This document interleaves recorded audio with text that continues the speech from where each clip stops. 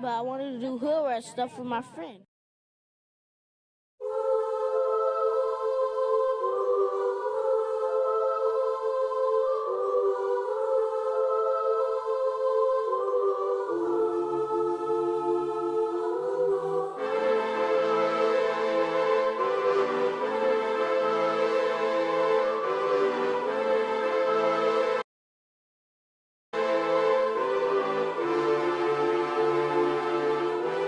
Hanging from a thread till you dead, cause your partner put a price on your head. Cause your chick was laying up in his bed, she getting details, spilling every word that you said. She working retail, thirsty bitch just trying to get ahead. If history tell us anything, y'all both end up dead. It's just a street tale, a fable, some shit someone said. Sit at the table and hope there's more to offer than bread. Pulled out the cradle, first steps you getting chased by a fed. No head starts, just body parts and lead sparks. Old religion, brand new hate and weak hearts. Oligarchs, krakens, dragons, you see sharks. Imagine you could manage to maneuver the deep part. You a savage, you could have it, just show all your teeth sharp. If you could grab it, you could stab it, just aim for the bleeding heart. The ones that show compassion, the soldier that seeks art. Does the artist that wage war take over or take part? Taking a knee, thinking no one faithful is me. I'm good people in bad lands, no evil live within me. I mind mine, I'll survive, find this land's for the free. If I'm mistaken, I'm forsaken, no one rescuing me. Residual effects, straight bullets through familiar necks. For any number of infractions that I deem disrespect. Your beliefs, you deserve better, but we both in the shit. You just haven't come to grips with it yet. Fight or flight, and they ain't really nowhere to go. If your back is against the wall and you ain't throwing no blows, you gon' crumble in the rubble, become blood in the snow. If you a victim, they collect them, grab the body and go. Dig them and ditch them, total disregard for the soul. Gas them and lit them, watch the flesh burn in the glow. Where we live and catch a shiver, this a hell you don't know. Your best hope is that your dying ain't slow, or your dying's a show. Where we at, it's every man for his own. A bloody backdrop, where killers just zone and slice flesh to the bone. Masked and gloved up front of your home. A flash of gun, but the side of your dome. Fresh blood from a stone, dents in your sense. Kick your fucking ball through the fence, dare you to say something. No sense in sitting around in suspense. Find out what's next, open your fucking mouth, disrespect. See the extent of how my life is intense. She beautiful and oppressed in a permanent summer dress. She a servant and still she blessed. Children cradled against her breast, whispering prayers, wishing their souls the best, knowing that they forgotten, not forgetting they're blessed. The bloodiest red lights, just piles of dead life.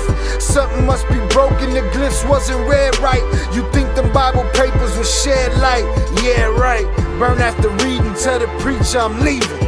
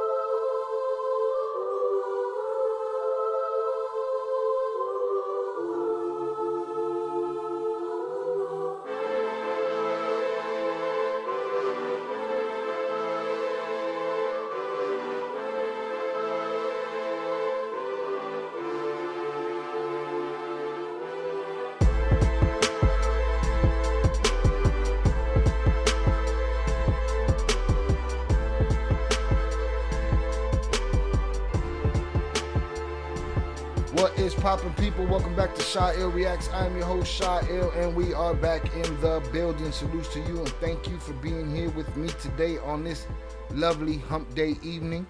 Salutes to y'all. Hope y'all having a great day. Knock this down right here. Boom. Salutes to y'all. I appreciate y'all. Thank you for being here. Right? Hope everybody's staying cool. It's rather hot where I'm at. We in the building. We got some stuff to talk about today. Salutes. What is popping, y'all? What is popping? Salutes. Right? We are going to get to through the chat quickly. All right? Your boy came in here. It's becoming it's been one of those weeks. Yesterday was a good day, but today I was feeling frustrated. But I was pretty frustrated and wanted to tear all this shit down. But we got some good news in the chat. We got some good news in the chat that changed my mood completely. All right. Salutes to Velez, man. Congratulations, bro. Baby number 2 as of yesterday. Salutes to you. Salutes to the wifey. Salutes to your growing family. Congratulations. That shit makes me authentically happy. And I'm ready to work now. All right? Salutes. All right? I am ready to work now. I wish I had the bang, bang, bang, bang, bang. We got a new baby in the motherfucking house. All right? Salutes to you, Velez. Congratulations, bro. Congratulations, congratulations, congratulations, man. Blessings to you and the family, all right? Blessings to you and the family. That's good news right there. That's good news right there, all right? Let's get through this. Definitely life celebration for sure, all right? Salutes. All right, we're going to get through the chat. We're going to get through the chat real quick. And then we're going to get into, there's a podcast called The Brighter Side of the Blue Line. Right? And it's a bunch of law enforcement. And they've had on Jack Riley a couple of times. Jack Riley famously, the top cop that took down the Flores twins. We're gonna listen to that story, listen to him talk about it. We're gonna talk about that. I want to talk about, make sure you remind me at the end of this segment, I want to talk about the Southwest T of BMF claiming that he got a bunch of jewelry for Chapo. We're gonna talk about that. And I want to talk about this weekend's upcoming MMA fight. It's going to be a legendary fight this weekend between two of my favorite fighters, Max Holloway versus Dustin Poirier. We're going to talk about that too towards the end. The irony of both their careers, legendary careers, and how Max started his career against Dustin Poirier, and Dustin Poirier is ending his career against Max Holloway. Poetic justice, beautiful story. I can't wait. I'm with it. Salutes to those guys. All right, let me get through this chat quickly. All right, salutes to Velez, salutes to the family. That is good news. That is good news. All right, salutes. All right, let me get up to the top. Shout out JP. All right, back in the building. All right, with his wrench in tow. Salutes. All right, salutes. Shot Ill Cartel in chat. Hope y'all had a blessed and grateful whatever Wednesday. Like and subscribe to the great quality content on your way. It's free. All right, so hit that like button. That's the least you can do is hit the like button. All right. The least you can do is hit the like button. Boom. Salute Shannon. Thank you for being here. Salute 298. Good to see you, brother. Right. Shout out Lonnie. Smoke that like button for the Ill Cartel. That Cash App button looking lonely too. Cash App button looking lonely as fuck. Alright. All right, we're going to talk about our new affiliate programs as well. We'll get to that eventually. All right. Boom. Salud, Zoraida. Thank you for being here. Shout out Deb Heiser. Deb getting that money. Million. Hope everybody been out there getting that money. Million. Hit that like button. All right. Zoraida said the math ain't math. Hit the like button. Good bullshit. All right. Let's see who else we got in here. Boom. Shout out Velez. Que show plebada. Salutes to you, sir. Congratulations. All right. He's hanging in there. That boy tired. I know you tired. All right. Wife, you got to be tired too. Congratulations to you and your wife and your growing family. Congratulations, Velez. Salutes to the pool on the check-in. All right, salutes 323G. He's another one. Peter Hassaj, 323G. Been sending me this video. I was already on it. I just needed the right time to get it done. Here we are. I see you. All right. Excuse me.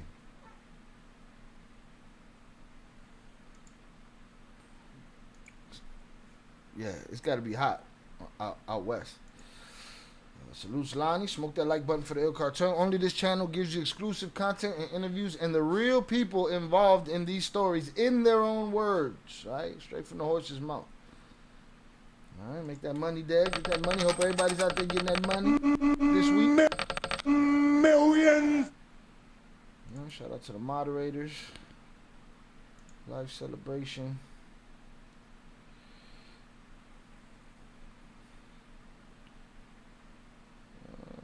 Boom. Shout out Ricky Bobby. Safe travels, sir. Get your drive on. Shout out Compa on the check-in. That's Saturday night, Shannon. Yes, that fight is Saturday night, man. These guys like got the same amount of knockouts. These guys got like their career mirrors each other. They both became legends in the same span of time. It's just a beautiful way for Dustin Poirier to go out. You know, salutes to them both. Shout out Ricky Bobby. Shout out Velez. Again, I'll be congratulating you all night, bro. You know what I'm saying? That's the good news right there. Hands off the phone, Ricky Bobby. Dirt Roads, yeah. Handle your business. Dirt Roads. Voice to text. Shout out Zach Lightner on the check-in. No, mommy's wake. Compa said he don't get the notifications when I'm live. That's because El Tubo hates me and is trying to hold me down. So, you know, best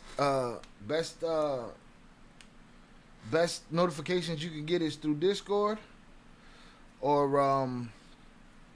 like JP said, through the power chat. JP gets a straight power chat notification. Shout out Ricky Bobby. Happy hump day, brother. Hope your week is going well so far. Man, it's going, bro. Mogul Giant. How do I get in touch with El Primo? I don't know, man. You got to holler at Johnny Mitchell or some shit. Or you got to stick around and wait for El Primo to pop up in here. He'll pop up in here every now and then. All right. Shout out Velez. We checking out at this moment. All right. Handle your business. Take that baby home. You know what I mean? Take that baby home. That baby out of there. Shout out Jose Amado. Finally catching a live one. Salutes to you, sir. This live was impromptu. All right. Something that just happened. Again, salutes to y'all. We're going to hang out.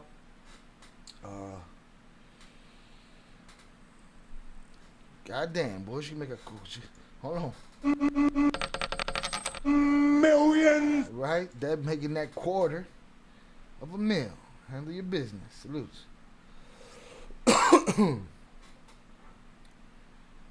Shout out Velez.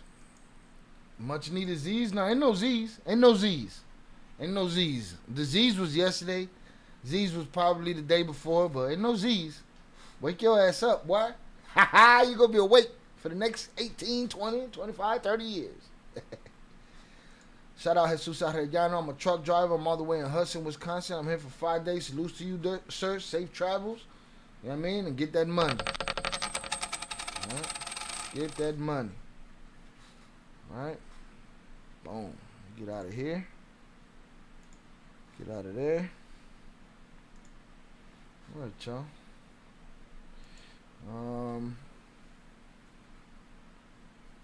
Who's the biggest drug lord ever to you? That's a loaded question. You know, depends what you're talking about. In the world, you talking about in the country. Shout out, Johan. Congrats on Spotify. When's your interview with Matthew Cox coming out? Not sure about the interview with Matthew Cox. I don't know. Maybe I didn't lie enough. Yeah, maybe I ain't talking enough bullshit. You know, but we'll see. We'll see when that drops. Not sure. I'm the type of dude that I do something and I keep it moving. I don't think about it after that. You know, whether it be a part in a film, a part in a commercial, a part in a, you know, whatever it is, you know, music, whatever. I get the job done. I keep it moving. I wait to see what happens. You know, hopefully soon he'll drop that. You know, we'll see how that goes. I appreciate you though. Stay on the lookout, Johan. Salutes. All right, boom. Ricky Bobby up there, Upper Peninsula, on his Upper Peninsula shit. All right, I gotta make my way out to Detroit and go try Peter Hasage's restaurant, Mickey D's. Do that for the food channel. In the U.S. and naming the world. I mean, the world. In the U.S., I'm gonna say that it was the twins. In the U.S. I'm gonna say it's the twins. In the world, I don't know, dog. I don't know. All right, there goes Rick. Rick real smart. He got a whole lot to talk about. No mom is Rick. All right, boom.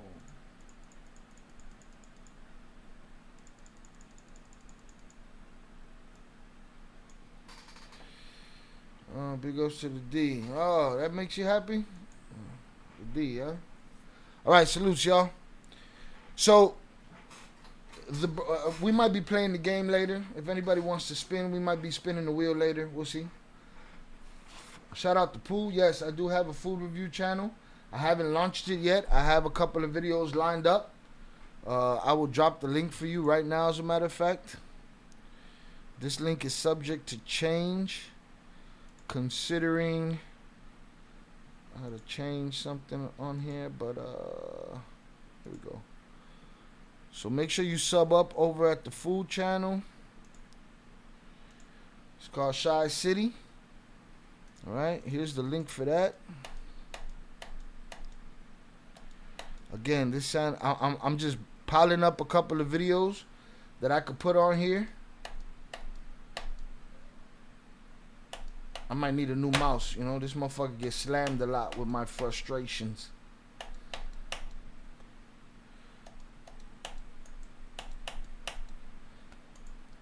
Boom, there it is.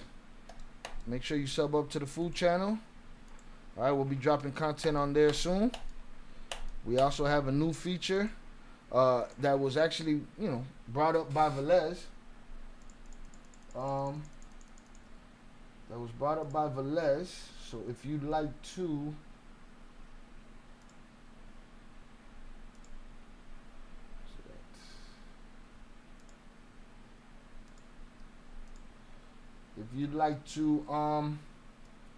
sponsor a food video,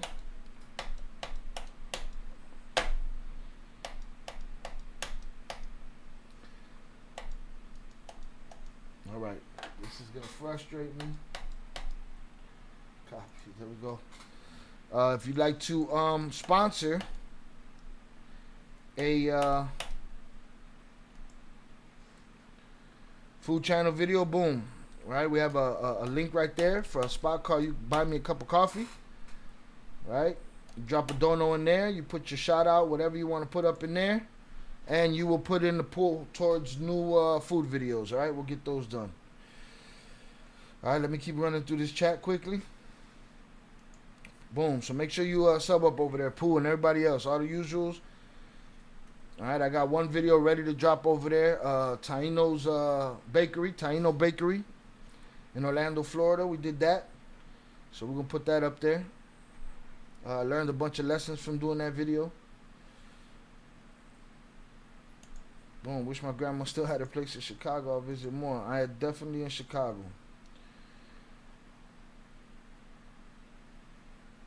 And sleep is always needed once they're out the belly. Ain't no sleep. It's a wrap for son. It's done. One more. Who was the biggest black drug lord in the U.S. to you? Bro, these are loaded questions. You've been asking me loaded questions. I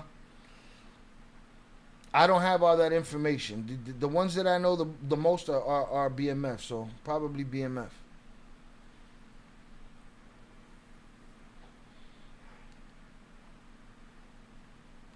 Shout out Vernon on the check-in. Appreciate you. Greg Pettis or Meech? I don't know, bro. Loaded questions. Shout out to Pooh. Appreciate you. Freeway Ricky. Yeah, I don't think it was Freeway Ricky. Maybe at one point. Of course, at one point in time, but shit changes. You got a champion until you got a new champion, you know? Shout out Borregazo on the check-in. Appreciate you.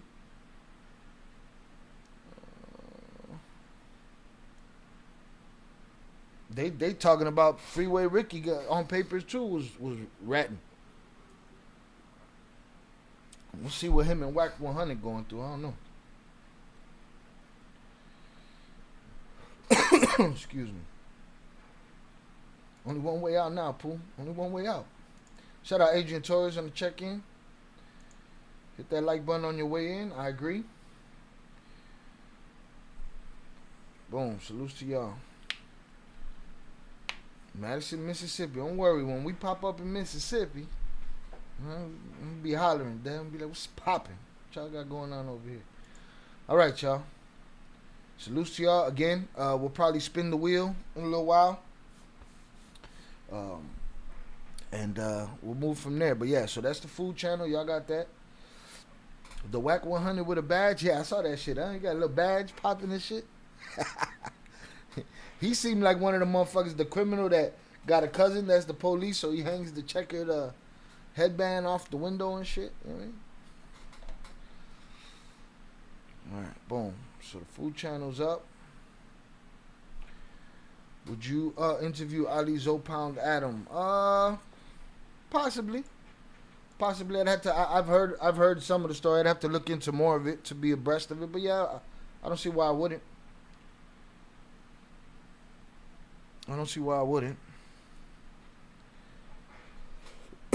All right, let's get right into it. Shout out to the 30 concurrent viewers. I appreciate y'all. We're gonna get into the first topic of the day. First topic of the day is going to be our discussion upon Jack Riley. All right, Jack Riley, top cop, Chicago. Was on the hunt for the Flores twins, quote unquote. There's a funny story. I covered a National Geographic's show that did something on the twins. And I always laughed at something that Jack Riley said, and I thought of it as a crock of shit. Jack Riley said, you know, I hate to see what Chapo has done to the south side of Chicago. What the fuck did Chapo do to the south side of Chicago? Huh? What did he do to the south side of Chicago that politicians didn't do? Huh? That police didn't do, and I gotta talk in code words, y'all. All right, gotta talk in code words. That Ruggs didn't do to the community. All right. But Chapo ain't do nothing. He ain't never been on the south side of Chicago doing shit. Right? I just always thought that was funny. He's one of those guys. He's one of those, what they call him, what the police call him, the good police. Right? Definitely has a police attitude. And you know, I listened to some of this and I felt like some of it was a complete crock of shit. Some of it might be new information. I asked questions on some other shit. I reached out to Jay Flores, asked him a couple questions. He's going to talk about this eventually. we'll probably do a former Kingpin reacts on this particular interview. But again, shout out Peter Hassaj. He sent me the first one. The first one, they were talking about Cuffy's case, all right? And they just happened to stumble onto the twins and mention the twins in the conversation while talking about Cuffy's case, all right? And Pete Hassaj had sent me that at that time. And then, boom, they did a whole episode on the twins. So we're going to start with the stuff that they said on the Cuffy case about the twins. Just in the mix of that conversation. It was a sidebar. Sidebar! Shout out Sean G. And then we're going to get into the interview where they do the complete Flores twin breakdown. And I'm pretty sure that the usual suspects and the wrenched up people in this chat know more about this story than these cops do. You know what I mean? That's how I feel. All right, so we're going to get to that again. Hands up in the chat for y'all. I appreciate y'all. Again, congratulations to Velez. It's a new baby coming home, y'all. It's a new baby coming home. All right? Your boy done ruined his mouse. There we go. Get my hundreds up. Hundreds up in the chat for y'all. We're going to get right to it. All right, let's get it. And Jack, would you do me a favor? Yes, sir. For our audience here, would you let them know your involvement in the Flores twins and your position at the time? I was the special agent in charge of the Chicago Field Division, where Pedro and Margarito obviously lived, and so I oversaw the investigation. And later on in my career, when I moved up the chain to Washington, I kind of called some shots to twist that around. So, yeah. Who are the Flores brothers? I don't know. Flores twins. Flores twins. What do we got? What did he say? He called some shots to twist that around? What the fuck? Who are the Flores brothers? I don't know. Flores twins. Flores twins. What do we got? The twins, Pedro and Margarita, were really the number one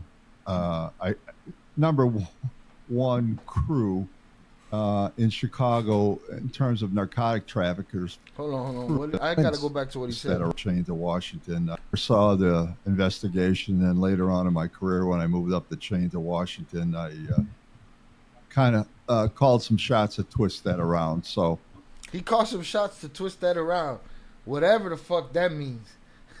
You know what I mean? Yeah. Who are the Flores brothers? I don't know. Flores twins. Flores twins. What do we got? The twins, Pedro and Margarita, were really the number one crew in Chicago in terms of narcotic traffickers ever. Billions of dollars. As much as I hate them, and I'm glad we got them, I also admire them. They were smart.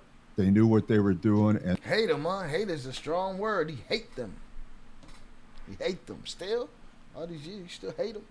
They hooked up with Chapo, and it was Katie barred the door. It took us forever to figure out who they were.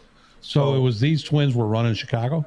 Absolutely. At the behest of Chapo. Well, Chapo. Chapo was their source, and Chapo believed he was their only source, which is what led the Flores twins to get a little jammed up with somebody else, Beltran Leyva, and at some point, one of the twins was summoned to the mountain in Mexico.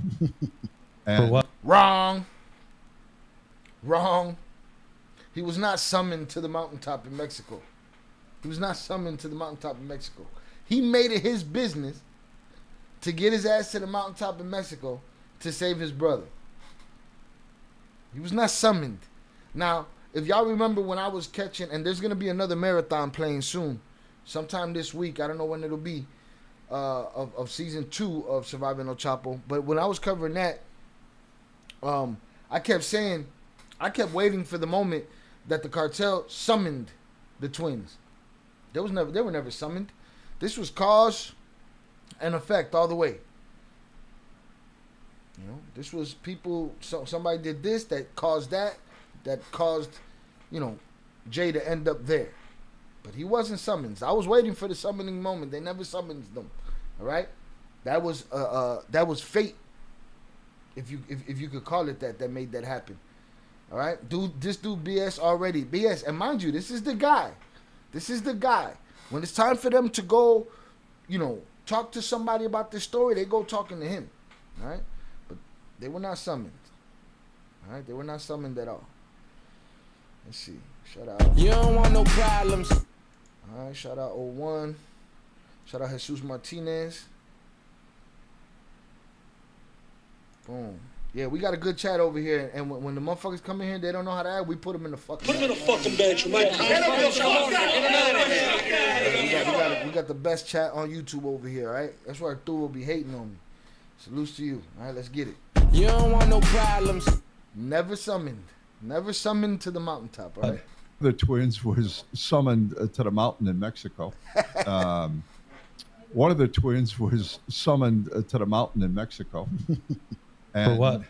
For the final day of his life? Yeah, that's what he believed. But he was such a detailed guy that he brought a ledger with him and was able to convince Chapo not to cut his head off. So he used numbers? He did. This guy, he used math. Hey man, don't kill me. I got some math right here. It was about payments. It was about money and what they were doing, and Chapo didn't realize how crucial they were. But I love it because the two Flores twins, their father actually was an old-time marijuana guy, and they were brought up in McDonald's, and they learned. I feel like this guy watched Surviving El Chapo, and mind you, let's give him the benefit of the doubt, right? He's an older gentleman. This happened, we're going on 20 years ago. He's not going to remember everything, right? But what that has done is that has turned his story into the story that we got from Surviving El Chapo. 50 Cent and the twins gave us this story that he's talking about right now. Oh, they grew up in McDonald's. Grew up with their dad, and it was McDonald's. Like, what the fuck are we talking about? Shout out Jesus. Bro, he needs to watch your videos or hear the podcast of the Flores twins. You got to do something. I think that's all he did was listen to the podcast. Yeah, well, no, that was just a segue. Who are the Flores twins? We know who they are down in Peoria. He needs to come on your channel and get schooled on how it all and more went down and how it's still going down. Lights are flickering. All right, I don't know. Salutes. All right. Boom. Shout out Lonnie. But yeah. It feels like he watched the podcast and that they were in McDonald's. It's not your cheese. The fuck? You don't want no problems. Mind you, he is the cop. He is the guy. If you look at the case, they're gonna say that's his victory. Right? But again, we a little bougie because we know the story thoroughly here. You know what I mean? He's an older gentleman who knows, and so you got to take the hot air along with what he might not remember, and then the rest is bullshit. How to do the two Flores twins? Their father actually was an old-time marijuana guy, and they were brought up in McDonald's, and they learned how to do the business, believe it or not, at McDonald's. Yeah, they was brought up in McDonald's, bro. And I think what's most telling is these guys were crucial to locking Chapo up, who obviously I hate. In terms when you say they were, who obviously I hate, you just got to keep reminding everybody that he's a good guy, huh? Just got to, They call Chapo, I hate Chapo. Don't get it twisted. I don't want you to think that I like Chapo or anything. Papa, you sound crazy. Crucial. They were crucial in what way? Because they were the first ones to get that dope on tape in Mexico. And that led to indictment in Chicago, and it led to his downfall, and now he's there you go. That I saw. Lights flickering, that I saw. Indeed. So if anything happens and the lights go out, chalk it up to the extreme heat outside. I don't know what to tell you. But I did feel that right there. No, he didn't hear it. If not, he wouldn't be saying that bullshit. Or that's all he'd be saying is, hey, McDonald's. Yeah, that was episode what? 1? Yeah, but guess what, Shannon? We're gonna get there. I don't know about So it. they weren't. The first ones to get that dope on tape in Mexico, and that led to indictment in Chicago, and it led to his downfall, and now he's breaking. So they weren't rock. informants. They just led you in the right direction. Oh no, with they phones were and whatnot. informants. They were informants. Oh, so now you're trying to get them killed. No, well, please, the world. See, like this guy's a dork. Now you're trying to get him killed. Papa, the case is almost 20 years old, bro. Fuck are you talking about? Them dudes did 12 and a half years. Their wives did whatever, a year and a half or whatever. You know what I mean? Like, where are you in the timeline, bro? You drunk? You in your Columbo's cup? These fucking guys. World knows informants. Oh, so now you're trying to get them killed. No, well, please. Oh, well, shit, Shannon, my lights just fucking flickered, too. The world knows. They found themselves. No, You in the right direction. Oh no, with they were phones and whatnot. informants. They were informants. Oh, so now you're trying to get them killed. No, well, please. The world knows. They found themselves in the middle of a gunfight, and they didn't have a gun. So Well, what did they do? They came to DEA to try to do the right thing, and we took care of them. And our guys obviously made the case. But in terms So he said they were in the middle of a gun fight and they didn't have a gun. You think they had enough money to get some guns? of, as I look at them, and obviously I know a little bit about the BMF. There's nobody in this country that I know of, and I retired as a deputy after 32 years, that has much juice, as much dope, that produced as much money and stayed under the radar. And that's important, under the radar for as long as these two guys did. I agree. Now, was El Chapo? Were you guys already? Did everybody know about El Chapo before these guys? Oh, or- this was after he had put a bounty on my head. I'd left El Paso, and these guys, actually, the case started in Milwaukee DEA. And when I got up there, I took it away from Milwaukee, and we began working in Chicago. But it took us a while to figure out who these guys were. That's how slick they were. They did make some mistakes. Young kids with Bentleys cruising around, throwing money around. And we tripped on them. And from that point on, we knew that if we were going to do Chapo, we were going to have to use these guys. But at one point, Bullshit. I'm calling bullshit. We're gonna get to Chapo. We're gonna have to go through this. Miss me with the bullshit. I don't even think they knew that they was connected to Chapo. Okay? I don't think they even knew that they was connected to Chapo. And miss me with the whole Milwaukee and connection to the twins and connection to the Chapo. Sounds like horseshit to me. Right? And there's a whole lot of horseshit that it sounds like horseshit to me. they left that, and we tripped on them. And from that point on, we knew that if we were going to do Chapo, we were going to have to use these guys.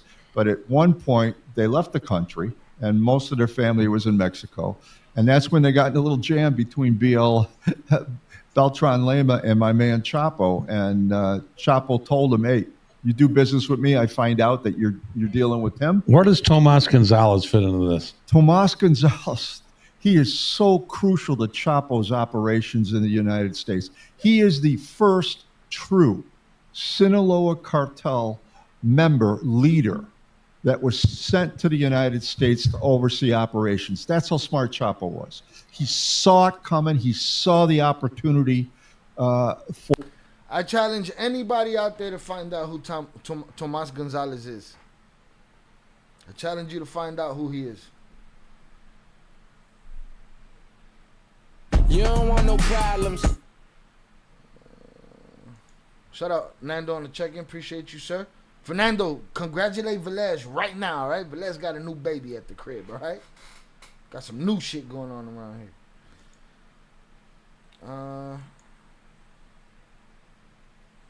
here. Yeah, stay safe, Shannon. Sorry, that guy's getting on my nerves already. You're not funny, dork. He's a goofball, though. Bring the twins on to dissect this with you. Jay may do this on his own on former Kingpins Reacts on this channel. We'll see. All right, it's on his radar.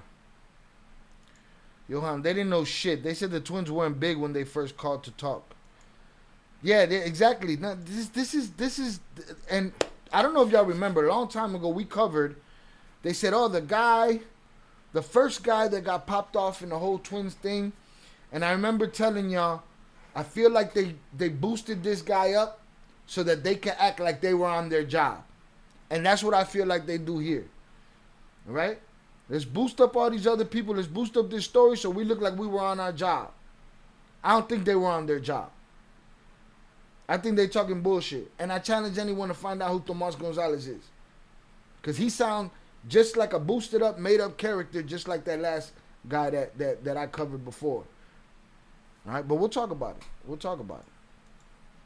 For what he could do, he's sent to the United States to oversee operations. That's how smart Chapo was. He saw it coming. He saw the opportunity for what he could do. He saw Chicago as the hub, and he sent this little Harvard-educated, in my opinion, in terms of dope dealers, little businessman that was unbelievable in how he operated, what he did, the way he moved. This is a story unbeknownst itself.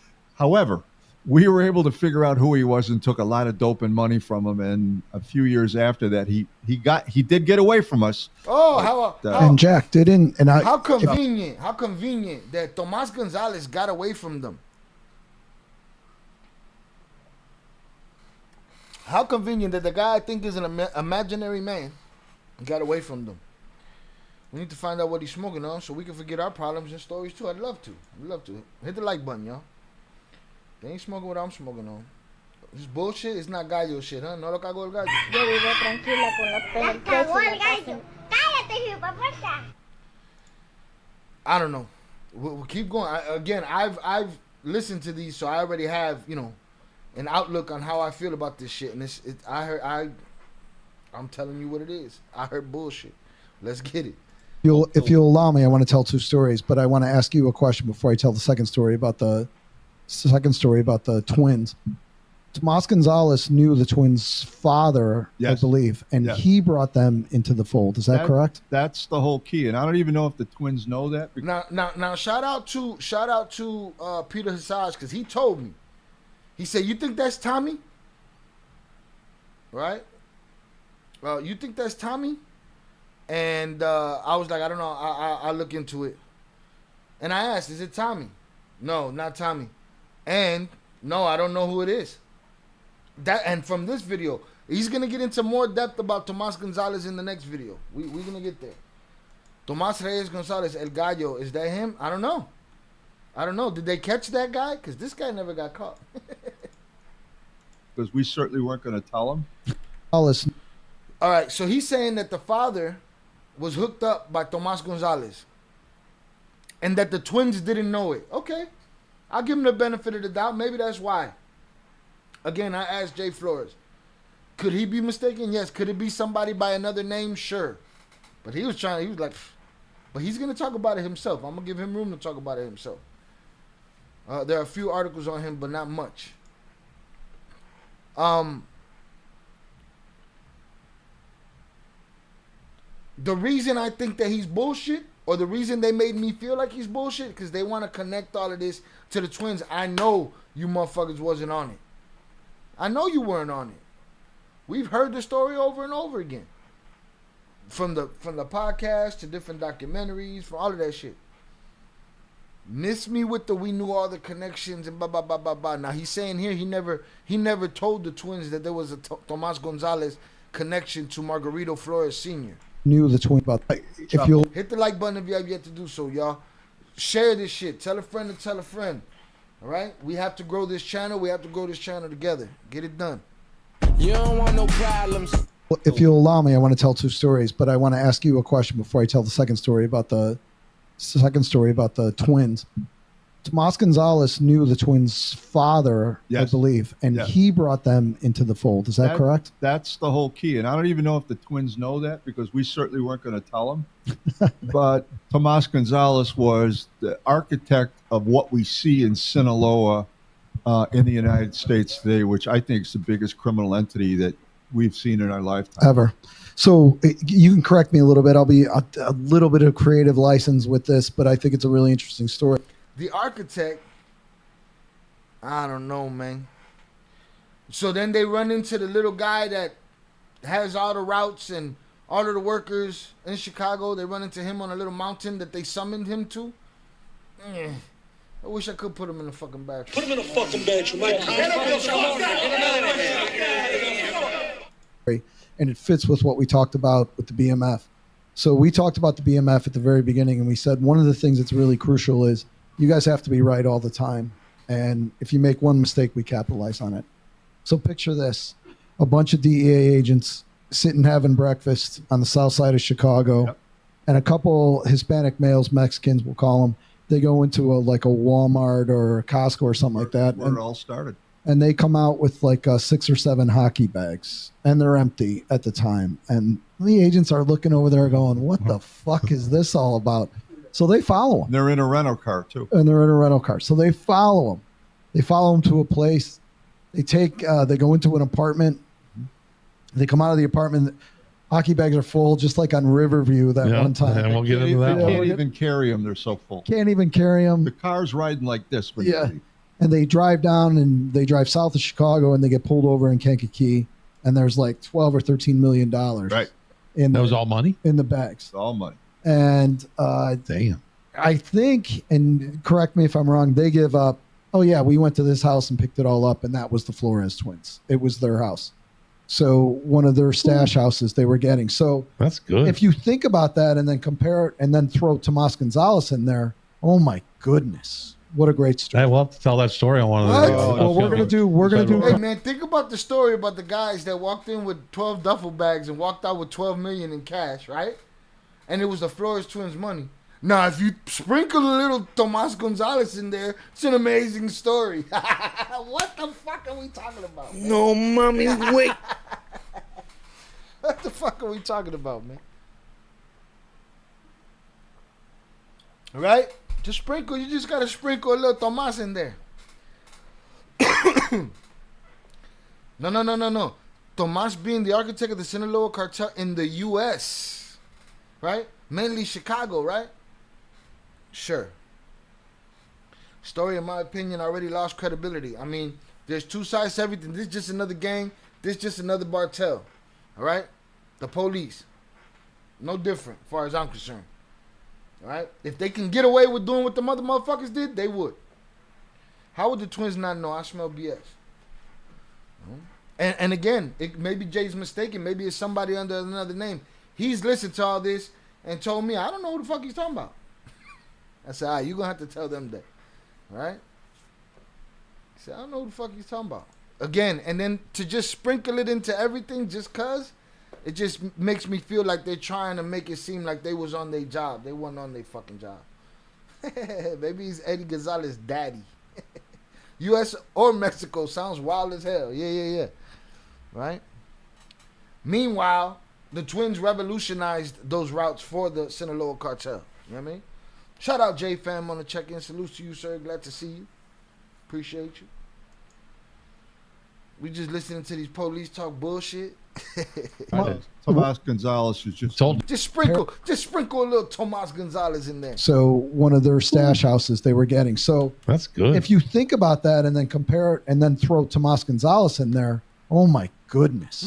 What a great story. We'll have to tell that story on one of the well, we're gonna do Tomas Gonzalez is just told just half the story. And you know the funny thing, Tommy, is we really screwed up. Gonzalez beat us. I think you got a question, Jack. We have a little infighting with the people calling in. It's pretty funny. So we screwed up. Gonzalez beat us.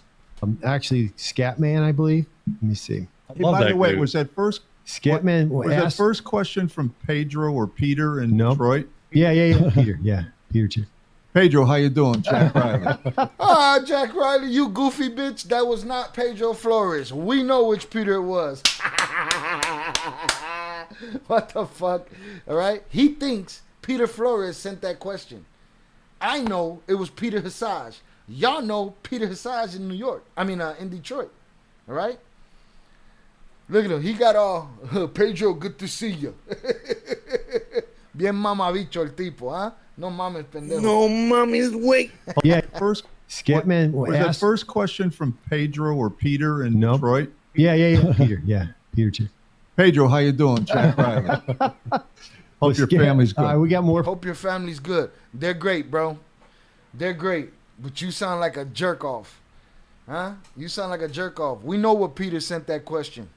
From him, but Scatterman asked Jack what the DEA had on Cuffy because y'all know shit for real, respectfully. All right, miss me with the y'all know shit for real. That's the problem. The whole internet is a lie, bro. If you don't lie, you don't make it on this internet, bro. You know what I'm saying? If you do make it, it's gonna take you extra long if you're allowed to make it without lying. Straight up. I think they're done with these Flores twins questions. Let me see. We'll go on to the whole. Yeah, we're gonna move on to the whole thing. To the so after this, they did a dedicated Flores twins stream, where they supposedly talked about the whole thing. Let's see. Now they're gonna get into detail. If an app. How you doing, Pedro? Nice to see you. Hope your family's well. That's just some obnoxious cop pole smoker shit to say. Was built on an AI code platform. Fucking jerk off. Published it. How you doing, Pete? What was that guy's name? That guy's name was Peter? There's only one Peter in my world. Shut your stupid ass up, man. And I'm here with my normal co-host, Joe Cronin. And back with us is Jack Riley. And Jack will be a normal guest on here, but he is busy. Not going to make every show like Joe does. And what are we going to talk about today, Joe? Well, today we're going to go back to our roots, and this is going to be an exciting show. And it comes off of a couple things Jack and I are doing with Hollywood, and then something that here we go. Hollywood. Oh, stop. Hollywood. That a caller called in and said something about. So we pushed it right up. So the last time when we had the caller, but today we're going to talk about Chicago #1, the Flores twins. Yeah. And a lot of anecdotal stories about them and the Sinaloa Cartel, Chicago, DEA, other agencies, and how it all started, the history of it, the stress with Jack, the hit on his life. And the takedown of El Chapo. And he said the stuff they're doing with Hollywood, gotta sell that shit, Jack. Gotta sell that Tomas Gonzalez angle. Huh? Nice to see you, Peter. Hope your family's doing good. Fucking dork. Shout out Big June on the check-in. Salutes. Shout out Delcio. Missed out. I had to rewind later. You ain't missed much. They're about to go through the same shit, but you can always catch a replay gang later. Hang out with us. Salutes. All right. Pooh said every cop I spoke to always got a stick up their ass. No. They think they just as special. Police ain't no different than a motherfucker in the hood that's telling you the war stories over and over and over and over and over again. It's the same shit, man. It's the same shit. And there is a St. Louis connection to this. So we're gonna hit you up today. We're gonna pass it over to Jack. Jack's very excited about this. He's passionate in the pre warm up when we were practicing today. Yeah, so there was some great stories that, and Joe and I have done a little research on the Flores twins, and I just started, and I find them fascinating kids. Well, they're not kids anymore, but they were kids when all this was going down. And it, like Joe said, it goes right back to the roots of where Jack started in Chicago in the early 80s, and Joe grew up. But Jack, take us back to how you got your first indoctrination and heard about the Sinaloa Cartel. Well, really, it was in the early 80s when I was a green agent in Chicago, and all we were doing were undercover buys. But cocaine was beginning to flood the scene, and that was kind of after the Colombians had really cut a deal with the Mexicans in terms of transportation. And they began paying the Mexicans for the transportation duties with dope. So now the cartels, as we learned later, had quite an extensive cell setup in Chicago. As a matter of fact, Chapo later called it his hub. So they were beginning to assert themselves and develop relationships with the 100,000 some odd street gang members in Chicago who were putting the dope on the street. So as we saw that, we saw it from first just the street corners, and then we had some really smart agents that started saying, hey, wait a minute, this is an organization, and we got to change what we're doing. because we're up against something we've never seen before. And that really started my knowledge of Sinaloa. And then slowly after that, we learned of a shadowy individual who they used to refer to as El Rapio. And he was a logistics genius, short in stature, no education, but just had a sense because he'd been around smugglers his whole life. And he built tunnels. And that he emerged as a leader or a force, and he was also a vicious son of a gun, a mass murderer. It turned out to be Chapo Guzman. Wow. So what was his original nickname? El Rapio. And what does that stand for? Do you know? The fast one, because he sold his He was short bill. and fast? Yeah, he'd kill you too. But he sold that he could get something into the United States, interior of the United States, within 24 hours. Oh, okay. Jack, when they were doing the Federation, and El Chapo was considered, those guys were a little upper echelon, especially on the education side. And A little upper echelon, no pun intended. Salutes. You don't want no problems. All right. This shit made me laugh. Shout out Daniel the Great. Over Redenbacher looking ass. They're obsessed with the Bartel. Telling you, man, if they could, they would. They feel like they did something. Even though I hate them, I admire them. logistics side, but his main role in that was the transportation, right? That's why they created the Federation in his whole area, Sinaloa, in Mexico. Felix Gallardo, who was really the first godfather of narcotic trafficking once the Colombians and the Mexicans worked it out, he ended up going to jail for the murder of Kiki Camarena. He's still in prison, by the way. But Chapo... I don't know that he's still in prison, is he? Miguel, because I'm working on a video, and I believe...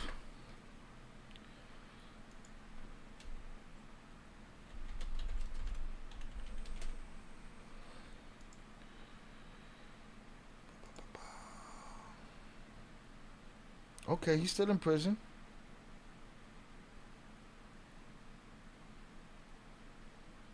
Okay, I'll give him that. I'm checking. All right, I'm checking. Same way I asked y'all to check for Tomas Gonzalez. Oh, he was the one that really anointed as still in prison, by the way. But Chapo, he was the one that really anointed as a logistics genius. Kiki Camarena. Oh, he was released last year? I thought I heard something like that. Was a DEA agent was killed in 1984. Yes. Right. So why do you think El Chapo and Sinaloa, why did they pick Chicago?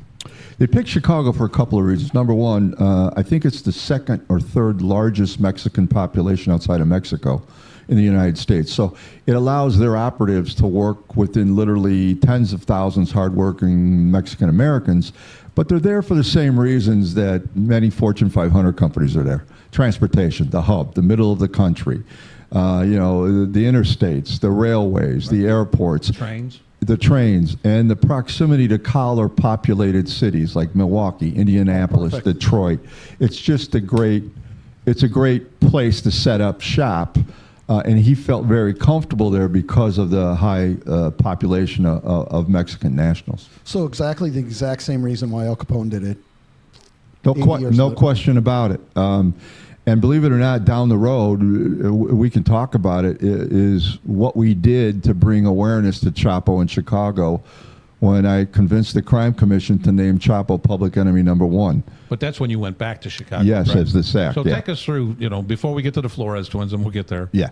But take us just through you came to St. Louis, but you still always paid attention to it because your roots were in Chicago. Right. You had tons of friends in Chicago that were agents. You guys all moved up together. Right. But this guy was always in your mind.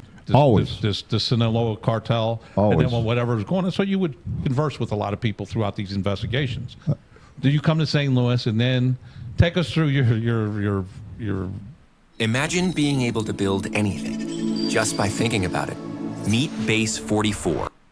Where this hit from, we'll call it a hit, on your life came from El Chapo. Well, I was in St. Louis with these two guys. Thank God I was, because they're the best, and so was the police department here. But I then got promoted to run the border operations out of El Paso, which I was responsible for about a third of the Mexican border.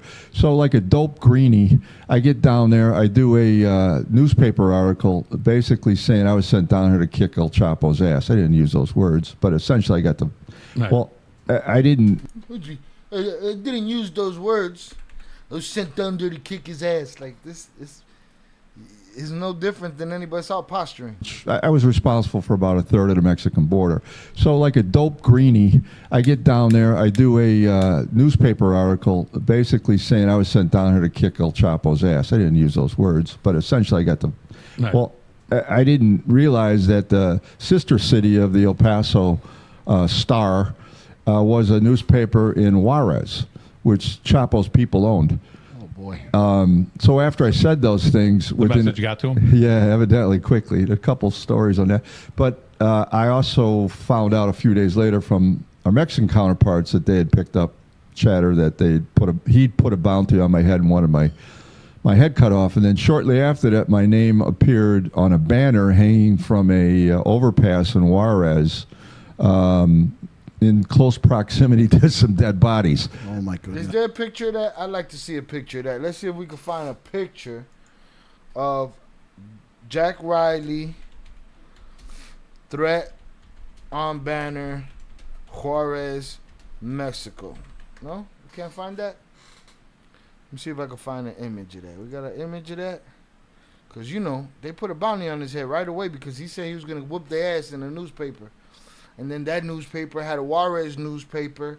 And then, yeah, nah, I don't see no pictures of it. Let me see. Nah, no pictures. All right, no pictures. I don't see Jack Riley's pictures. He's a big Notre Dame fan, though. Big Notre Dame fan. But I don't see no pictures of the threats and the, you know, what they call them? What's that shit that they hang? I learned that word here. I can't even remember it. He should be released. Yeah, I think so too. Let's tap that like button. It's free and the channel deserves them numbers up. Please hit that button. Share it. Tell a friend to tell a friend. All right. We just hanging out doing hood rat stuff with our friends. But I wanted to do hood rat stuff with my friends. He was released, and one of the other ones for Kiki's torture were put. Yeah. Caro Quintero was extradited. In 2017, they gave Miguel Felix Gallardo another 38 years, but I believe he's home. Shout out Jesus Martinez. Cappity cap. He's lying. Some journal newspaper that he owned and his people owned through his people's people, and I can't think of the guy's name that was extradited. Yeah, Rafael Caro Quintero. Excuse me, y'all. They spelled my name wrong, but... Yeah, they spelled his name wrong on the thing, you know, but, well, all right. Maybe it happened, maybe.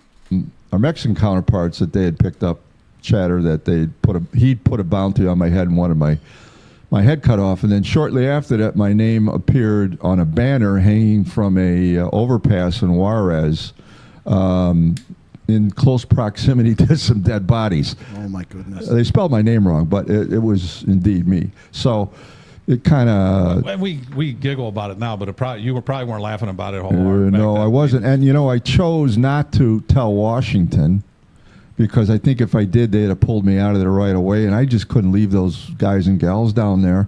I didn't tell my wife. Well, she found out about it about a year later, when that was a bad time. But... it changed. Yeah, but you know what it did? I'm just a rockhead Irish guy from the South Side. It pissed me off, and I said to myself, "Now it's personal, asshole."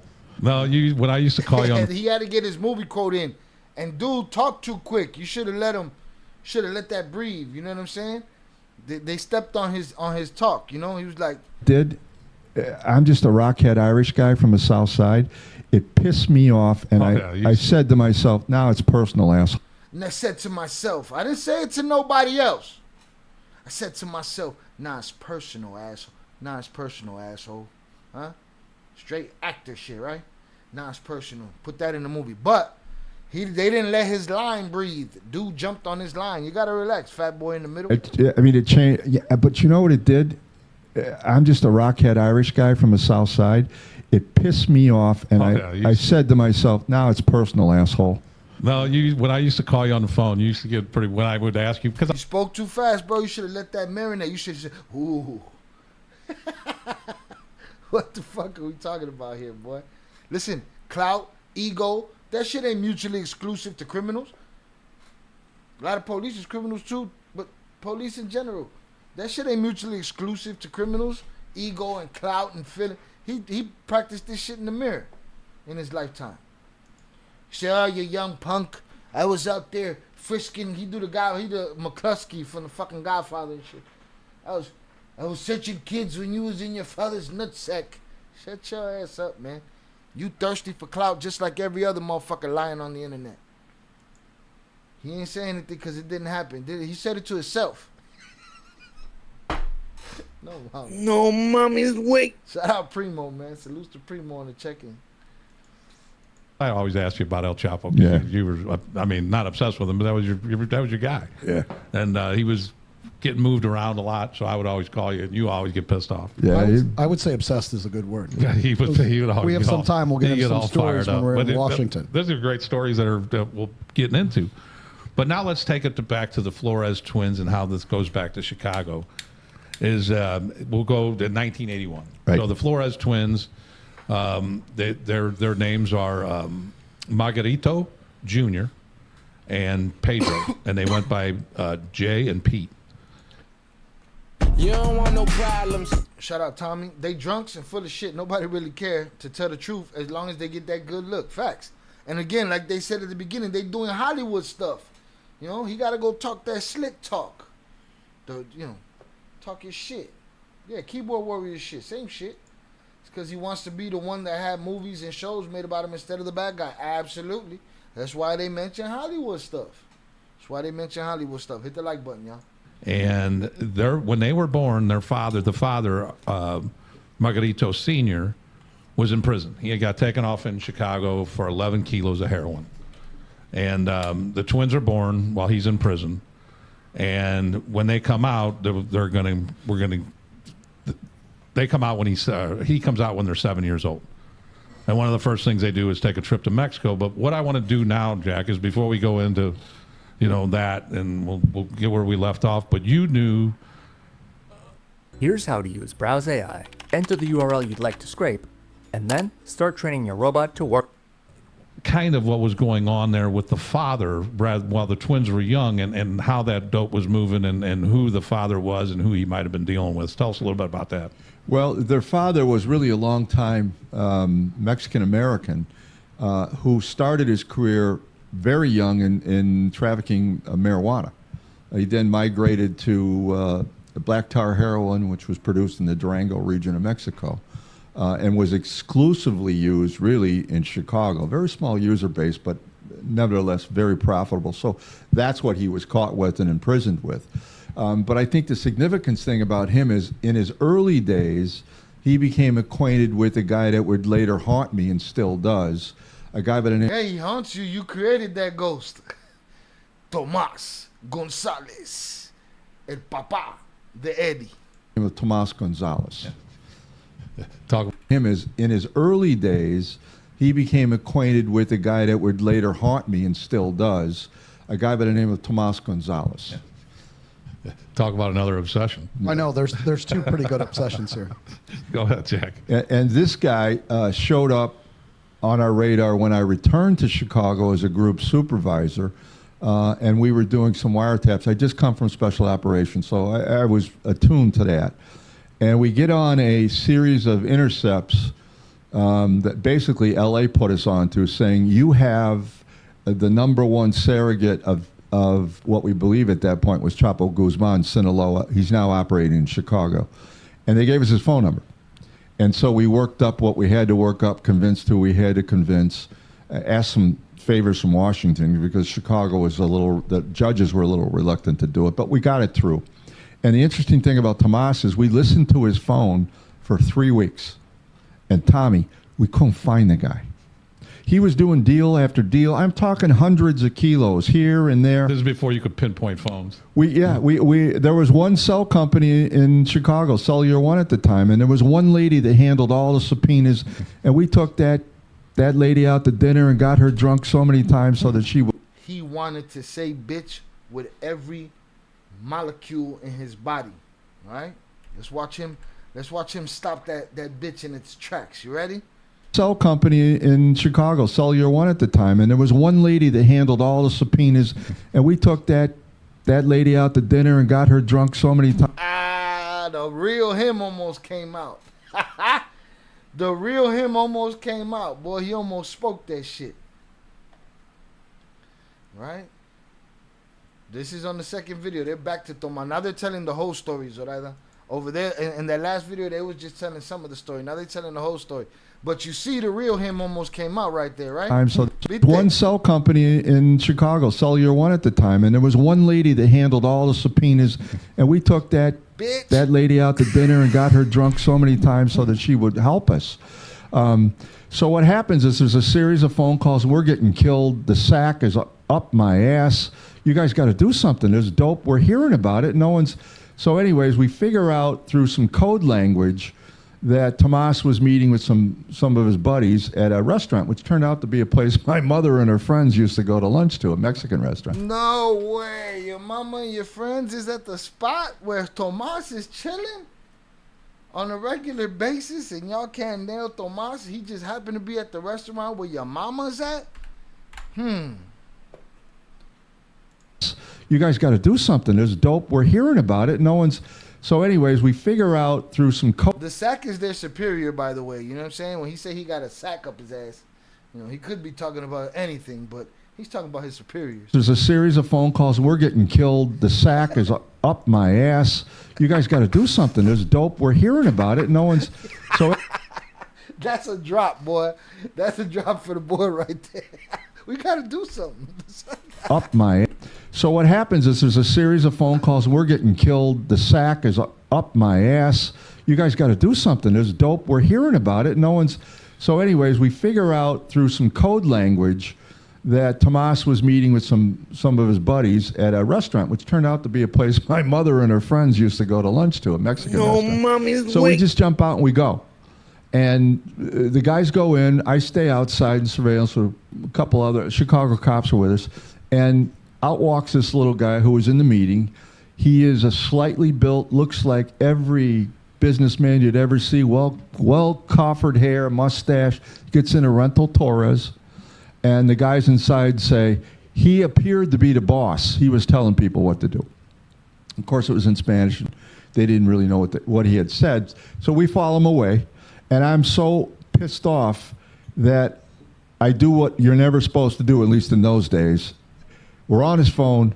I pull up at a stoplight next to him, and I call his phone. And sure as shit, the guy answers. And I see him answer. Yeah, there you go. And now we go. Now we know. Game on. Now you go, wait. Now you go where? What's the rest of the story? What did you say when he answered the phone? Did you just hang up the phone? Did you star 69? What year was it? Was you in the car? Y'all was cell phoning it up? What are we talking about? Tomas Gonzalez is what he calls him.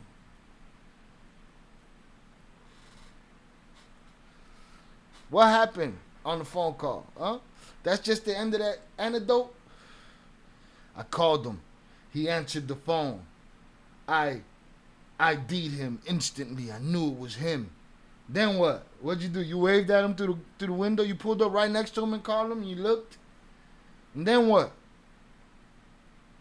You just hung up the phone? You went, huh? And you hung up the phone? What happened? Then y'all were on? Y'all knew it was his phone? What are we talking about? Y'all said y'all knew it was his phone. You was on him all the time. You went, you found him at the place where your mama hung out. And now you see him, and now you're pissed off. Why you pissed off? He left. Y'all saw him leave. Right? You went inside, everybody say he's the boss. Hold on, man. This shit don't sound right. Again, happened a long time ago. He appeared to be the boss. Businessman you'd ever see. Well, he is. Cops are with us. And guys go in. I stay outside in surveillance with a couple other Chicago cops. I stay outside on surveillance with a couple other cops. And out walks this little guy who was in the meeting. He is a slightly built, looks like every businessman you'd ever see, well coffered hair, mustache, gets in a rental Torres, and the guys inside say, he appeared to be the boss. He was telling people what to do. Of course, it was in Spanish. They didn't really know what he had said. So we follow him away, and I'm so pissed off that I do what you're never supposed to do, at least in those days. We're on his phone. I pull up at a stoplight next to him, and I call his phone. And sure as shit, the guy answers. And I see him answer. There you go. And now we go. Now we know. Now we know. Now we know what? That's the guy? Cool. He got away from you, no? He got away from you. Not necessarily that day. I mean, that day he got away from you, too. I'm sure you had to let that shit ride, but come on, man. Talking bullshit, all right? You don't want no problems. Shout out 298. It was a great weekend for Puerto Rico. I don't know what you're talking about. Puerto Rico had a great fucking weekend. Now, did Edgar Berlanga have a good weekend? No. But that's because, you know, too much talking, not enough training. Now we got people out there claiming that it was a fix because dude didn't take his rap off and all this bullshit. Like, people got to learn how to hold their L's. But now Puerto Rico's doing just fine. I mean, Puerto Rico got other problems. 298 salutes. Shout out Miguel Lopez. All right, our resident Mexican Confederate. Salutes to him. Now they know, man. Knowing is half the battle. G.I. Joe, man. G.I. Jack. G.I. Jack. Cut the bullshit. Now, if he said this shit about somebody that I could verify existed, then maybe I feel better about it. But I don't know nothing. What do I know? I'm just an asshole on the internet. I don't know shit. Yeah, bad weekend for the King of NY. Yeah. That's what that was. All right. You don't want no problems. Come on. Yeah, now we know. So that's Imagine the possibilities of sharing your life with a lovely young Asian lady. You could forget about what it feels like being lonely. Instead, you could have a nice walks in the park or picnics or a barbecue on the backyard with your beautiful young life partner. Yo, what the fuck is going on here? You can just... Was this like an order Asian website? How dare you? Having good conversations with someone who appreciates you and is always there for you. Hear a good morning from someone you love, a small thing like that. Yo, she put on the puff shoulders to make the scrambled eggs in what seems to be the most unused kitchen in the history of kitchens and shit. Just makes your day brighter and happier. Hold on, wait, what? Some American men, even in their 60s, bring their dream into reality. Even in their 60s, bringing their dreams to reality. What? And connect their lives with the younger ladies from Thailand or the Philippines. Lovely young ladies with strong family traditions, a sense of motherhood, and loyalty to their partner. Bring warmth, happiness, and fulfillment in the life of a lonely man. And most of these happy couples... Look at these fucking jerk-offs. Look at this. This AI or these real jerk-offs? This is kind of hilarious right here. This sounds like digital trafficking. Find each other online within the communities like the one you can join right now by visiting our... That shit's funny. Made in China. I got the Asian woman agenda popping. Right? I seen 27 Puerto Ricans in a Toyota hatchback with some cookies in the window.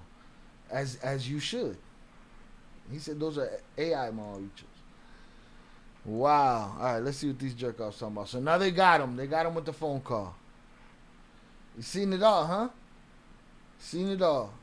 They got the fucking Asian mingle and shit. Margarito Sr. was a friend of... Did they both work for the Sinaloa cartel at the time? They did. And they were both transporters. Well, that's where they cut their teeth.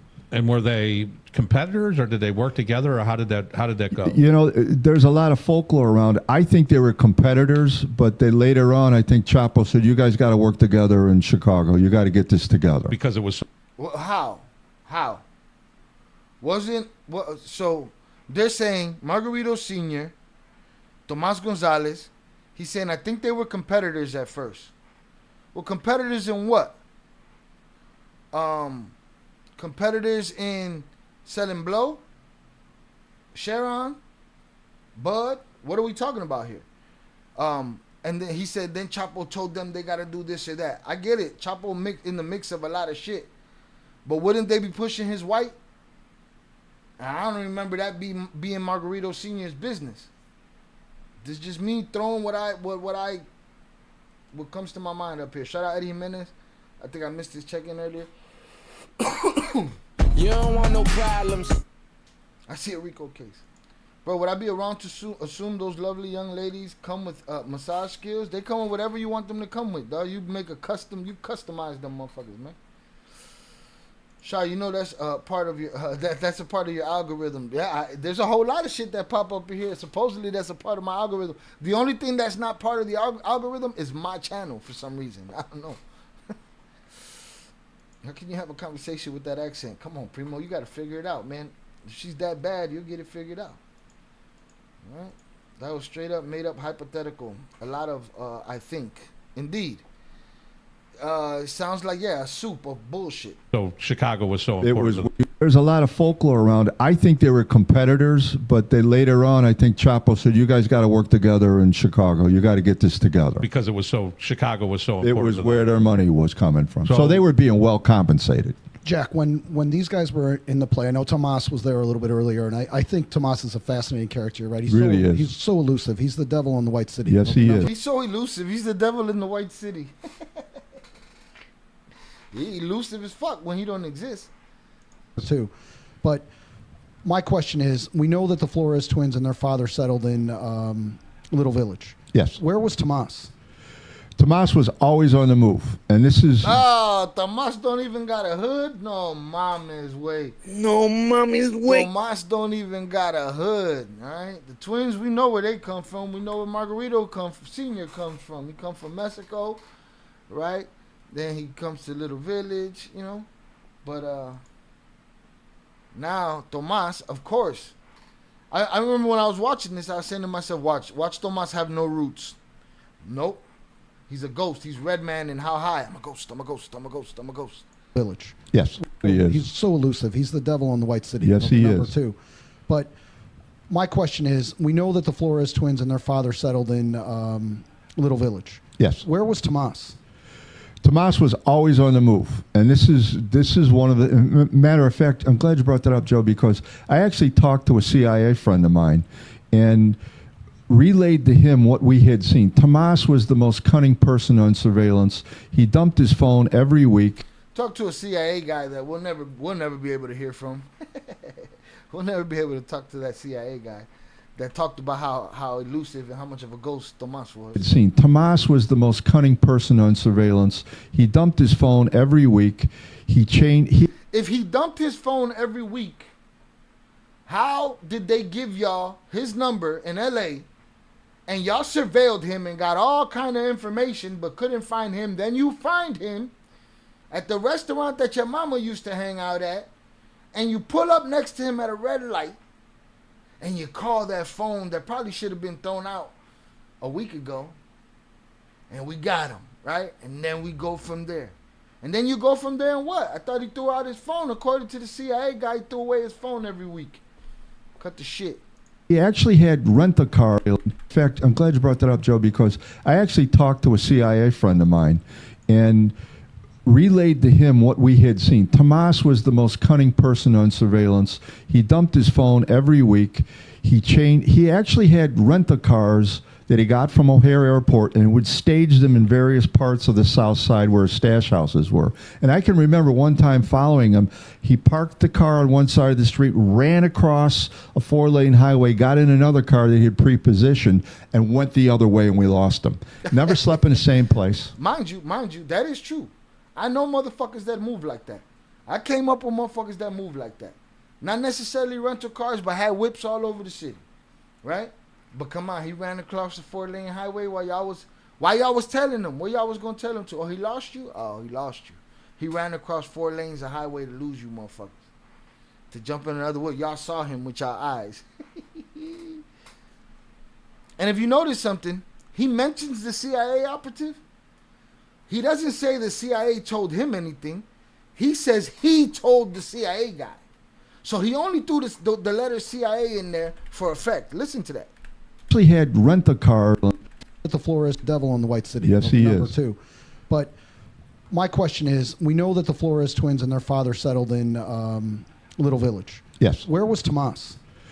Tomas was always on the move, and this is one of the matter of fact. I'm glad you brought that up, Joe, because I actually talked to a CIA friend of mine, and relayed to him what we I talked to a CIA friend of mine and relayed to him had seen. Tomas, what we had seen. The CIA guy didn't tell him Tomas was the most cunning.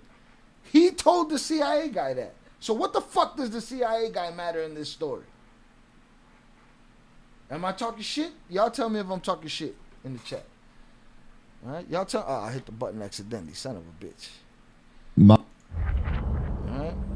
This game, you're not ready for it. out in Sinaloa, and he recounted. We know that the twins' father was also involved. Were the twins the linchpin with the gangs? They turned out to be at the end. And the twins' brother were both working. That's where they cut their teeth. And were they... And the interesting thing about Tomas is we listened to his phone for 3 weeks. And 3 weeks? How you listen to his phone for 3 weeks if he was throwing that shit away? Hold on, I gotta find the number we were at. I don't even remember where the hell we was at. Give me a second.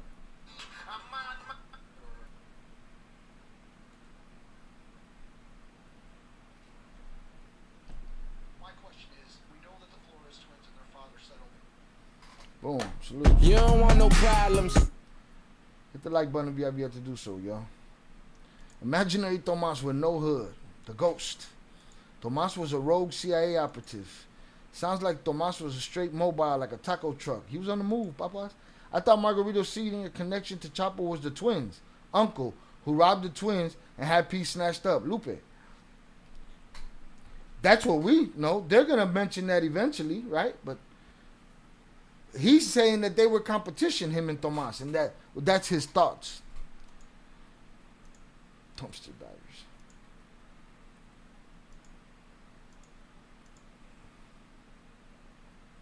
How do you have a car set up? No. He had to go across the 4-lane highway. You know what I'm saying? It's Goodfellas, man. Karen! It's Goodfellas. Dude put a whole bunch of movie scenes together and made his story. But how could he? He's the head DEA agent that went after the Flores twins. Yeah, didn't he throw his phone away every week? This guy says we listened for 3 weeks right here. Right? Look. Tommy, Chicago was the judges were a little reluctant to do it, but we got it through. And the interesting thing about Tomas is we listened to his phone for 3 weeks. And Tommy, we couldn't find the guy. Okay, boom. Then they found him at his mama's hangout. People. So I have a question. And I kind of know the answer. I don't know the answer. I want to hear it from on the street. So we're talking a little bit about the street gangs here. Tomas was always on the move. And this was cunning. Rent a car. So remember what I said. He only mentioned the CIA because he wanted to mention the CIA. Right? It had nothing to do with the story. In fact, I'm glad you brought that up, Joe, because I actually talked to a CIA friend of mine and relayed to him what we had seen. Tomas was the most cunning person on... Oh, it was a leap year week. That explains it right there. That explains it. It was a leap year week. Oh, mama. Yo, this shit's crazy. This guy... Surveillance. Shout out Upper Echelon on the check-in. Salutes. Upper Echelon, I don't know, man. I'm over here calling all kind of bullshit. All right? Salutes to you. Upper Echelon, do me a favor and congratulate Velez. Velez got a new baby. I'm putting his business on blast out there. Velez got a new baby, and that's the good news of the day. Salutes to Velez. The part that doesn't add up the most is him saying his CIA friend was involved. CIA didn't get involved in drug business in the United States. Nah. Did he say he got involved? He didn't say he got involved. He simply mentioned CIA to say, I told the CIA guy my experience with Tomas. He didn't say, I spoke to a CIA guy, not yet at least, and the CIA guy told me this and this and this. Nah, he just threw the CIA in there because he wanted to throw him in there. He dumped his phone every week.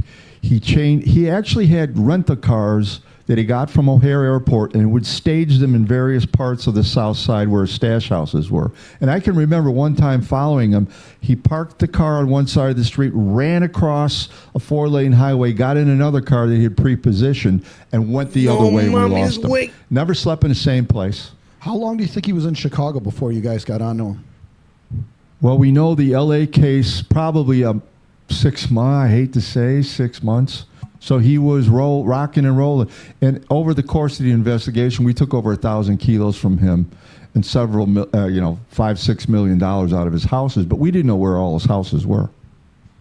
Wow. No, that's the young years. The twins aren't even in the game yet. No. But Tomas Gonzalez and the twins' brother were both working for the Sinaloa cartel in Chicago, where they have set up operations. So the twins. No. But Tomas Gonzalez and the twins' brother were both working for the Sinaloa cartel in Chicago, where they have set up operations. So the twins. Which part exactly? Shit, the whole thing, man. You're going to have to do a FKR on this shit, man. We need a former Kingpin reacts on this comic book ass shit over here, papas. All right, but if you're going to be in the chat or if you want to take the link, you can go as we go. But we already covered. They haven't gotten into the thick of the story. They're about to they talked about it a little bit in the last video. We showed the last video.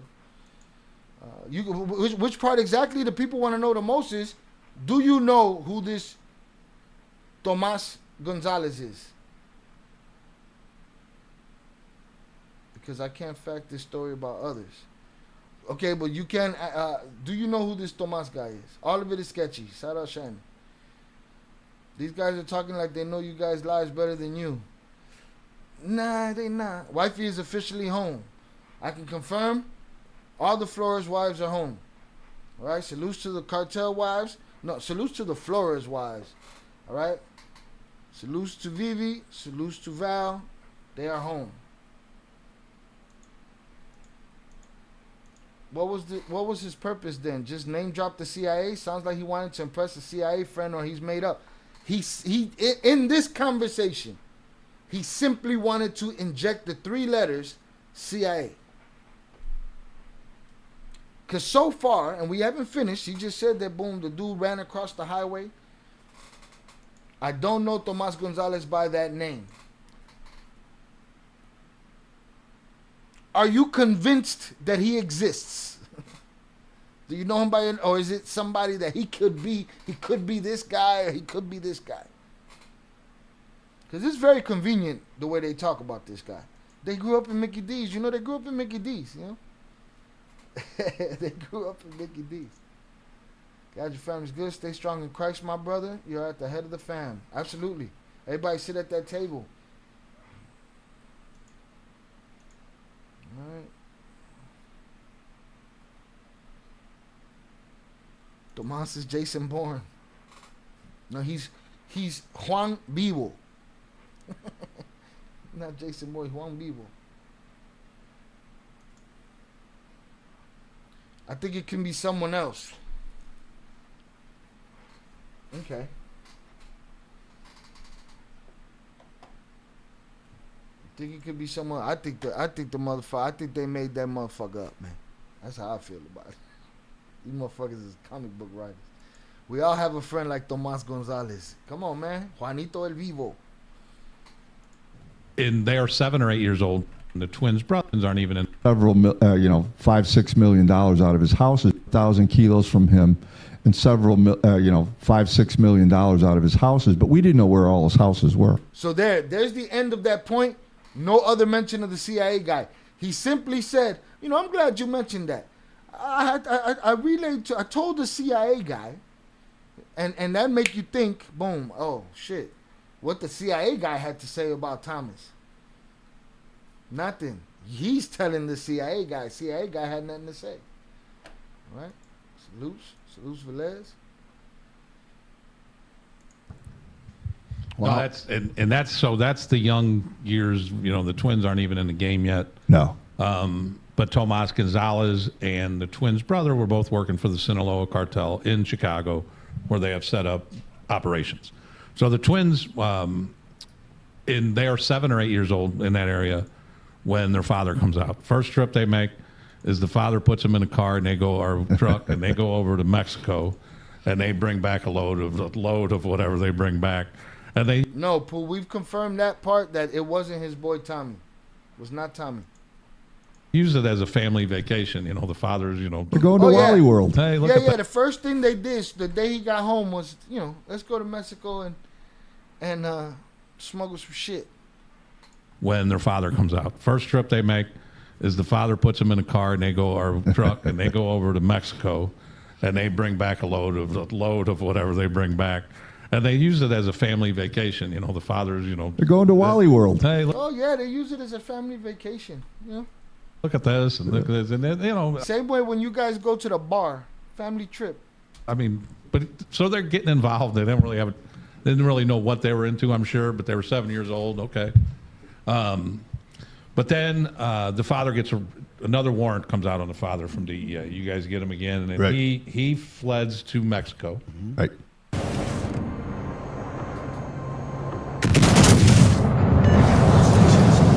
Back to Mexico, and he brings the twins with him and the wife. And while they're over in Mexico, the twins hate it, so they're going to move back to Chicago, and they're going to be in the custody of their older brother Armando. Armando is at the time a member of the Latin Kings, correct? Yes, absolutely. And the Latin Kings are rolling pretty hard. Oh, baby! And they're as far as gangs go, they were one of the top gangs of LA. Yes, or, I'm absolutely. sorry, Chicago. Yep. So and then while they're there, they get a couple jobs. They got a job at a pizza place, Right. And they got a job at McDonald's. So they're trying to stay out of the game. The brother's kind of keeping them up. They're in the game. You know, when you're around that, you're just in the game. Well, the brother gets popped. Well, when the brother gets popped, that's the opportunity that these guys come to them and stuff, because they know what's up. They know how they can deal this dope. And apparently they are extremely smart. If you can believe it, they got a Chicago public education, and they knew what they were doing. Plus, they had their father as the consigliere, who, whenever they got in a jam, they called him, and he explained, hey, this is what you have to do. And the father was running around with people like Tomas Gonzalez. Absolutely. So they knew they were geniuses. Had a lot of good. Yep. They had a lot of. Absolutely. They was running around with Tomas Gonzalez. A minute ago, I think they were competitors, and then Chapo put them together. And now he's running around with guys like Tomas Gonzalez, and fuck it, throw the CIA in there too. Like, come on, man. Sha, I said that because they're talking like they know their lives, yet I think it's coming out of their mouth left and right, like he just said right now. But no, right now, yeah, I think left and right, and then right now he just said, yeah, they were running around with Tomas Gonzalez. Everybody back and forth. Jam, they called him, and he explained, hey, this is what you have to do. And then the father was running around with people like Tomas Gonzalez. Absolutely. So they knew they were geniuses. Had a lot of good. Yep. They had a lot of good people. Tomas Gonzalez is El Santo Malverde. So I have a question. And I kind of know the answer. I don't know the answer. I want to hear it from on the street. So we're talking a little bit about the street gangs here. We know that Tomas started the venture of trying to bring those guys together. We know that the twins' father was also involved. Were the twins the linchpin with the gangs? They turned out to be at the end. The gangs, even though we tracked dope to other collar cities of Chicago, the bulk of it was going to street gangs. And I think the brilliant part of the twins were they didn't care what gang it was, even though their brother obviously was a king, but they sold to everybody. So they were the go-to, I want to say, for 3 or 4 years, Joe. And that's one of the things that in doing the research is these guys are never involved in much violence. They seem to get along with everybody. They did. And we're going to hear a little bit when they go back. Listen, the police would not want to confirm that. And they confirmed it, right? You can take them for bullshit on all of the shit they say. But if you think they're going to talk some bullshit, you would think they would say, these motherfuckers got away with bodies. They didn't say that. That motherfucker said, never. 3 or 4 years, Joe. And that's one of the things that in doing the research is these guys are never involved in much violence. They seem to get along with everybody. They did. And we're going to hear a little bit when they go back to Mexico of the people they got along with, which is almost unheard of. Yes. Yeah. But yeah, so they go, then the twins start rolling, and then they get on DEA's radar screen. And I'm sure, I don't know the exact. Do you know what kind of, was it a wire case that they get popped? It was actually a hand-to-hand with a violator in Milwaukee that Milwaukee DEA grabs, and he flips. He didn't really know who they were, but he had their phone number. Okay. And that was for a kilo. He cops to it. He gives it up, and they're going to proceed with prosecution. And that's where I stepped in and said, 1 kilo in Milwaukee, Wisconsin. Again, was that the guy that we talked about that we felt like they pushed him into the story to make it look like they were on their job? Another Tomas Gonzalez? But we know they were hot in Milwaukee. We know that P was here and Jay was in Mexico, and P had to get out of Dodge, cross the border. That's as far as they came to knowing or looking or finding the Flores twins. That's as close as they ever got. No, you're not. We're taking and that was for a kilo. He cops to it. He gives it up, and they're going to proceed with prosecution. And that's where I stepped in and said, no, you're not. We're taking it in Chicago. You hold on. Right. If this doesn't work out, you guys can resurrect this thing. But right now, this is too big for us. Now they knew the violator that got locked up knew he had a brother because he only dealt with one. I think it was Pete, but he only dealt with one. And he said, these are the biggest. They all say that, but he said these are the biggest movers and shakers. So my sense was when I got back there, it was like, slow down, my friend. Let's see what we have here. Right. Don't just pop them in Milwaukee for a one time. Right. And it wasn't that I was any smarter than anybody, but I knew Tomas Gonzalez and I knew the old man and I knew. No, my man's with Tomas Gonzalez. He just keeps bringing this guy up, and he knew the old man. It don't sound like you knew much about the old man. It wasn't that I was any smarter than anybody, but I knew Tomas Gonzalez and I knew the old man and I knew what Chapo was doing. So anything we could take to puncture the balloon, I was willing to try. Right. And you already got the dope. Yeah. But now you just know the people. You can indict them at any time. And when you guys, when you stepped involved when Milwaukee happened, there were a series of events, little surveillance snafus with the Flores twins. We talked a little bit about them on previous shows. We won't talk to them on again. But once they're on the radar screen, those cards start to fall. Yeah. And everything gets put together. Yeah. Right. Yeah. So they get indicted on a case, and the word gets out to them that they're going to be indicted, and they decide they don't want to go to jail, and they're going to boogie off to Mexico to be fugitives. They're going to go fugitive in Mexico. But prior to them leaving, Pete gets kidnapped. This is really where it gets ugly. Pete gets kidnapped by a guy by the name of Saul Rodriguez. Tell us a little bit about Saul Rodriguez. God. Saul Rodriguez is one of the baddest son of a guns we ever ran across. And he professed to be a gang member, but I think he was an entrepreneur gang member. He'd work with anybody. But what he did was, and he did it very successfully, he hooked up with a guy by the name of Llewellyn, who was a Chicago police detective working in gang crimes, who turned out to be one of the nastiest son of a guns we ever knew in the police department. And between him and Saul, they robbed every Mexican drug dealer and gang drug dealer they could rob for 4 or 5 years before we caught up to them. And I know they're murderers. They didn't get convicted for that, but they certainly got convicted for violence, carrying guns, and doing that. But they were not drug dealers, Tommy. No, they had bodies on their case. I think they had bodies on their case, no? And guess where Llewellyn's at? Home. And guess what Saul was doing? Asking to be home. I think he knows so much about everything. He calls them genius, then takes a shot and says they have a public school education, then says their dad is a genius. Pick a damn lane. No, I think he's using the public school as a, they don't even have they only have a public school education. They're so smart.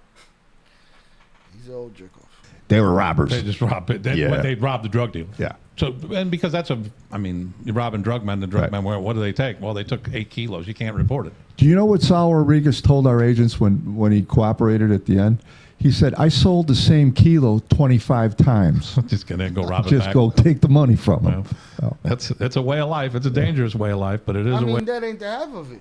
You know, the crazy shit is getting somebody snatched, them knowing you're the only person they know with money. They call you for the ransom.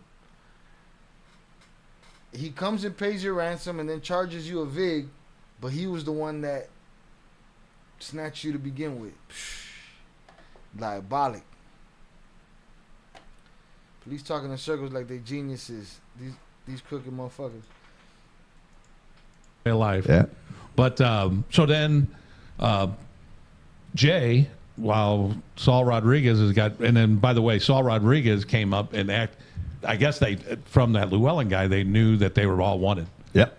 And then but he came up like he was dressed like a policeman. Yep. And handcuffed him, and you're under arrest. Yep. And they just took him away. Well, then Jay finds out that his brother's been kidnapped through however methods, and then he reportedly gives $2.4 million worth of cocaine to the Saul Rodriguez guy and his crew. He gets released. They bolt over to Mexico. They know they're leaking oil at this point. Right. They get over to Mexico. And when they get to Mexico, though, it doesn't get any better. No. Leaking oil? Them boys got rich as fuck in that time. When they went back to Mexico. It doesn't. So they're... And that the first kidnapping was in 2003. So in 2005, they're over there. But they are starting to make strides. But they still have a middleman. I got to refresh my drink. I'll be right back. Now they're going to talk about the middleman. They're going to talk about the middleman, which is not Tomas Gonzalez. They're going to talk about Lupe. Let's get it. Between them, 5, they're over there. But they are starting to make strides. But they still have a middleman between them and El Chapo. And I forget that middleman's name's like Leyva, or it's not El Beltran. It's not him. It's just another guy. I forget the name. But they got this middleman in the middle of them, and they're still rolling in Chicago. And these kids they've got Milwaukee, they've got L.A., they've got a bunch of places. Yep. That Cleveland, Detroit. Right. And they're knocking it dead. But their price is still to a point where they're only making like $2,000 a kilo, so they're always looking. Well, anyway, that middleman, he fucks up some money. Surprise. And then when he screws up his money, he goes to El Chapo and blames it on the twins. Yes. And when he blames it on the twins, poor Pete. He gets grabbed. Pete gets grabbed again in 2005. He gets kidnapped by El Chapo's people. And they do not treat him well as the story goes. But anyway, well, Jay's like, what the hell they kidding? You know, they were very good with their money. Do you know an interesting story? Go right. So Pete gets taken to the mountain mountain in Sinaloa, and he recounted how when he drove up the mountain, they had taken It was Jay. They took Jay to the mountain. Cover off. There were dead people chained to trees. And they said, Beltran Leyva, no. Lupe Ledesma. On the way up to the hacienda. That's when he's going to see El Chapo. Yeah. So if you don't tighten up for that one, right. Oof.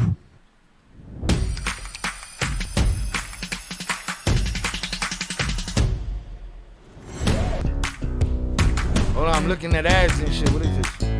Drink printer? Get the fuck. But then, so Jay finds out that it was El Chapo's people that had done were responsible for the kidnapping. So he wants to meet El Chapo and say, "Well, what's the deal? You know, we haven't done anything wrong." Finally gets in to see El Chapo, and he tells El Chapo because they were respected dope men. Even El Chapo respected them. The money was right. Right. Well, and they were really good at what they did. Yeah, and they were true in the sense of not Chapo, but they were true Americans. They understood how it worked there, and he didn't. Right. So then Jay finally gets a meeting with El Chapo, and he tells him, "Hey, we didn't do this." And then he says, you know, this guy, I want to started with an L, I believe, but whoever that middleman is says, "You guys owe," and he goes, "No, we paid him." He actually brought a ledger with him and showed him.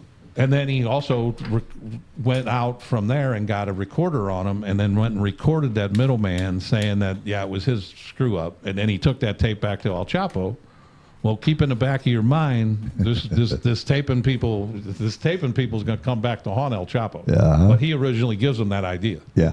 And they go out and tape this guy that he actually did screw up the money.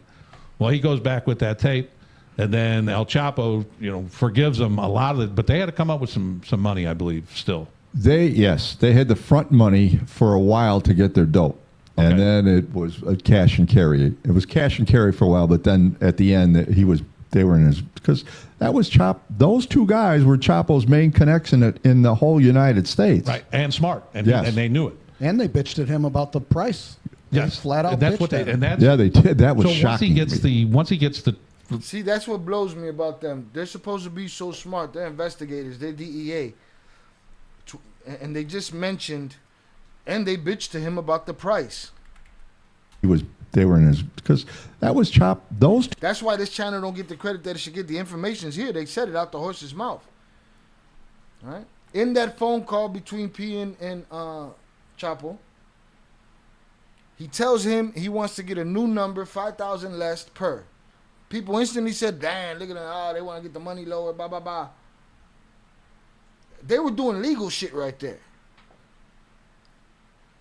They told Chapo that it was bad heroin. It was bad heroin. And they had to get that discount to offset the loss and fix things, right? They said right here on this panel, Jay said right here on this panel, on this channel, that there was nothing wrong with that heroin. The heroin was fine. They just needed to cement that he was a decision maker, and they were asking him to change the number. And he was doing business. That was a strategic move there.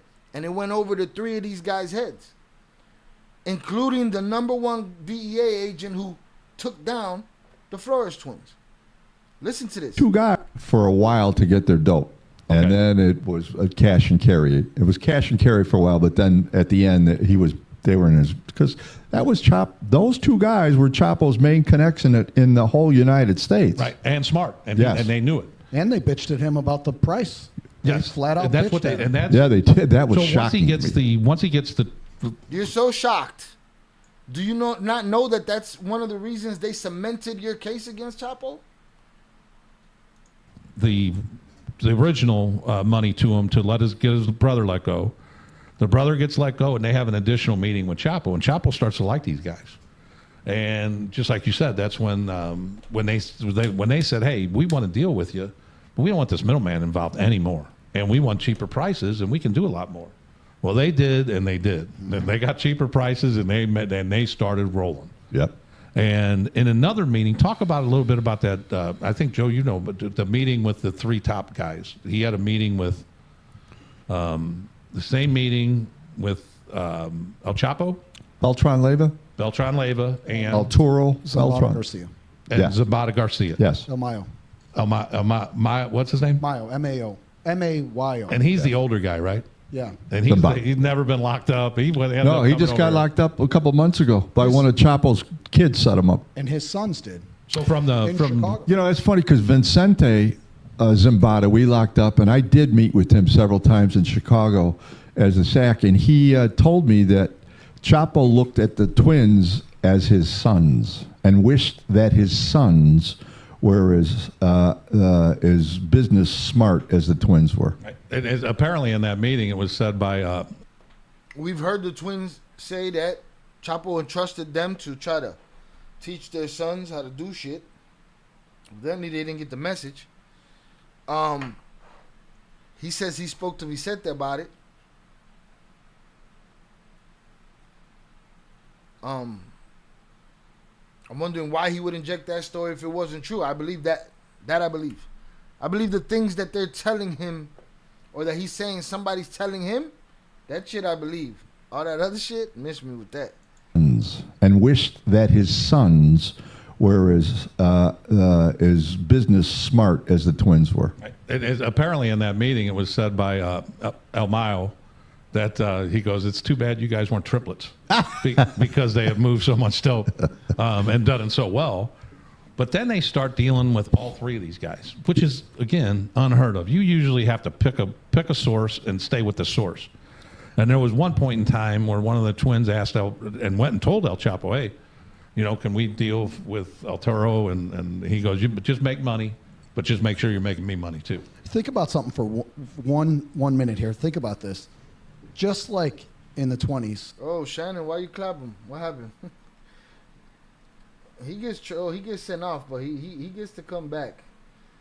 And you just hit him for life. So let me see if I can get him back. Hold on. Let me go get him back. Maybe he entertains us tonight. Let me go get him back quickly. All right. And then we go back to this and these guys talk this bullshit.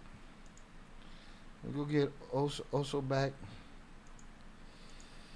God, we down here. Where is he? Oh shit! Here he is.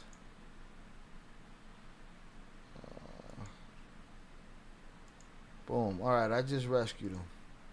He should be back. You should be back also. Shout out Master Khalik on the check-in. Salutes. Good to see you. All right, we back at it. I just rescued also. Shannon clapped his ass. Super clapped him though. Imagine being able to build anything. For any reason, in any style. Hit that like button, y'all. Control. Make money, but just make sure you're making me money too. Think about something for one minute here. Think about this. Just like in the 20s, Capone controls all of the liquor throughout the United States. Yeah. Through Chicago, New Jersey, all that stuff. These twins are dealing with the 3 most powerful cartel members in the world, and they're flooding so much dope into Chicago. And Chicago's not blind-eyed to it, but it takes them years to put together. Oh, we could, yeah. And it's still going on. And they're like 24. They're like 24 years old at this time. Yeah. And they have baby faces. Yes. Thousands of kilos a month. They had numerous, plenty of houses where money would be dropped off, and they'd have to count the money in different homes and then get it into trap cars and get it, because they would just send it across the border for the most part, or get it into jets and get it the fuck out of there. It was a nonstop operation of counting the money. And they were very security conscious too. They never let the dope guys that handled the dope even know that the money guys existed. And one house that we ended up hitting that was one of their money houses was in a very nice neighborhood, and we took $9 million out of it. But I also thought the funny thing is, and he did mention it to me, Mayor Daley mentioned it to me, that the twins had a really nice brownstone that was literally 3 or 4 doors down from Mayor Daley's place. Dude. So there was always a Chicago marked police sitting out. That I have confirmed with Jay Flores. It was something they even forgot about. That they had a stash by the Daley house. See, also, now you're talking crazy. First of all, it was an accident. You got clapped. I didn't even highlight your stupid comment. I didn't even understand it. You sound like you come in the middle of a conversation, and then so nobody got mad at you, bro. I even went and rescued you. So shut the fuck up and chill out, all right? Jesus Christ. Shout out Fabrice. Fuck Jay Flores. He's a Trump supporter. Who do you support, though, Fabrice? Who do you support? And also, shut your angry ass up, man. It was an accident. Nobody even acknowledged your retarded comment. That was a weak ass comment anyway. I don't even understand it. All right? Use your words. Daley was the biggest crook. Miguel Lopez, Daley was over there snatching, getting a little bolsita from over there and shit every now and then. In front. And then brownstone that was literally 3 or 4 doors down from Mayor Daley's place. Dude. So there was always go rescue a motherfucker, and then he get the opportunity to type again, and he fucking cry like a fucking broad. Shut up. A Chicago marked police sitting out in front. And they didn't care. What a great place to, you know. If you got the balls to walk in front in and out of a house. Yeah. I think what else? Got a stash right there with a 24-hour police on the block. Balls to walk in front in and out of a house. Yeah. I think what else is really important about that is too, those 3 guys you mentioned, and we've talked about it on the show. They also had the unholy alliance. They had cocaine they could get from Colombia as much as they wanted. Right. Zimbardo Garcia, El Chapo, the twins, they could do whatever they wanted. They had the most, and they formed that alliance where they married Colombian cartel people as well. It's a fascinating story. Yeah. And to have our hometown. And then Chicago's the hub, baby. Isn't it when you look into the culture in which they've come from, the way that they do it, the security in which they instill by marrying blood relatives or let's get to that. You don't want no problems. Shout out IB. What did I just walk back into? Salutes to you, sir. It's been very calm day. All right. But also just put his fucking foot up his mouth in his ass, and that was it. That was my first outburst. All right. I'm doing good. Hit the like button, yo. It's all designed they've come from. The way that they do it, the security in which they instill by marrying blood relatives or it's all designed to keep them safe. It is. And to me, I still think the U.S. law enforcement doesn't quite play on that enough because it's all there. And we do these large-scale indictments. I wish we would take a look at that because it would be more viable, I think, to try to convince a jury of why this guy's connected, because they're always connected because they're family. Right. Yeah. Let's find a way to just get the whole family on the stand. What the fuck? Ain't safe in my hood, gated neighborhood living. You don't want to smoke. I pay taxes and snitch on my kids. Hail Trump. Laugh out loud. The culture they come from. Yeah, these guys. All right, we're going to take a quick break, and then we're going to come back. And then when we come back, what we're going to get into is the beef in 2008 that starts this whole downfall of El Chapo. I think that's a great segment. We'll be back. They need to shut their ass up. Salutes. All right, refresh your drinks, y'all. I'm gonna get through this break with these motherfuckers. I want to take this opportunity to let everybody know we're talking about building this channel and growing this channel. They took a break to play a sponsorship on their channel and cut the story in two. I'm going to take that opportunity to let y'all know we have a couple sponsors now. All right. We have a couple sponsors now, and we have a couple links and some amazing discounts. All right. We talk about security here. We do our best to make sure, nobody doxes themselves and shit like that. For those that don't know what a VPN is, it's a virtual private network. All right. It's a service that changes your, what's it called? Your IP address. So for instance, you be on Netflix or something and they say, oh, you're in the wrong country, you can't watch that. Well, you could change your VPN, your virtual private network, your IP address to that country's IP address and watch the things that you want to watch. It helps you stream safely. It's just basically the safest way to be on the internet, really, and secure yourself on the internet. Try not to get doxxed and shit like that. With that said, we got 75% off with this link right here. 75% off NordVPN privacy and stream safety. So if y'all hit that link, that's one of our new affiliate programs that we're in. We got an affiliate program with NordVPN. We have an affiliate program with DUBBY Energy. It's a sugar-free energy drink. I got a 10% off coupon coupon code for that. What else we got? We are also in a affiliate program with Survival Frog Gear, which is bug out bags and basically, if you got to make your move, they come in, they looking for you, them boys is on your ass, and you need a bug out bag to get out of town or, go sit in the woods for a couple days. We got you faded with Survival Frog. But today we're going to concentrate on NordVPN. We also have the new link, a Buy My Coffee link for people that want to support the food review channel. It's not a food review channel, it's a food and culture channel. And you can help sponsor a video right there. All right. Again, NordVPN, 75% off at this point with that link. NordVPN.com/ILL. Right. And put that on the screen.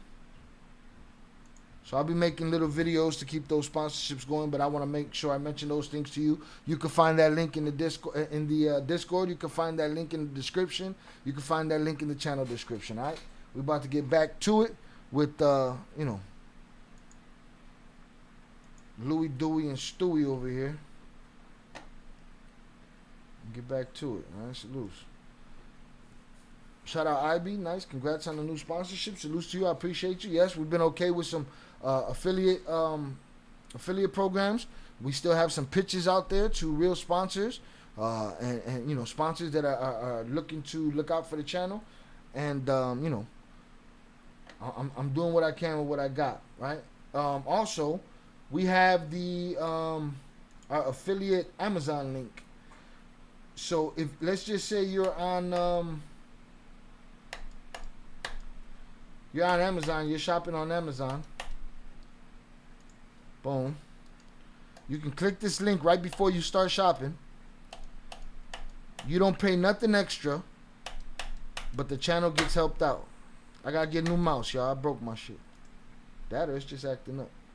Boom. But there's a link. You can support the channel via the Amazon shopping. And you're on Amazon anyway. Use the link before you buy. It supports the channel at no cost to you. All you have to do is click that link, do your shopping. So if every time you do your shopping, you click that link, we appreciate you. Amazon's going to throw us a kickback, and that helps keep the channel going. Salutes. Support the channel. It's earned it. All y'all come here and get accurate, free information. Support. Salutes to Zoraida. I appreciate you. All right, boom. All right, let's get it. We're moving on. Hit the like button if you have yet to do so. I might as well take this opportunity to, I doubt it's going to get hit. Probably not going to get hit today. But, I'm going to open the wheel. $10 through Power Chat, Cash App, Venmo, and PayPal. $13 through Super Chat. 3 spin per timer limit. Right? And we got 5 minutes. Why is it stuck though? Hold on.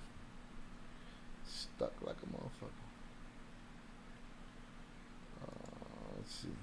Play that motherfucker. Yo, this shit is.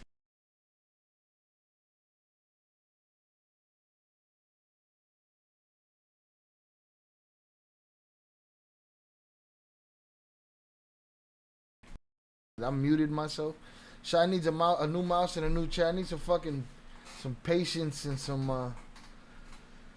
I mean, I have it. It's just I get pushed past my level. If you give a piece to Bezos, you might as well give a piece to Shy at the same time. Facts. Let me try to get this this wheel working. I don't understand what the problem is.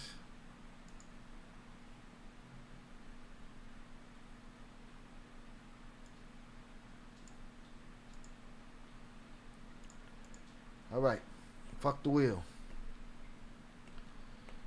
'Cause I'm done being annoyed. Like, OBS has just been tricky. Like, I had a whole audio meltdown. The same audio meltdown we had the other day, I had it again today right before we went live. Like, why is this shit happening?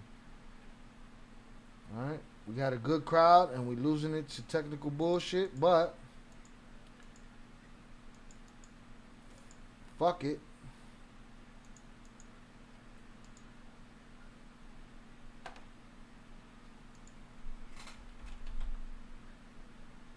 Pretty fucking frustrating though, if you ask me. So fuck the wheel. Turn the fucking wheel off.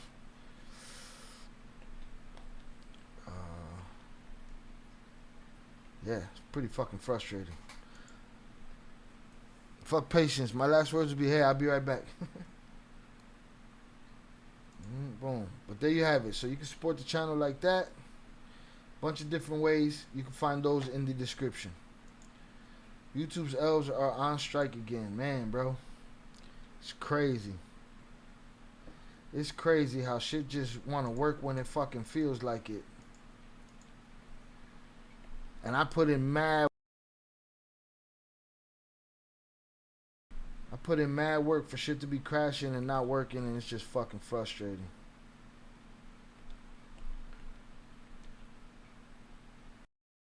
Again, nobody kills the inspiration of a YouTuber more than YouTube and technical bullshit. All right, let's get it before everybody else leaves. All right, Jack. So now we're at 2005 to 2008. Everybody's rolling. Right. The twins are with all three of the leaders. I think you guys called them the Federation at the time, didn't you?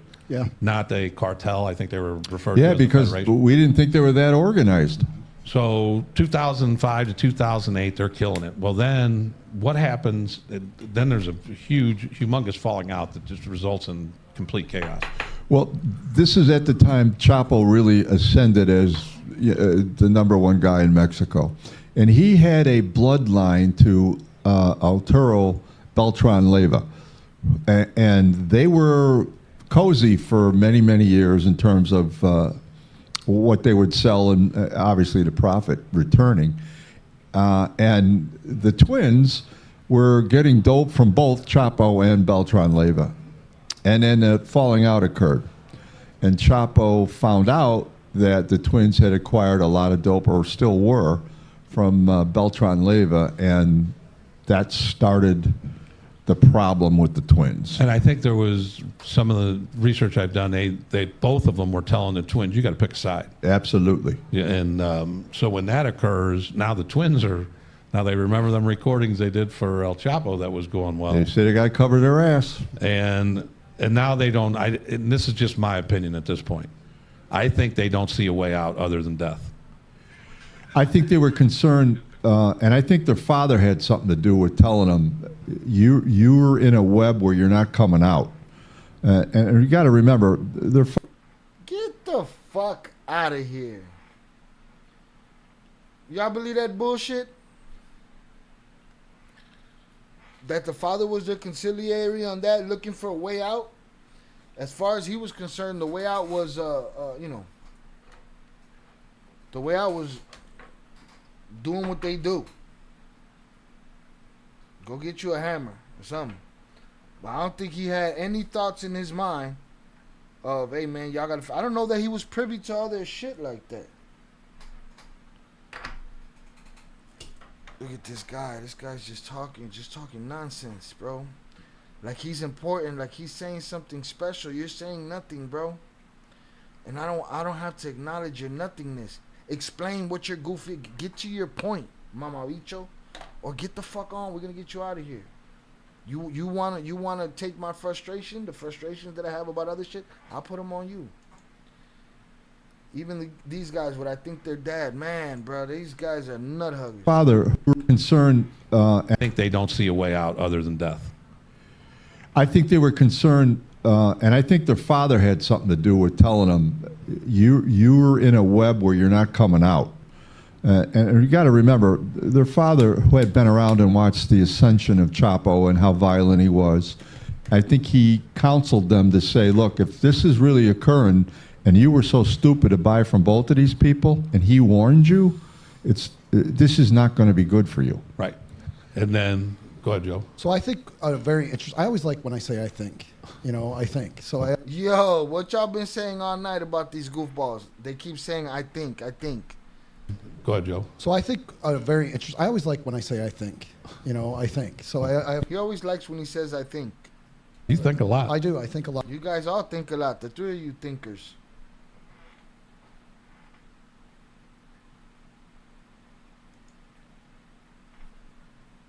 The way it turned out.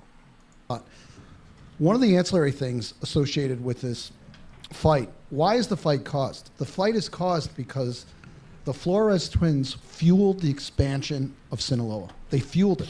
Sinaloa went from the Federation to bribery, smuggling, maritime. Everything you can think of expanded because of so much. They're actually more powerful than Pablo Escobar right now. So that's from the Flores twins and Chicago. And then this fight is over that dominance. Yeah, that's a good point. Chapo actually referred to them as a central bank.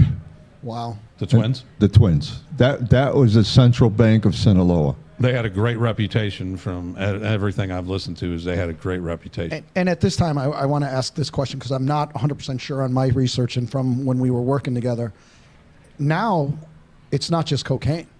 it's methamphetamine, it's heroin. The Flores twins are moving everything. Is that correct for these guys? Actually, absolutely right. And that goes to the genius of Chapo and Sinaloa. So you saw the prescription drug epidemic take over. People couldn't get it from their doctors. The pharmacists couldn't steal it from their grandmother's medicine cabinet. Guess what? They're hooked on opioids. In comes Chapo. And who was the main distribution network set up? It's the Flores twins, so bring it on. And now the revenue even increases. Easier to traffic, easier to smuggle. You can cut it 3 or 4 times, and then you take that a couple years down the road when they started cutting it with fentanyl. Wait. So you believe these guys? Also, you're law enforcement. That or you're a rat. You know what I'm saying? You believe these guys' story? These guys didn't get the memo that the twins put out that they are self-made. You believe this guy's story? I could sell you a bridge in Brooklyn. Unfortunately, the way out went bad for Margarito Sr. Yeah. Now look out, it's coming. Well, one of the things that I learned was that when they first started doing that heroin, Never enough evidence for a fool, boy. The arrogance of ignorance is crazy. Nothing stronger than that shit. It's a confidence that oozes. It's nuts. is the twins were having trouble moving it as far as the weight they were giving them. No, I don't believe that everything that nobody say, especially you also. Especially you. People like you, shit. You're so much confirmation bias that you're looking for somebody to make up some shit that goes with your side of the story so that you can fucking run with that shit. You damn, no mommy. No mommy's weak. And they would have to give them some back. So the Flores. But if you can't tell that a lot of this has been bullshit and just shit that they got from the podcast, you're a goofball. Yeah. No, you got land on the moon for sale. No, you the guy. You the guy. I could sell you a submarine on Venus. You the guy. You just pick and choose what you believe. It doesn't take any thought for you. You don't put nothing 2 and 2 together. Twins now are dealing with that heroin that they're not used to. Right. And it's not their That's true. They didn't want to fuck with that Sharon. That I learned was that when they first started doing that heroin, is the twins were having trouble moving it as far as the weight they were giving them, and they would have to give them some back. So the Flores twins now are dealing with that heroin that they're not used to, right. And it's not their client base. So that's Right. probably, I don't know this for a fact, but it's probably within that decision too, is saying this stuff's getting crazy. Here's what the twins did. They started giving the heroin away at a very, very low price or free. They were trying to develop the market amongst the gangs. And guess what? That was another genius marketing move because it took off. It took off when in connection to the prescription drug issue. So Chapo saw it. He saw the addiction. He knew that his conduit to the U.S. Was the Flores twins. So here comes another product that's going to generate revenue, and away we went. Right. So then, Jack, on November 3rd of 2008, some very significant happens. Tell us about that. Well, you're talking about them cooperating? Yes. They begin to realize they're caught in a web and there's no way out. So what they do, after counseling, I'm sure with their father and other people, they reach out to an attorney who reaches out to another attorney. There's no way out. So what they do, after counseling, I'm sure with their father and other people, they reach out to an attorney who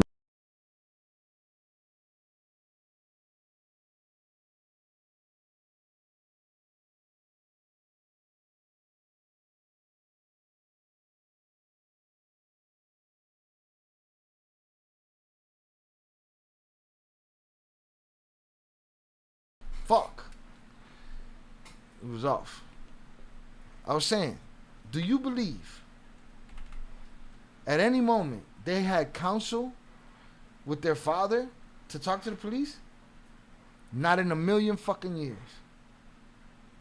And it proves that these fools didn't make it to the end of the podcast, where they clearly said when they told their father what they did, their father lost his shit. Bullshit, man. Real talk. They counsel with the father? Stop.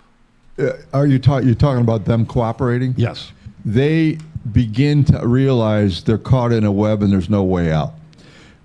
So what they do after counseling, I'm sure with their father and other people. Never. Y'all didn't even finish the podcast. I can't. I don't know how thorough you could be in investigation. I get it. It's been a long time, and they're definitely getting the story from wherever you know. They're not getting it from this channel though. They need to go back and listen to the podcast. They're not getting it from this channel. They reach out to an attorney who reaches out to an. You're talking about them cooperating? Yes. They begin to realize they're caught in a web and there's no way out. So what they do after counseling, I'm sure with their father and other people, they reach out to an attorney who reaches out to another attorney in the cloak of darkness. And they don't reveal who they are, but the attorney says we have two significant people that want to cooperate, and they only want to cooperate with DEA. They initially, I think, went to the State Department. The State Department didn't want anything to do with it. They referred it back to DEA. And the only place they could cooperate, and I believe this is because the attorney that contacted us was a guy by the name of Jeff Steinbeck in Chicago. And he was known in the drug game as a very fair guy. I liked the guy, used to drink beer with him, but he was also a guy that took care of his clients. So he was the in-town counsel that went to DEA and said, I got these two guys and they want to cooperate. And we were very skeptical. However, once we figured out that they were the same ones, we were trying to figure out who they were. Let me put together the fact that we didn't know who the fuck they were, and we're telling everybody that we caught these motherfuckers. Let's put this shit together right here. That's it right there. You know, we didn't take them seriously. We thought they were full of shit until we realized they happen to be the guys we were looking for the whole time. You know, Tomas Gonzalez and their dad and the CIA. No mames. We realized we got to do something. Well, and then that leads me to this question: is that this 2005 to 2008 era, these twins leave? Do you guys? Does Chicago know that they're the main guys now? We do. We believe they are. Okay. And we believe they are because there were several seizures and arrests in collar cities to Chicago, and there was all the twins were very careful about telling people who they were or how to get a hold of them, because they had surrogates do that. But we begin to put the picture together. We actually track it back to. There it is. Also, ask them. There's the horse right there. Also, ask them. Upper Echelon saying they had no idea. All right. Everything that I've heard in this story, including Upper Echelon's words here, and including every other resource we've used to get this story, tells me they didn't know shit. Yeah, they knew about us, but never could imagine. He talking like they was on y'all ass the whole time. Upper Echelon says self-made. Nah, man, Tomas Gonzalez, man, and your dad, they made y'all. Well, your dad, he got an argument for it. He can say that. Also, man, don't be a cobarde. Also, talk your shit. Instead of talking to me, talking to him. The statement of the guy in Milwaukee who they delivered a kilo to, and we figured it out. Yeah. But I think the other significant thing that occurs there that scared the shit out of the twins was Chapo and Beltran Leyva are at war to the point where Chapo has an informant that tips off the Mexican Marines, where Beltran Leyva was going for medical attention to meet a doctor, and they hit the place and light him up. So now Leyva's dead. Now he's dead. And it's 2008, right? Yes, yes. So it's, and Chapo is probably in his mind saying, I'm going to have to take these kids out. Well, then what one of the twins said is that Chapo was he was by far of the three that he was dealing with El Mayo and Beltran and El Chapo, he was by far the worst to deal with. Yes. So. Yeah. Well, I think he was the most uneducated as well. Yeah. And his technique, he went from a smuggler. Smuggler is important to say. He went from that's why he was so good at the logistics. Yes. And then became the leader of this. And one of the things that we love to talk about is how Zambada Garcia stayed in the shadows. multi-billionaire, his family, but he stayed in the shadows. We'll get to his arrest here in a little bit. Miles Zambada has been linked as Chapo's partner, as everything. I think he was a consigliere. I think he was in the business, and he provided information and provided counsel to Chapo. Chapo had a terrible temper. Jack, when you guys did Zambada's kid, was any of that associated with anything from the Flores twins? Absolutely. Okay. So that's 2000. That's like It 5 okay. months later. Yes. 45 indicted. Yes. And frankly, the information we developed on that end, we passed to the See, Mexican. this is what's disingenuous about also. This is why you're a mamabicho, all right? Because you finding one thing to concentrate on, and you think you sounding smart, you sound stupid as fuck. You know what I'm saying? You just find one thing to nitpick about. He didn't mention nothing about them being made or self-made. He's saying their father was a conciliary. The conversation been about Tomas Gonzalez. You've probably been here 10 minutes, and you just come in here to throw your dick flappers all over the fucking place. And that's all you do. That's disingenuous, man. You don't deserve our attention. You don't. Don't you talk about your superheroes with my fans? Do you think you went and found the plug went and found them? Maybe you should have had it like that also.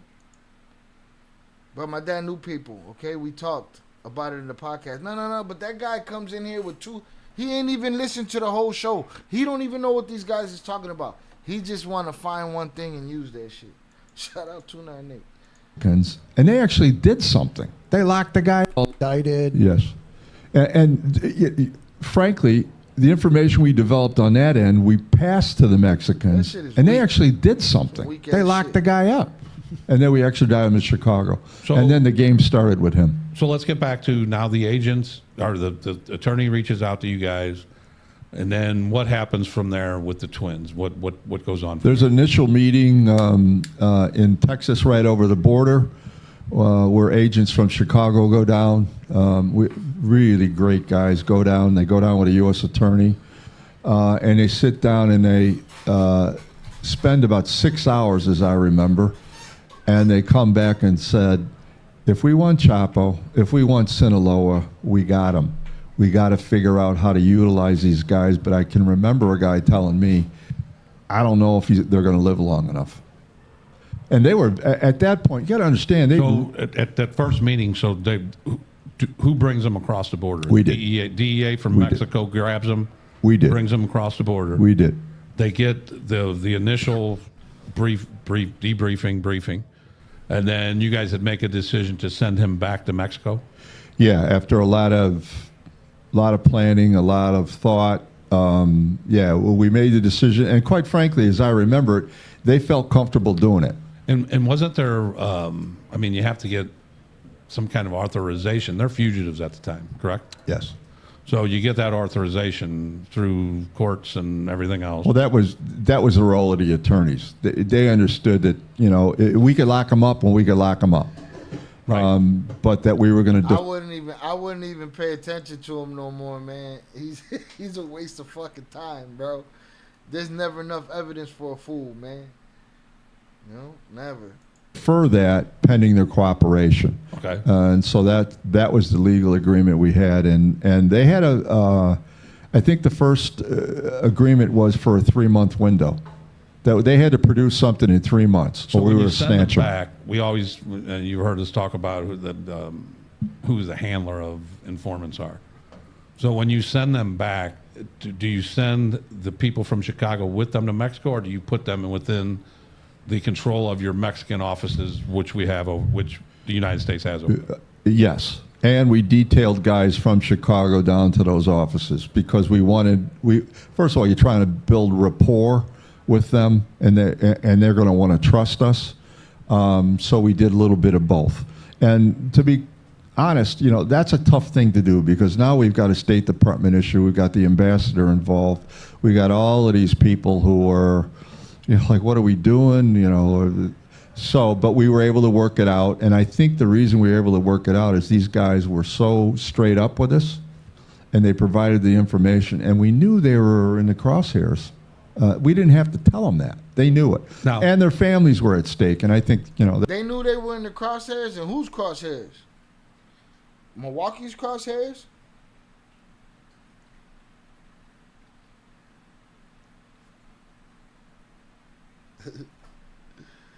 Oh man, it's fucking funny. that was a big They said they time were for- very likable guys. Motherfuckers be like, "Sure, you just be nut hugging." Nah, man. I be trying to give y'all motherfuckers the truth. Y'all motherfuckers be too fucking ridiculous to get it. Like, you want to call me a nut hugger because, again, the arrogance of ignorance, man. The arrogance of ignorance, man. It's pure confidence.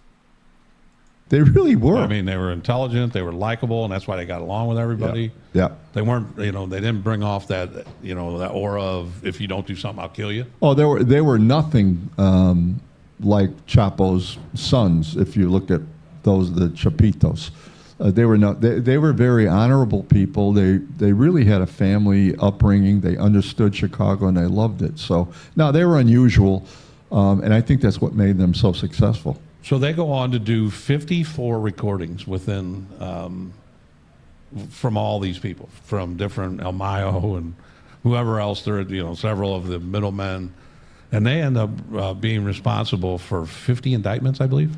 I think it was something close to that. So 50 indictments, and then there was one particular one that really hemmed up El Chapo. Tell us about that particular recording. This is unbelievable. You couldn't have scripted it better. So one morning, they were in negotiations with one of Chapo's lieutenants for 50 kilos of heroin that was inbound to Chicago. And they were concerned that they wanted a better price. Now, you got to remember the nuts these kids had, because they knew this wasn't going well. Chapo calls them up. You should inbound to Chicago. Up El Chapo. Tell us about that particular recording. This is unbelievable. You couldn't have scripted it better. So one morning, they were in negotiations with one of Chapo's lieutenants for 50 kilos of heroin that was inbound to Chicago. And they were concerned that they wanted a better price. Now, you got to remember the nuts these kids had, because they knew this wasn't going well. Chapo calls them up. You should listen or hear or read the transcript. Hey, friends, how are you doing? How's your brother? Blah, blah, blah. And then they start going into it. Look, we need a $500 break on kilos. Da, da, da, da. 500. Chapo says, okay, my friends. I'll send... See, he as smart as they think they are, they don't give them for how much. They don't give them credit for how smart they really were. Because this is much more than just they were asking for a better price. They were asking specific. They lied about that Sherwin being bad because they needed to get him making decisions and pulling a price change. Them motherfuckers had these investigators faded. Them two motherfuckers had these investigators faded, dog. As far as work, and then when to pick the money up tomorrow. And they did. Start going into it. Look, we need a $500 break on kilos. Da, da, da, da. Chapo says, okay, my friends. I'll send them when to pick the money up tomorrow. And they did. But the significant part about this is the 50 kilos of heroin that he negotiated for, that he was talking about, we seized. So the impact to walk in and show the jury, I don't think they had to, but to show the photos, what he was talking about, it's right there. That's good. And we knew it. That was the first time he'd ever been captured on a tape. And I remember playing the tape. And remember, they made it clear when they were doing their part of their cooperation in Mexico, they didn't have no help. They didn't have no help. United States government said, you're on your own. Left them motherfuckers on their own. They had to figure it out. So the thought of making him have that conversation, had to be something that they came up with,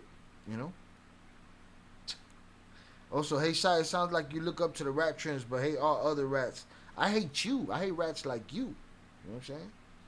I hate rats like you. You ain't been here long enough to talk shit. You should put a face to your fucking avatar before you come running your whore mouth about me. You know what I'm saying? You should watch your whore mouth. But you just a coward ass motherfucker behind a fucking O. You know what I mean? Child, you should talk highly about all rats. You should talk about all rats equally. You should. You should. Because you only care about two. You only care about the Flores twins. At least here. Because you're a dick rider. I came in like a You're a fucking wrecking ball, bro. There it is. You're a fucking wrecking ball. Alright? I definitely believe you a rat. I definitely believe you a rat. You know what I mean? But I just think motherfuckers like you is disingenuous. You're fake. Because if given the right information, you still won't acknowledge it. Whole shit. That's hoishness.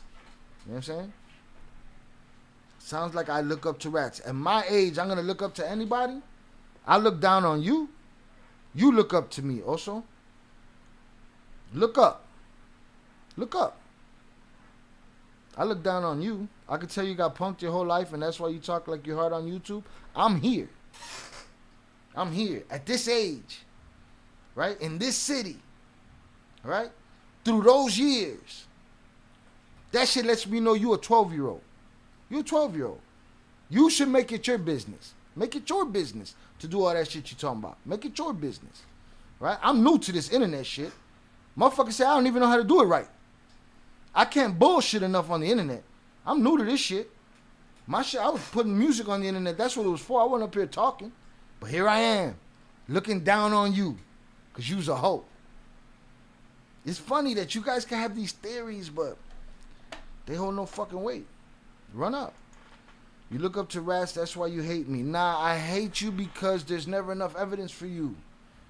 You want to take over the conversation and make it about what you want to make it about. Because you're a dick rider. You are... I came in like a wrecking ball. You're the wrecking ball guy right there. That's you right there.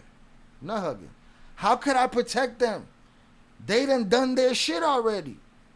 This is just the platform. How am I protecting them? I protect the truth. If the truth is the truth, then that's what I'm going to talk about. But then hoes like you just want to change my mind. You not strong enough. You ain't got enough in you to change my mind. So, I don't know what the fuck you talking about. Miguel loves you. You know? No, what I'm not... you've had enough time to take over the show and you know, make it about you. Show your face. Say it when you see me. Whatever the fuck you need to do, right?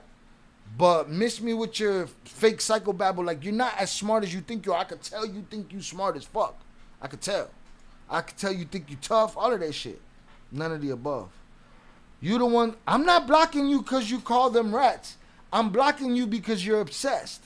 That's why I block you. Have you been blocked? You's a hoe. You know why I know you a hoe? Because I went and rescued your bitch ass earlier. Shannon cracked you in your motherfucking skull. She put you in the dirt. She didn't just put you away for 24 hours. She hid you. That's the dirt. That's beyond the dirt. I went and got your whole ass back. Right? To let you fall apart. And here it is. You fell apart. You know? I want them to be self-made. I want you to be genuine. Right? Because if they were two guys that ran into Tommy and said, hey, bro, we'll do it for you. And he said, all right, here. And it had nothing to do with family, none connections. That's the difference you want. You're not understanding how dumb you sound.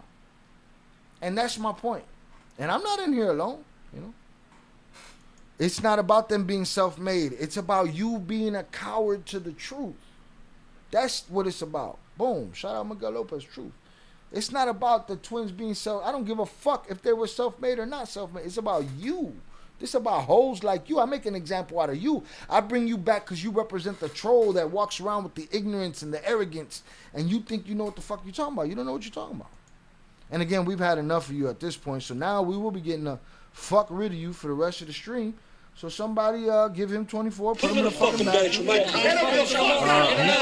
his business to come and tell me to my face how many times I've been punked and all of that shit. You could have never survived my motherfucking city in the 90s. Never. Never. You could type until you're fucking red in the fingers, papa. Bleeding. Never. Right? Never. Protect us from what? We always spoke the truth. We don't need excuses. How the fuck I'm going to protect y'all? Y'all already did y'all shit. Zorada hit him in the motherfucking head. Adiós, pendejo. That guy's fucking boring, bro. And I hate that they think they so smart. They think they psychological fucking, you know. You're not smart, bro. You're not smart. He think he could read shit. You're not smart. Like, you come in here with the same shit every time. I let you in because I'm hoping that you grow up and you become an adult. But you're a little kid, man.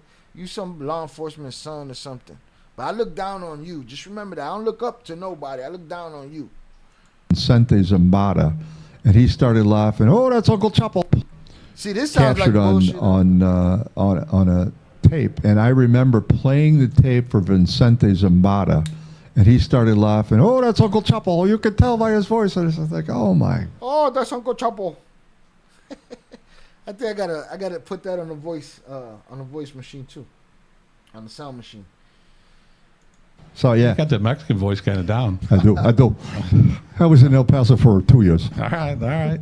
So now the cooperation goes on, and then the court happens. I don't know that we need to get into a lot of that, but what I wanted to know is when these guys. So the other significant thing that happens is once they find out that the twins are cooperating, or once they suspect it, they killed the father. Our Margarito Sr. gets killed, and from all indicate, well. And we believe Tomas Gonzalez got killed too. I was going to say that as well. So Tomas Gonzalez, go back to him a little bit and talk about a little bit about what you did. Bro, they can't mention Tomas. They can't mention nothing about the old man without mentioning Tomas Gonzalez. God damn, they gang banged you also. They in your bubble, bitch. I'm in your bubble. I'm in your bubble. He said I got punked in the streets. You got punked all over the internet, man. Zorada done cracked you in your shit. Eddie cracked you in your shit. Adrian cracked you in your shit.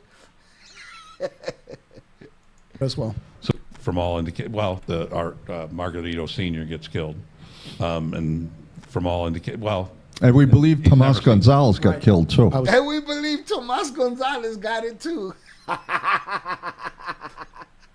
Oh shit. They finally got Tomas, y'all. They finally got Tomas again. You want to hear with the CIA? They got the CIA guy too. Going to say that as well. So Tomas Gonzalez, go back to him a little bit and talk about a little bit about what you did. Oh boy. and why he might have ended up dead. Well, the interesting part about him is, so we're working the case in conjunction with LA. Decisions made at the Department of Justice. Okay, this thing, Operation Zorro 2, has to come down. So I say, all right, we're going to go grab Tomas. We knew from the phone that he was going to deliver 200 kilos to somebody that day. So they knew from the phone. It was I want to say it was in February. It was snowing really bad in Chicago. So we go, we watch. We knew where the stash house was, and we chose not to heat it up, which was a great move. And there's a funny story here. So it's snowing, freezing rain, and one of the best agents I ever worked with, dear friend Dave Grant, he's proned out across the street from the stash house in Country Club Hills, which is right 2 miles from where I grew up. And the house manager goes out and gets U-Haul boxes together. And Grant gets on the radio. All right, it's going to happen. And he's down, and there's a incline to the driveway, and there's ice on the driveway. So this guy goes to the garage and begins putting kilos. And Grant's videoing it. He puts the kilos in these boxes, and then he picks the box up to put in a white Dodge minivan. But the box opens because the weight's too much. Those kilos slide all the way down the driveway. It's like 10 of them. And the guy looks like this. He goes down and picks them up. We got it all on video. Oh, that's fantastic. He then loads the car. Well, you got it all on video, but who is it? It's not Tomas, is it? Did it go from Tomas to a guy? Opens the box up to video in it. Garage, and it's gonna happen. And he's down, and there's a incline to the drive. Nah, he doesn't say Tomas was there. Stash house in a Country Club. There's a funny story here. So it's snowing, freezing rain. We knew that day. we knew from the phone that he was going to deliver 200 kilos to somebody that day. All right, he was going to deliver. So they're saying that it's him. Oh, look, see, I can never be afraid of somebody with alts. Can't do it. I was outside today, dickhead. I was everywhere. I've been everywhere my whole life. Sounds like you would snitch your friend out to get a traffic ticket. Yeah, sure. Sounds like that's an alt. That one goes in the dirt. That one gets hidden forever. A traffic ticket, huh?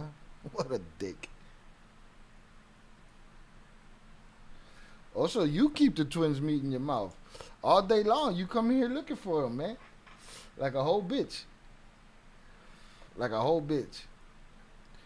But yeah, let's get this alt forever. Hidden. Put him in a fucking bench, Mike. That's troll activity, all these alts, man. Get the fuck out of here. Acá go el gallo. You ain't even got good comebacks. But you snitch your friends. But just shut the fuck. It's not even smart. It's not even good. Shy, you know you couldn't come outside in Chicago. You sound like you was snitch. Man, you know how many skeletons I'm taking to the grave with me, bro? Shit. You wildin'. I'm snitching on you. Also, your mom's gonna be mad after you get my foot long. United States, as long as the United States, that he might be one of the first that gets dumped into the U.S. States.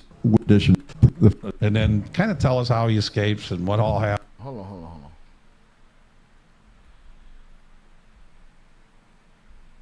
Nah. What happened? Here we go. So he said Tomas was there when this bullshit happened. Shout out AFK. Salutes. Hit the like button on the way in. Up to put in a white Dodge minivan, but the box opens because the weight's too much. Those kilos slide all the way down the driveway. It's like 10 of them. And the guy looks like this. He goes down and picks them up. We got it all on video. He then loads the car, drives down Cicero Avenue. We wait till he gets in the city, and the cops just kill him. But what we didn't know, Tomas Gonzalez was in 2 cars behind him, and he got away. So that's what you didn't know? He was 2 cars behind them? Huh? Cops just kill him. But we got it all on video. Oh, he then loads the car, drives down Cicero Avenue. We wait till he gets in the city, and the cops just kill him. But what we didn't know, Tomas Gonzalez was in 2 cars behind him, and he got away. So yeah, Tomas was in 2 cars behind them. All right? He was in 2 cars behind them. It's ironic. Hey, you got you bust somebody somewhere, and you can say, man, you know who was behind them that we didn't get? This guy. You know the guy we keep talking about? Tomas Gonzalez?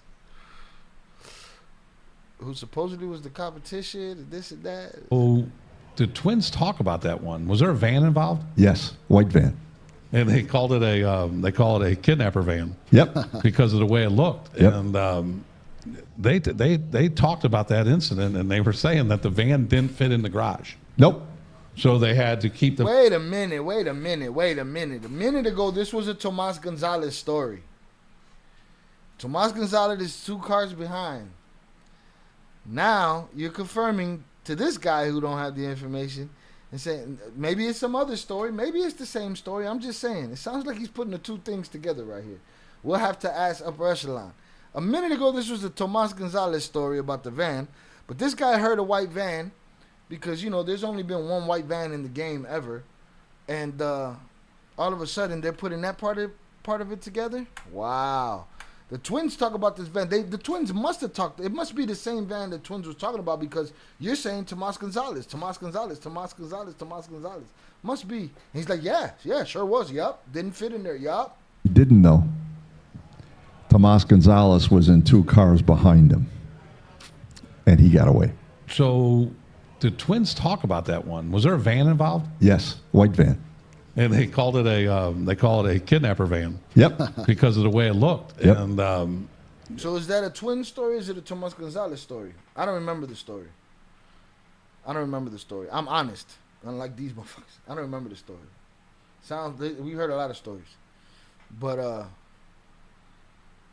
they just put that shit together. They talked about that incident, and they were saying that the van didn't fit in the garage. Nope.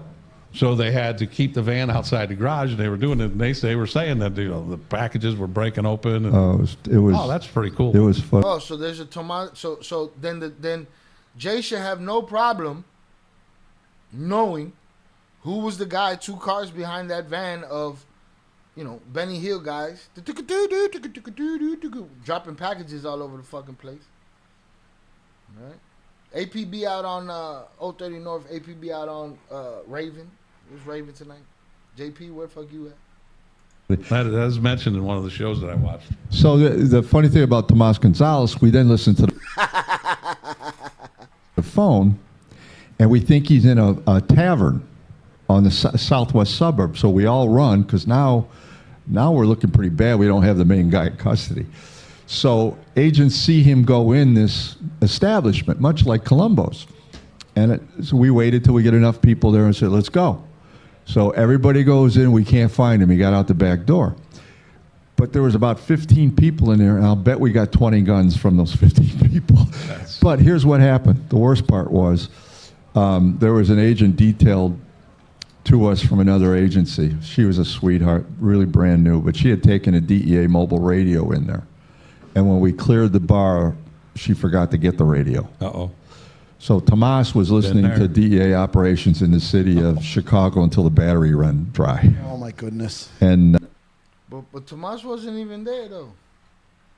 And y'all got a bunch of hammers out of there. You left the radio there until the radio died. I don't know, man. Shout out Ed the Hip Hop Guru on the check-in. Salute to you, sir.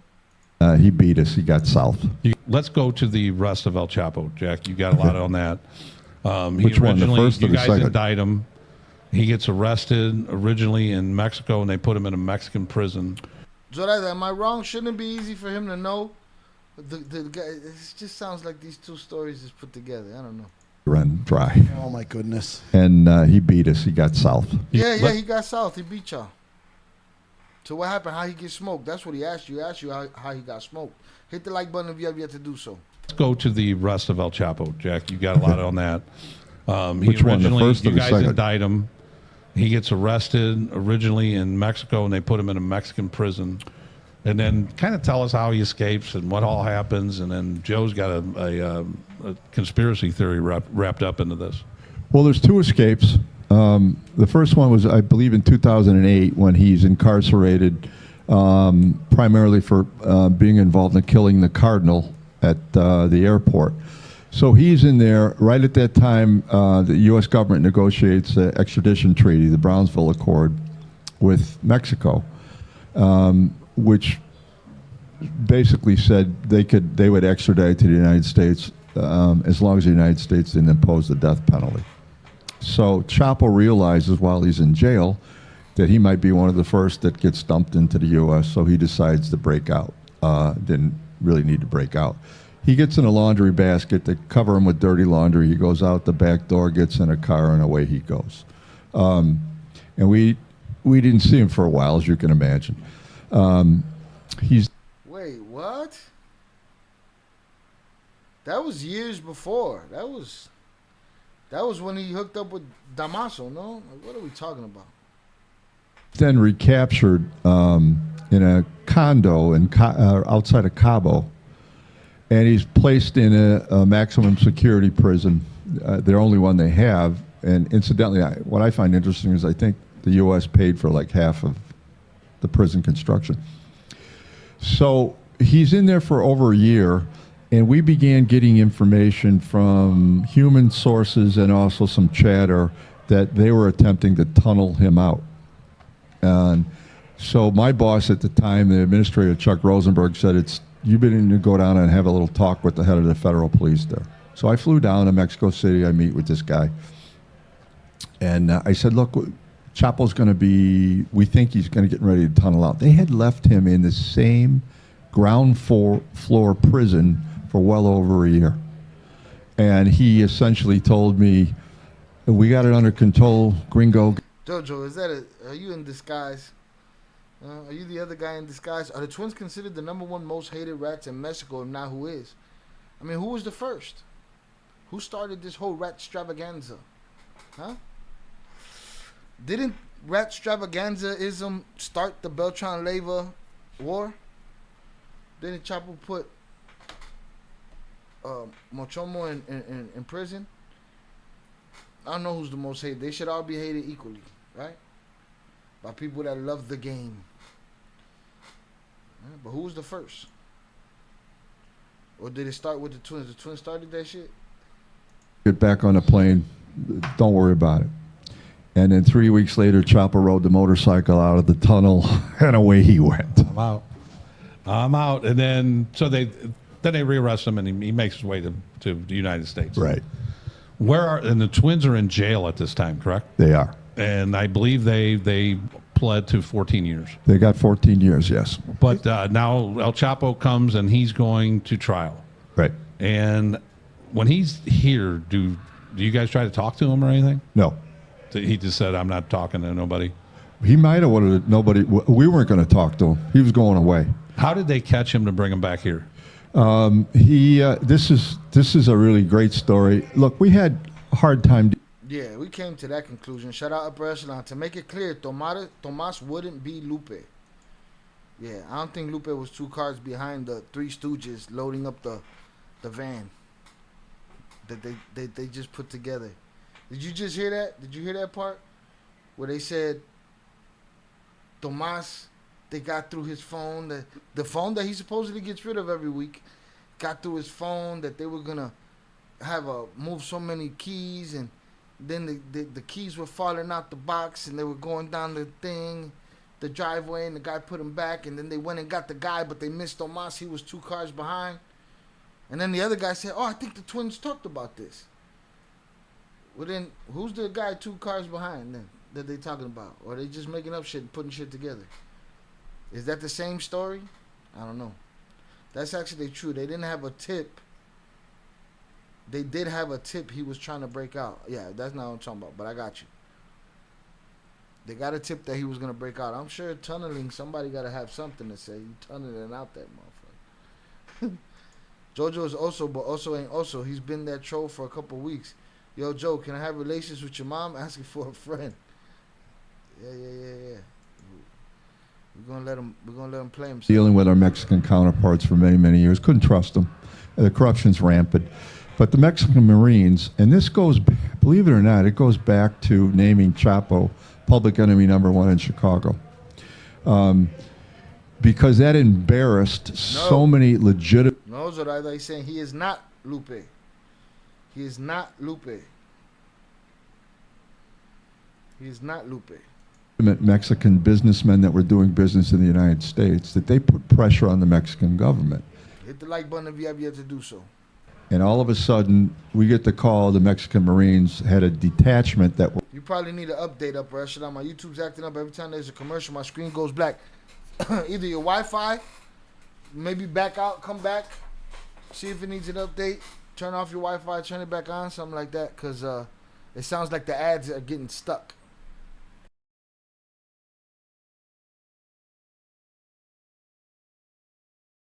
We're going to work alongside our agents and Joe at SOD to capture Chapo. So we develop, the key to this, Tommy, is we stopped trying to find him. We wanted to build a pattern of life on him, much like they did with Osama bin Laden. So we went around everybody, his cooks, his girlfriends, his drivers, his doctors, and we began to figure out where he may or may not be.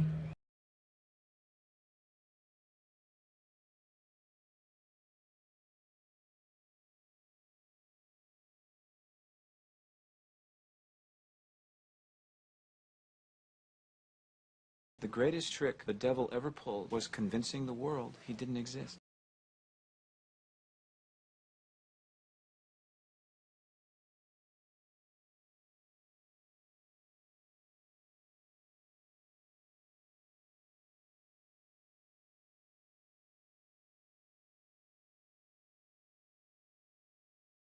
Shit, my bad.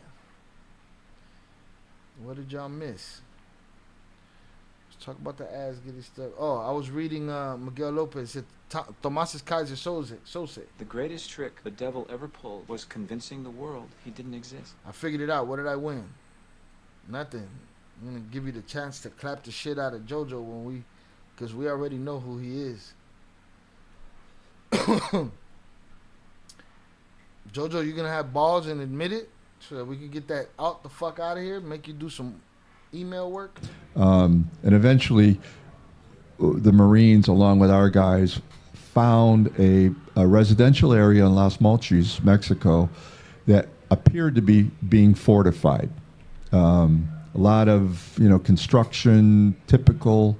A new bathtub going in there, which was one of his key things that he escaped through. And eventually, one night, the Mexicans stayed on surveillance for about 6 weeks. Eventually, one night, a white van shows up. It's my man Chapo and only 2 bodyguards. And they go in, they come back out, get back in the van, and they go and pick up some porno films and some Mexican food. And then they go, and then I don't know what the films were, but I assume they were entertaining. But they go back to the location, and he said they gave up looking for Tommy, and now they're looking for Chapo. I don't get it. It sounds like bullshit. That's when the Mexican Marines said, we're going to go at the break of dawn, and they went. And the Mexican Marines got him. Were your guys with him? We were in the area. Okay. Yeah. That's cool. So then he actually got away. Shortly later was caught, but same day. But and does he get swept back to the United States immediately? No extradition anymore? No. That's already been worked out in the courts, and if we catch him, we're bringing him to the United States. It takes a while to go through the justice system in Mexico. And I believe because it was the day I retired officially, January 17th, 17, he's put on a DEA aircraft, and he's inbound. And yeah, that was So you retired the day he came across? Officially, yes. That's a little coincidence, isn't it? Yeah. He's in, I'm out. Nah. And then, but also, they cut something big out of there. Oh, again, there was 50 people indicted, and one of those people indicted was El Mayo, correct? Yes. And Zambada. Yes. Zambada Garcia. And Joe, talk about how he gets picked off. Here's my conspiracy theory. I love the history of this and kind of seeing it. I wouldn't say firsthand. I'd say secondhand, maybe thirdhand. Some instances firsthand with what we all did and Jack and I in Washington, D.C. and all that good stuff. So this is not based on anything except my own opinion. I think Chapo got too crazy. I think the Mexican government made a deal with the United States and Zambada Garcia. Get rid of this guy. The first time he gets arrested, let's get it off, try to quell the violence a little bit. I think Vincent was going, and they cut a deal for him. Who's Vincent? That's Zambada Garcia's son. Okay. I think, and Ishmael he's still alive. He's sick. Yeah, he's very sick. He gave himself up as well. APB out on Vicente too. Ishmael he's still alive. He's sick. Yeah. He's very sick. He gave himself up as well. I think he saw the writing on the wall as the cartel started to fracture. He's fighting with Chapitos all over the arrest of the twins. Not only were they the biggest money maker for them, they destroyed it all. Oh, they took it down. They took it down. And then I think Zambada Garcia, made a deal with the United States government and said, listen, here's the deal. Leave me alone. We gave you El Chapo. There's too much fighting going on with Los Chapitos and Zambada Garcia's loyalists. He said, I'm going to walk away from it. We're going to tone it down a little bit. They're obviously not going to stop moving tons of dope into the United States. And he wants to go off. Don't touch my assets. Don't touch my family. Is he talking about the old man? Don't you know he was snatched? You think he made a deal? Don't you know people got bodied over him being dragged over the border? Ah, this guy got a theory over here, huh? Family.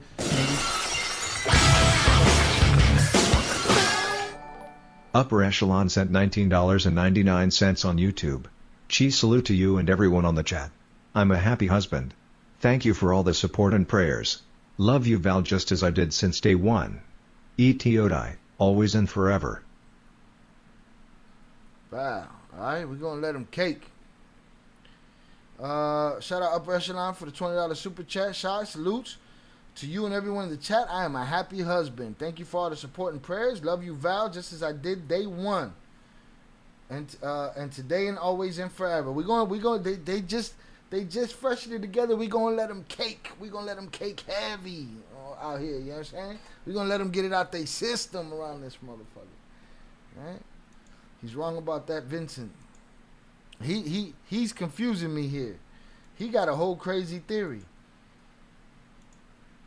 Easy actually got human girls. Yeah, that's just what I think. Well, but have you seen the video of how they were caught though, Zoraida? They looked like Saddam Hussein in a hole in the ground. They were a fucking mess. They were a couple of dudes in sweaty tank tops hiding in the house. So I don't think they was bringing no girls over there. He was hot. I mean, if they did, they probably just smoke them afterwards. But yeah. Salutes Upper Echelon. Appreciate you. I mean, about El Mayo. Yeah. No. He's talking crazy. He's talking crazy like he don't know what really happened. Like, it already happened, bro. But again, salutes to Upper Echelon. Salutes to Val. Salutes to the wives being home. All right, salutes to JoJo. JoJo went and got quiet and shit.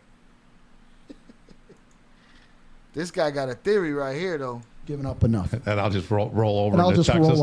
I'll just roll off into Texas and get locked up on the runway. I'll just roll off into Texas. And he just laughed at his theory because he sounds like bullshit. People got smoked over that shit. Yeah, and Jack, I think, didn't he have like kidney failure or something? He has diabetes. Yeah. And who's that? Mayo. So he's going to get really good care. Right in the prison system? Yeah. Well, that's true. Yeah. You know what, Joe? I think you might be right. And I think here's the interesting part of this whole story. And then I want to touch on, finally, on the connection to St. Louis, because it's something else we got beat on. But if you look historically, Tomas Gonzalez set the Talk about an obsession, boy, with a ghost. Standard for Sinaloa in the United States in terms of their business affairs, how they set up their security. And he did it in Chicago. The twins, in my opinion, began the decline and eventually, I think, the degrading of Sinaloa. Did it get too big? It got too big, it got too risky, and El Chapo made some dopey moves. Greed is greed it really is. Place. It's the old story. How many billions are enough?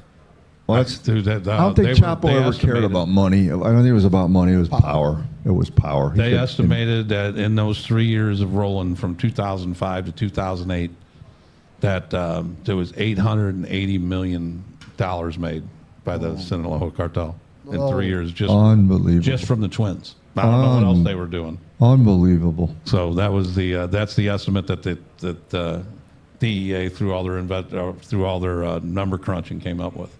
That is, and then so Tomas Gonzalez, we'll go back to him real quick. And again, he's that under thing, like that underling that nobody ever heard about, Jack. That Eddie's daddy. That's Eddie's daddy. You know, you hear about the twins and you hear about the twins' father, just because that's part of it. But the twins' father had that Tomas Gonzalez. That Isn't it amazing? His guy. Isn't it amazing? And then somehow he ends up back in St. Louis. Yep. How does that happen?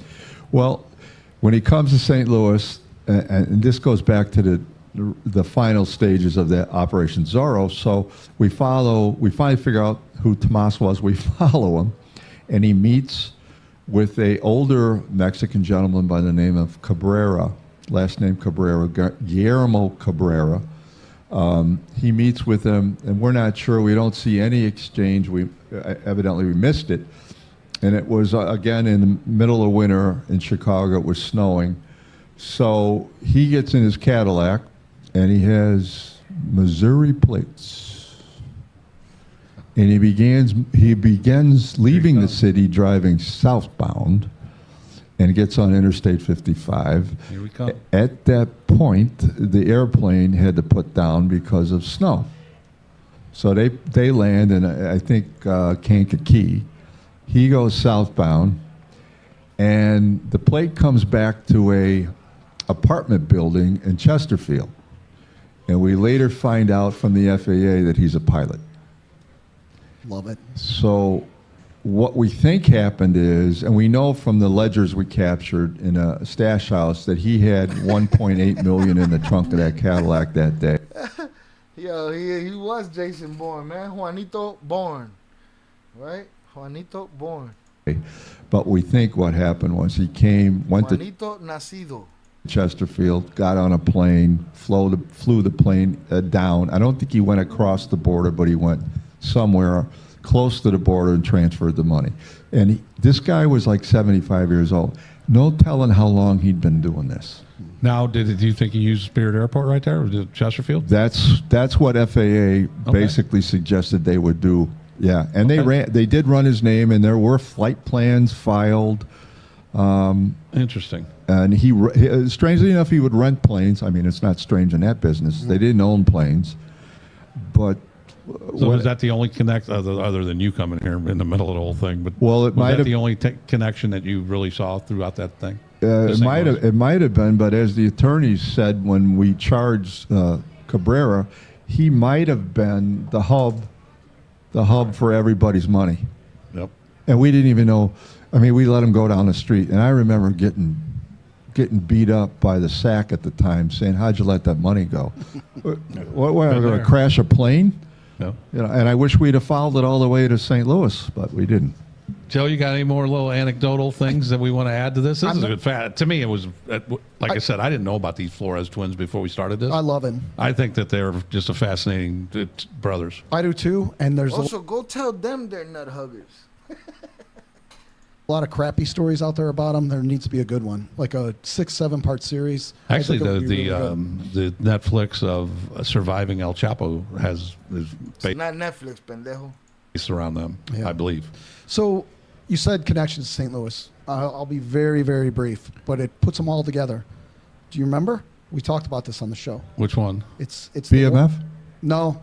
Although we'll have to tie them in We somehow. don't have to tie them in somehow. See that? We'll have to tie them in somehow, because that's what the fuck y'all do. But I got this snitch. we got a money movement through. Gets pulled over by the airport, about $700,000. Turns out it's Zambada Garcia's ex-concubine, who was then with Jorge Milton Cifuentes, and they were giving money to that family, and they traced it all back and ended up seizing like $13 million. That was coming through St. Louis. So that's all part of these guys. Right.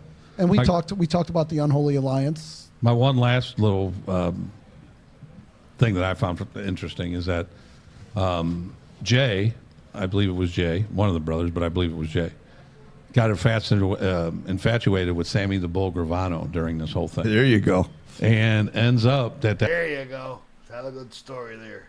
that's one of the reasons he looked at how Sammy the Bull got out of being dead, and and it was kind of like his game plan of remaining alive, saying I can remain alive and get out of here. But anyway, they end up in prison together. Oh, you're kidding me. Yeah, they end up, I believe, in Marion. Oh yeah. And they ended up, and he got to meet Sammy the Bull after all that. So he talked about that a little bit. But I just find the story great. I think appreciate you guys coming down. Oh, anytime, man. It's a good one. And then we'll have another one. I think Jack said that we may be able to get our boy Andrew Chambers on, who was the highest paid informant in DEA history. We'll be looking at that. We got Operation Web Slinger we're looking at. Yeah, that's a real bunch of fucking web slingers.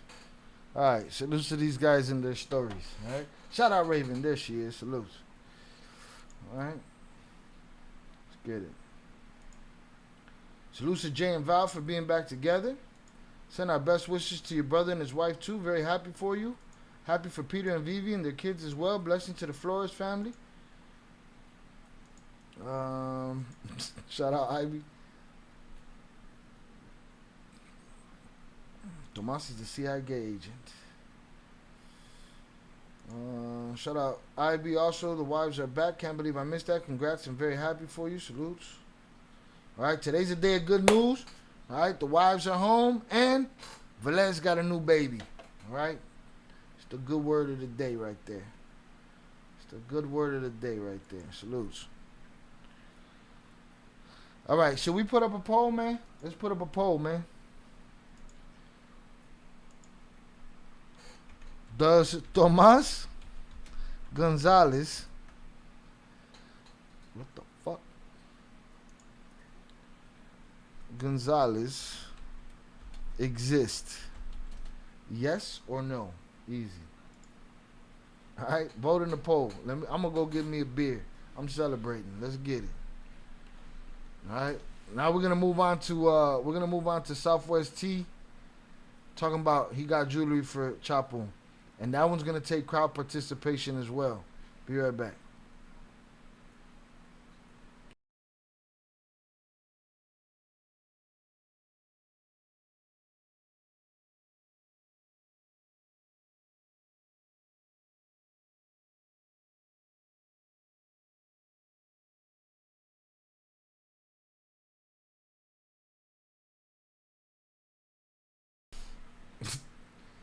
We had an APB out on Raven. We're about to send a search crew looking for you.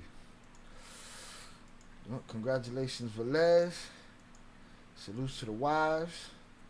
Tomas was a fed. he was Riley Sack. He was Riley Sack. All right, let me get in here. Pull up that next joint. I want to have me a beer. She. Let's get it.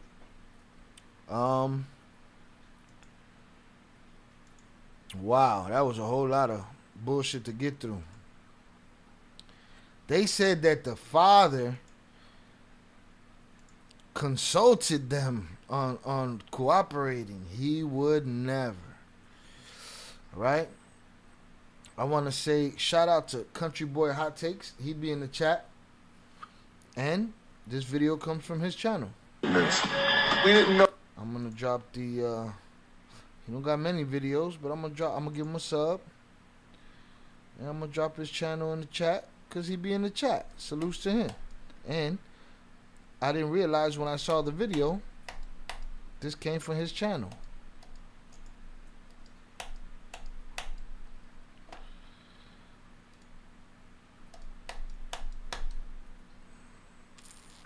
Boom.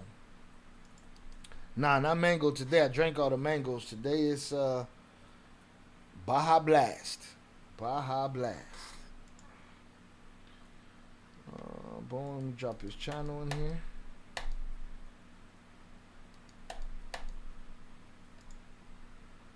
Boom. Shout out Country Boy.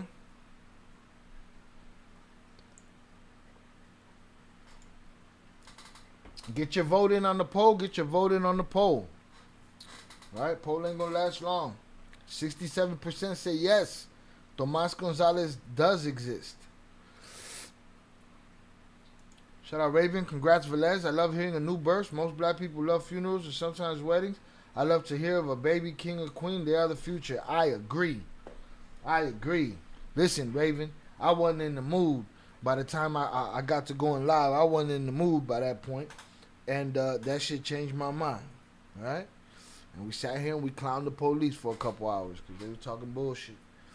And I got to shit on a couple trolls and we put them in the fucking bag. That shit, that's happy talk right there. That's happy talk.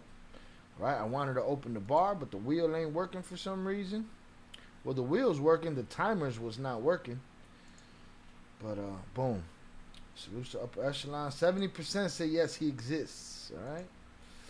All right, man. I don't believe he exists. I can't even vote. But if I could, I'd vote. They just picked the guy to act like they was hunting somebody down to, they had to justify all of that money that they was paying out and shit. Million. All those overtime hours.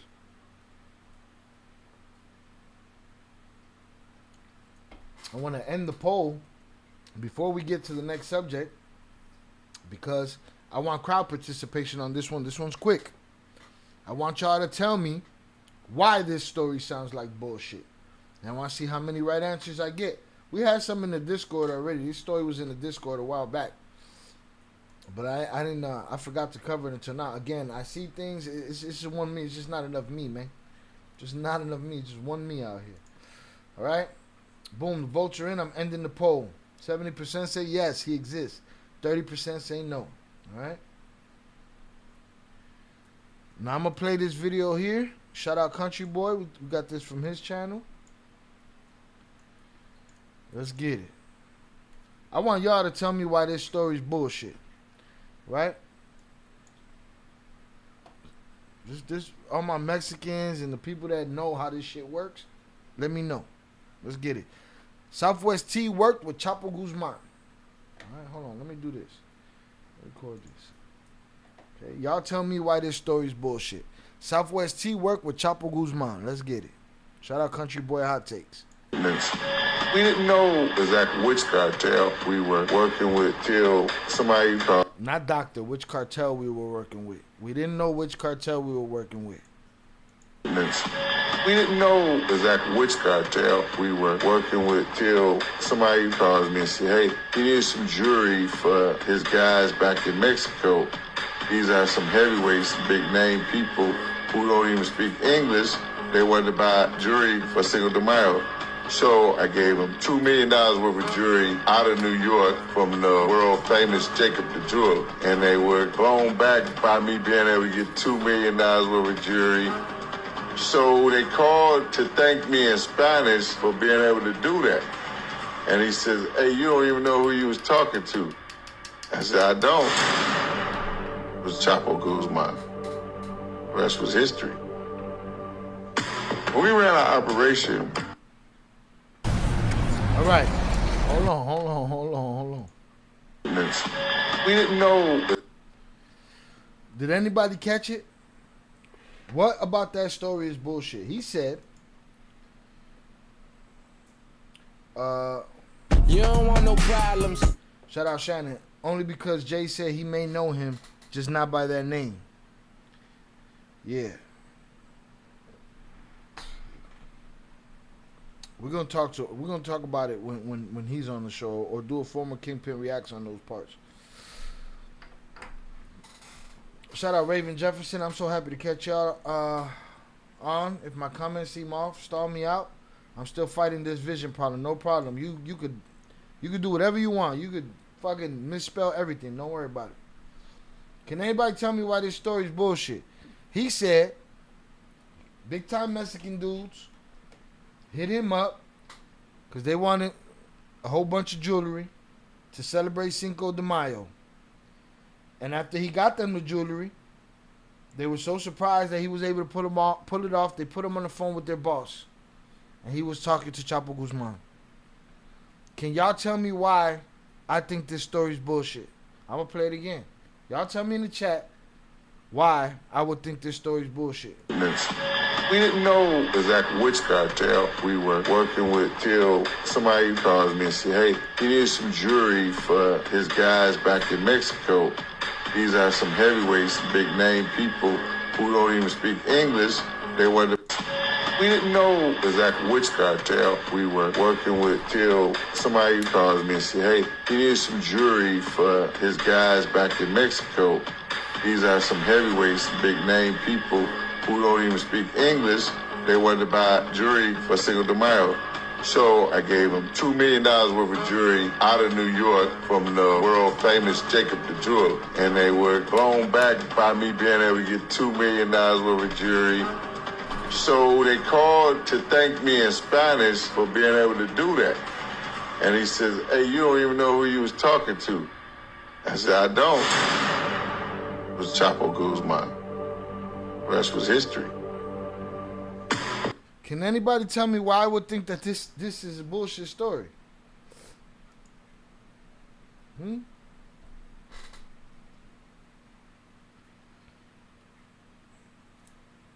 Motherfucker be like,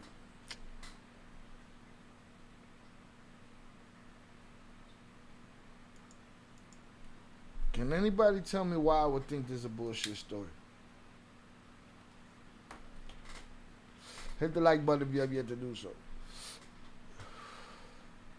I'm looking for answers in the chat.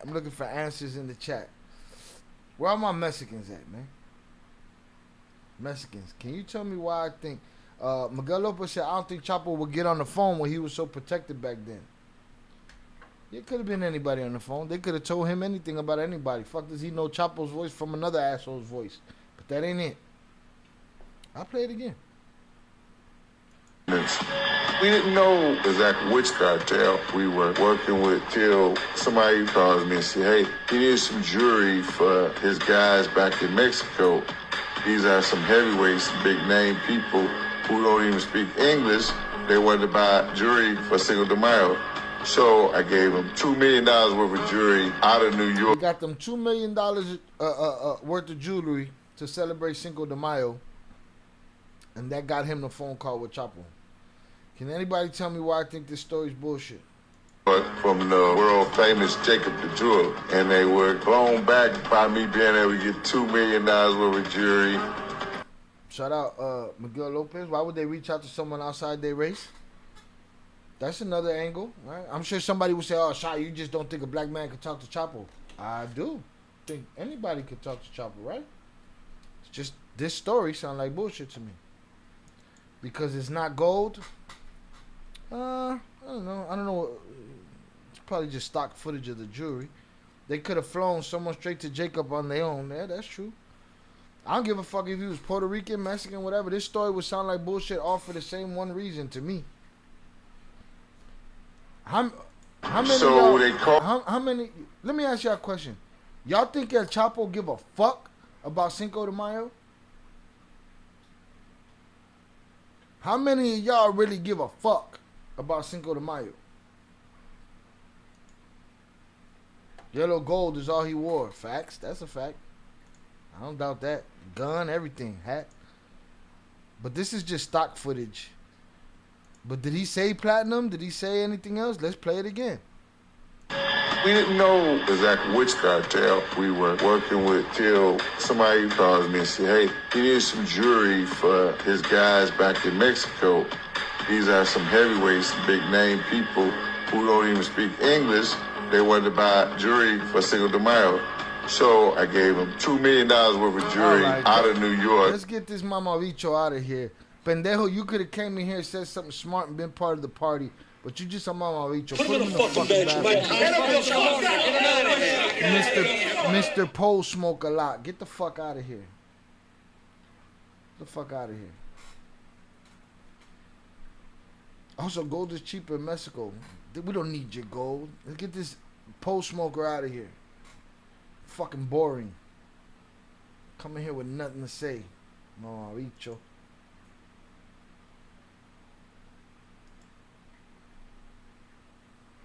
Boom. Shining like a motherfucking sniper, boy. She like Oso. Oso hit him in the head. Headshot. He gone. Boom. He gone. Don't go. Zoraida on that ass too. Mr. Choke on cock. Shout out Miguel Lopez. Okay, everybody but you. You are a Confederate resident Mexican. Yeah, Mexicans love to party. We party for up to 3 weeks, no breaks. Chapo don't even wear jewelry or care for it. Bruh, he needed $2 million worth of jewelry from Southwest T to celebrate Cinco de Mayo, man. Right? Fuck is wrong with you? Huh? Right? You think he gave a fuck? Listen, man. He needed to get all of that jewelry to Tomas Gonzalez. Okay? The greatest trick the devil ever pulled was convincing the world he didn't exist. You know? Shout out Pete Never on the check-in. Salutes to you, sir. Good to see you. Chapo don't spend like that. Probably does. Not on that. You know? Probably on parties to collect young women. Maybe he do that. But come on, man. He need to reach out to Southwest T for some jewelry. For a Cinco de Mayo party? I don't know, man. I thought Cinco de Mayo was like for white people on the Gold Coast. There's other traffickers, maybe like Arturo Beltran Leyva would buy jewelry, but he would get it on his own. Why wouldn't he? Why wouldn't he? The Cinco de Mayo is just the you know, that shit's overboard. And motherfuckers gonna be like, come on, maybe he meant Mexican independence. I'm saying, bro, stop. Maybe it was a mistake, Shy. Okay. We didn't know exactly which cartel we were working with till somebody calls me and say, hey, he needs some jury for his guys back in Mexico. These are some heavyweights, big name people who don't even speak English. They wanted to buy jury for Cinco de Mayo. So I gave them $2 million worth of jury out of New York from the world famous Jacob the Jeweler. And they were blown back by me being able to get $2 million worth of jury. So they called to thank me in Spanish for being able to do that. And he says, hey, you don't even know who you was talking to.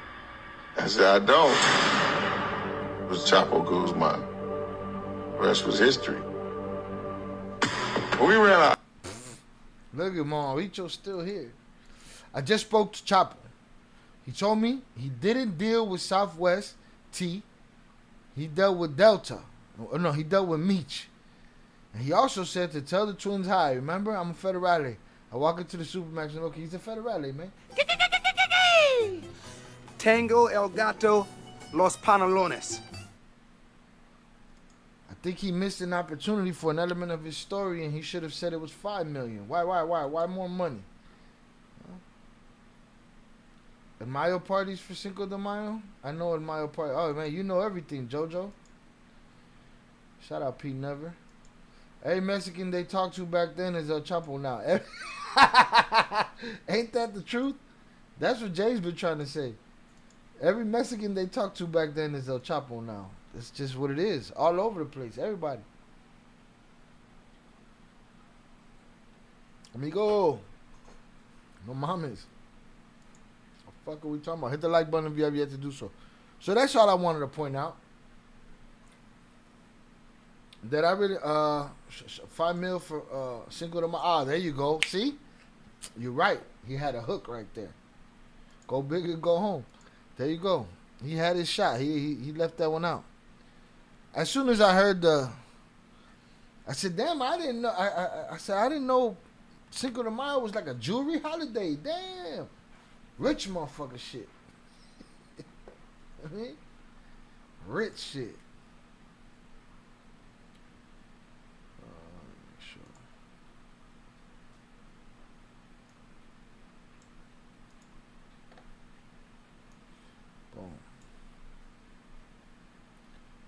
Operation. Yeah, that sounds like some bullshit. I've been here. Been to this mural right here. I've been here. I smoked right here. I done drank right here. They're in the Bronx.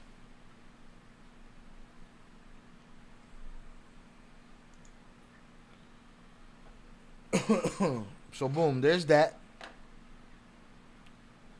Wanted to get that out the way. That sounds like bullshit. Shout out Country Boy though. That's where I got the video from.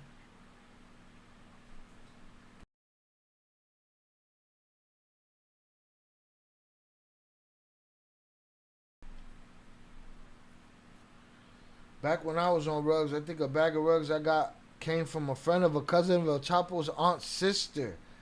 You might be right, Raven.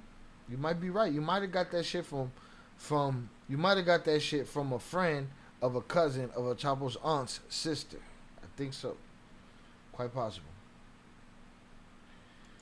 I'm gonna go up as Chapo had me run and get a pie in New York. Or was it Diddy? No, it was a cheesecake. The point is I ran. And I'm overweight like a motherfucker. Alright, salutes. It was definitely cheesecake. I think Southwest T thought he spoke to Chapo or thought he was dealing with him. I don't doubt it. That's all the motherfucker gotta say. Don't worry, I got you. You're plugged with we got you with the mustache.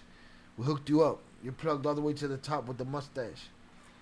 Alright, you can run with that. You got plausible deniability, I guess. Or I walk away from that conversation and say, man, that motherfucker could have had me on the phone with anybody. Fuck do I know? That's just me. I'm just a dummy. I'm not a kingpin. Fuck do I know? All right, boom. There's that. I think we got nothing else on that. I want to talk about what's gonna happen on the weekend with the fights. We're gonna have a live stream Friday night, and then I'll probably go live for the fights again. I'll do it at the Fight Channel, or I'll do it on the Discord. If we don't get a nice group on the Fight Channel, then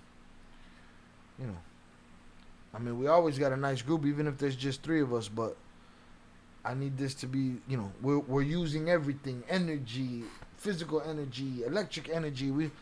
It got to be worth the channel's while. So rather, I'm like Baby D. I know every snack before it comes out. I'm out of breath typing type shit. I believe you, bro. I believe you. Boom. Military forces. Army and the National Guard. Yeah, fuck these guys. Ain't shit popping over there. Those detained at the Izaguri Ranch will spend 141 years. Oh, you know what? I've been recording all this time. Oh, let's do that. And then let's kill their remarks.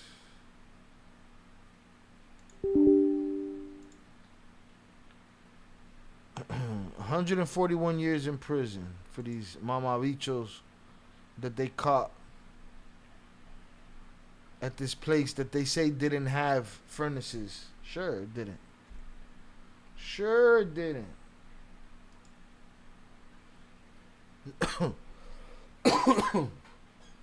Those detained at the Izaguri Ranch will spend 141 years in prison. July 8th, this information was posted by El Occidental. They will also have to pay 1.3 million pesos to repair the damage. Oh yeah, they're gonna do that?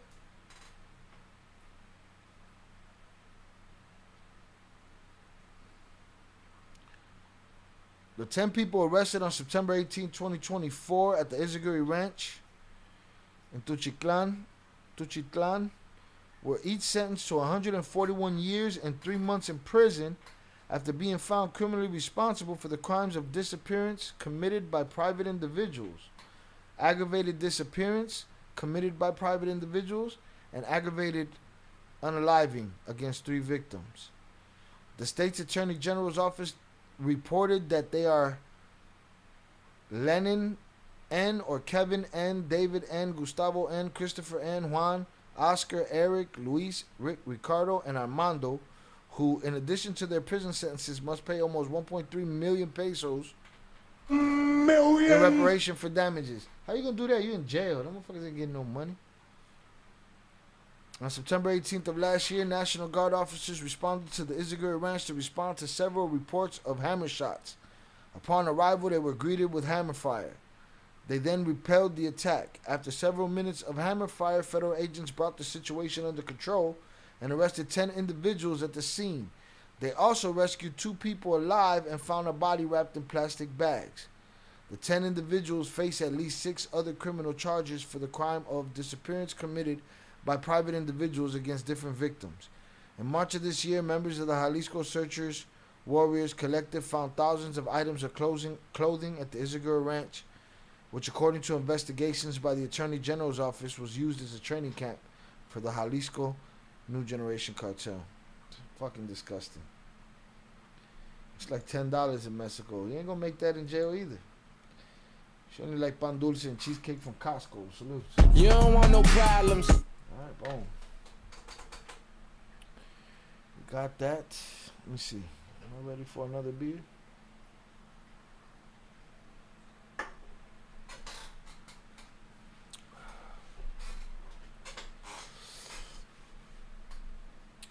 Get off their dick already, JoJo.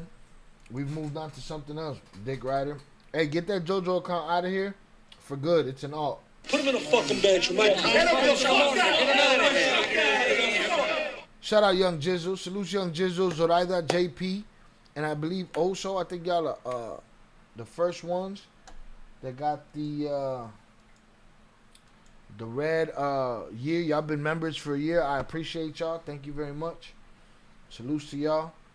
I hope I deliver for you, and I hope to deliver much more.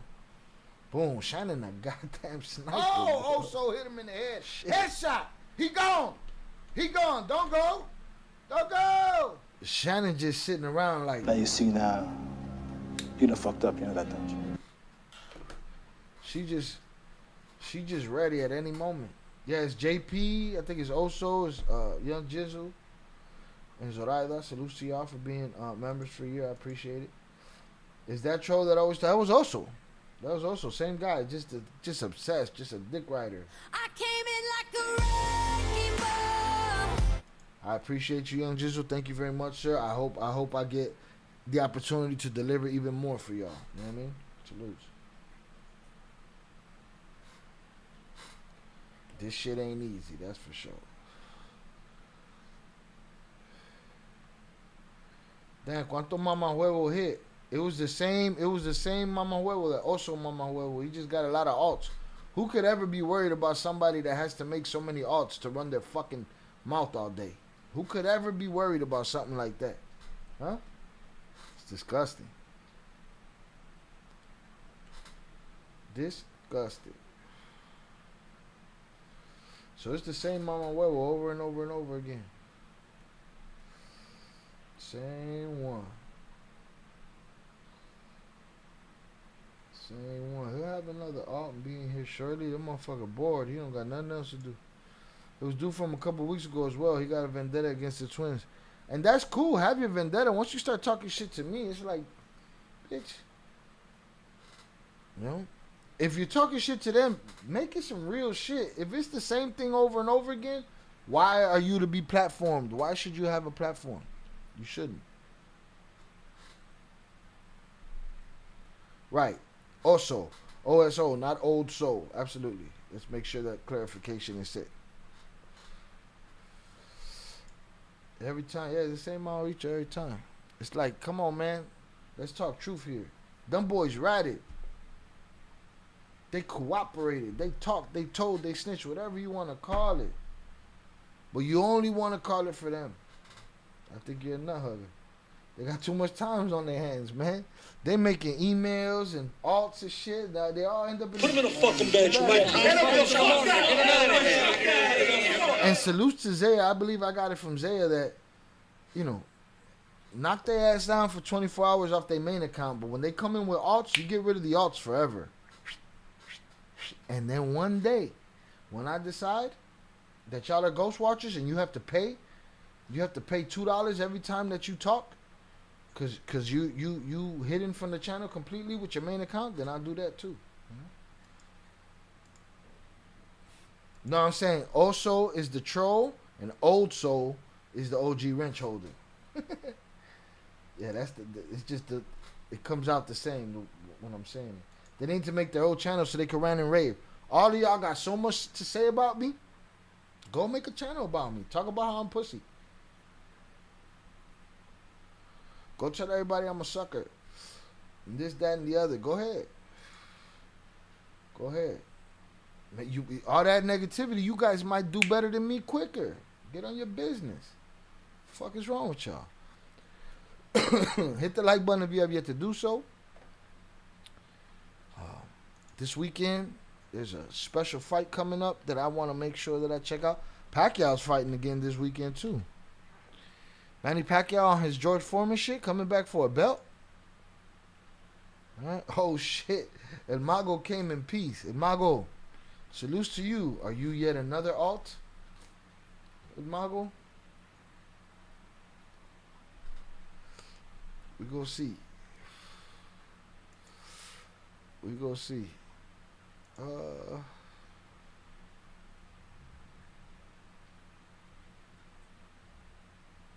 switch from this to that. From this to that. Boom. No worries, Raven. Barrios versus Pacquiao.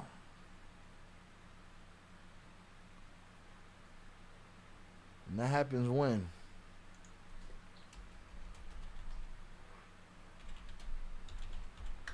Huh? He's putting a George Foreman, come back for a belt? The GSP? Mago said, just got here. What's the topic? Well, you got to catch a replay game? because we are on the 4th hour of this. And the topic was what the title says. All right, Jack Riley on the Flores twins. We got through that. We got the Southwest T, and now we're on boxing and MMA for the weekend. Right? I'll drop the channel link for the fight channel. Right?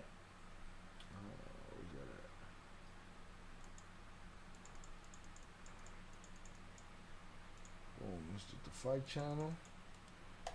If I go live for the fights, if we get a certain amount of subs over there, I'll go to Head Kicks and go live on Saturday night.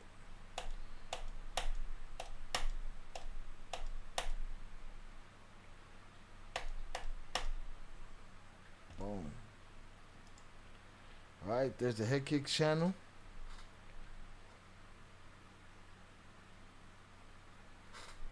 Hit the like button if you have yet to do so. Will be a good fight. Pacquiao by TKO. Oh shit. Dub Rifer. Is it another one? If you got that much, that's so crazy. I could never. Shout out J-Rock. If I could pretend, I wouldn't feel right. I'm out for the night, ladies and gents. May the Lord bless all of you and allow us to wake up tomorrow. Salute to you, Miguel. I appreciate you.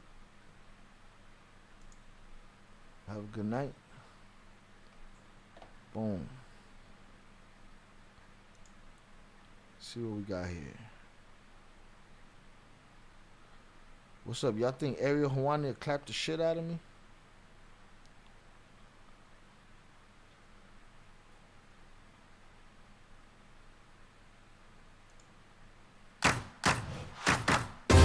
With fast signs,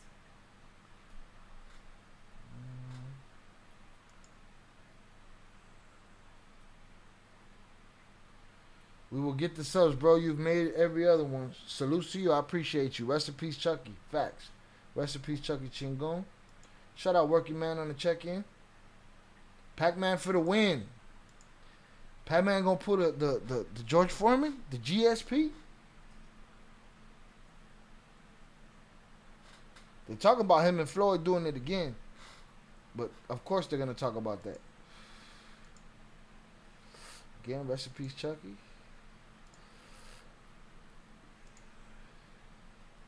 See how good we are? Everybody gets the benefit of the doubt till they fuck up and they end up in the bathroom. Put him in a fucking bedroom, Mike. Don't put nobody in the bathroom just yet.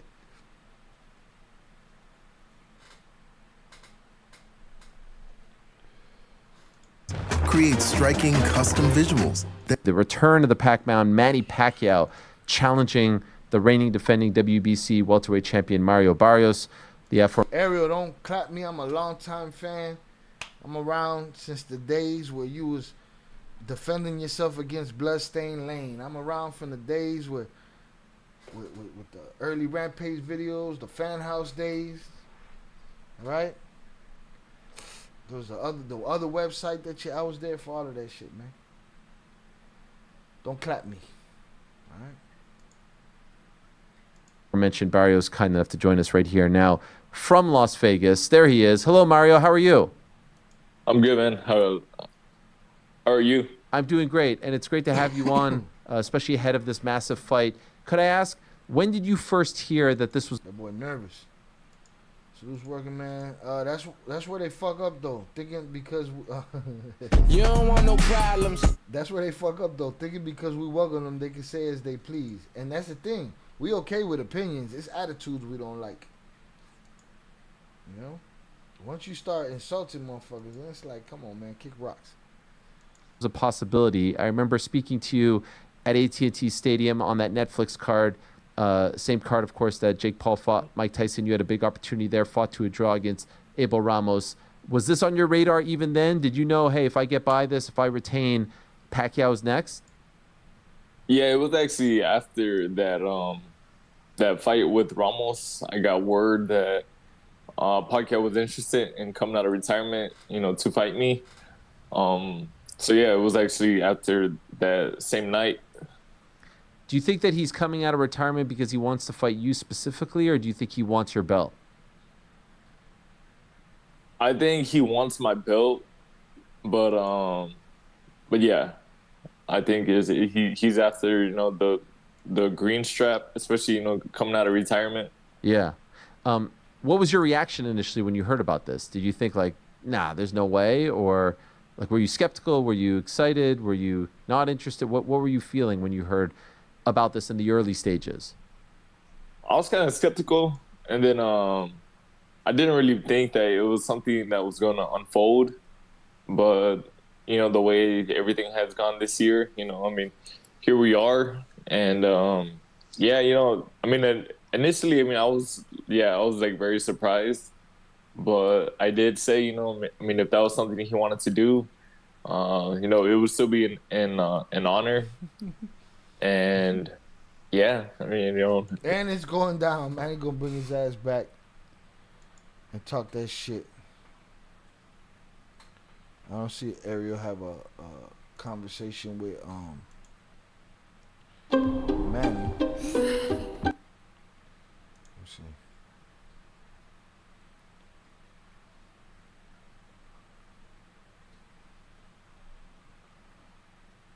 Tony Ferguson fighting again? Stop it. Manny Pacquiao, here we go. Couple of seconds, we're going to be joined by the great Manny Pacquiao. What a legend he is. I mean, it's an unbelievable story. He's coming back at 46. He hasn't fought in a pro bout in 4 years. 12 world titles in 18 different weight classes. The only 8-division champion in boxing history. Amanda Serrano 7. 4 lineal championships in 4 different weight classes. Won his first world title at 19 years old in 98. He's attempting to become the world champion once again 27 years after his first world title. His 30th world title bout, I might add. Who's come back? Who's come out of retirement for world titles in the past in boxing? Boxers who came out of retirement to win championships. 7 boxers who came out of retirement. 7 boxers who came out, and 8 boxers who made successful comebacks after retirement. Who we got here?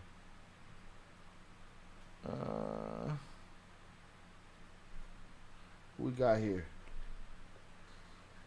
Larry Holmes ruled the heavyweight division for nearly a decade. Championship won after retirement. Length of retirement, 3 years. Notable victories. Joffrey, bantamweight. Became the champion after so this motherfucker ain't got no championships after retirement. So Larry Holmes ain't got none. Joffrey does. Vitaly Klitschko got one after retirement. Eric Morales got one after retirement. Sugar Ray Leonard got 4 after retirement. Floyd Mayweather got 7 after retirement. Who's it? Sugar Ray Robinson got 9 after retirement. Probably the GOAT, Sugar Ray Robinson. George Foreman got 2 after retirement. All right? So Manny's trying to be on this list. Manny's trying to be on this list. Michael said, I'm still kicking ass at 55. Whatever works. But let's say, goddamn, 46? Relax, Papa. I can still be a champion. Coño, Papa, ponte los guantes con él. Who, me? No, I'm straight. If he wins, he'll be successful in world title bouts in the 90s double zeros, 10s, and 20s. And should he win, he'll become the oldest fighter behind Bernard Hopkins to win a world championship and will join Hopkins and Foreman as the only fighters to win world titles at the age of 46. He'll also be the first man to win a world title after being inducted into the Boxing Hall of Fame. He's the one and only. He's the living legend. He's the pride of the Philippines. The great Manny Pacquiao is here. Is he there? Manny, how are you?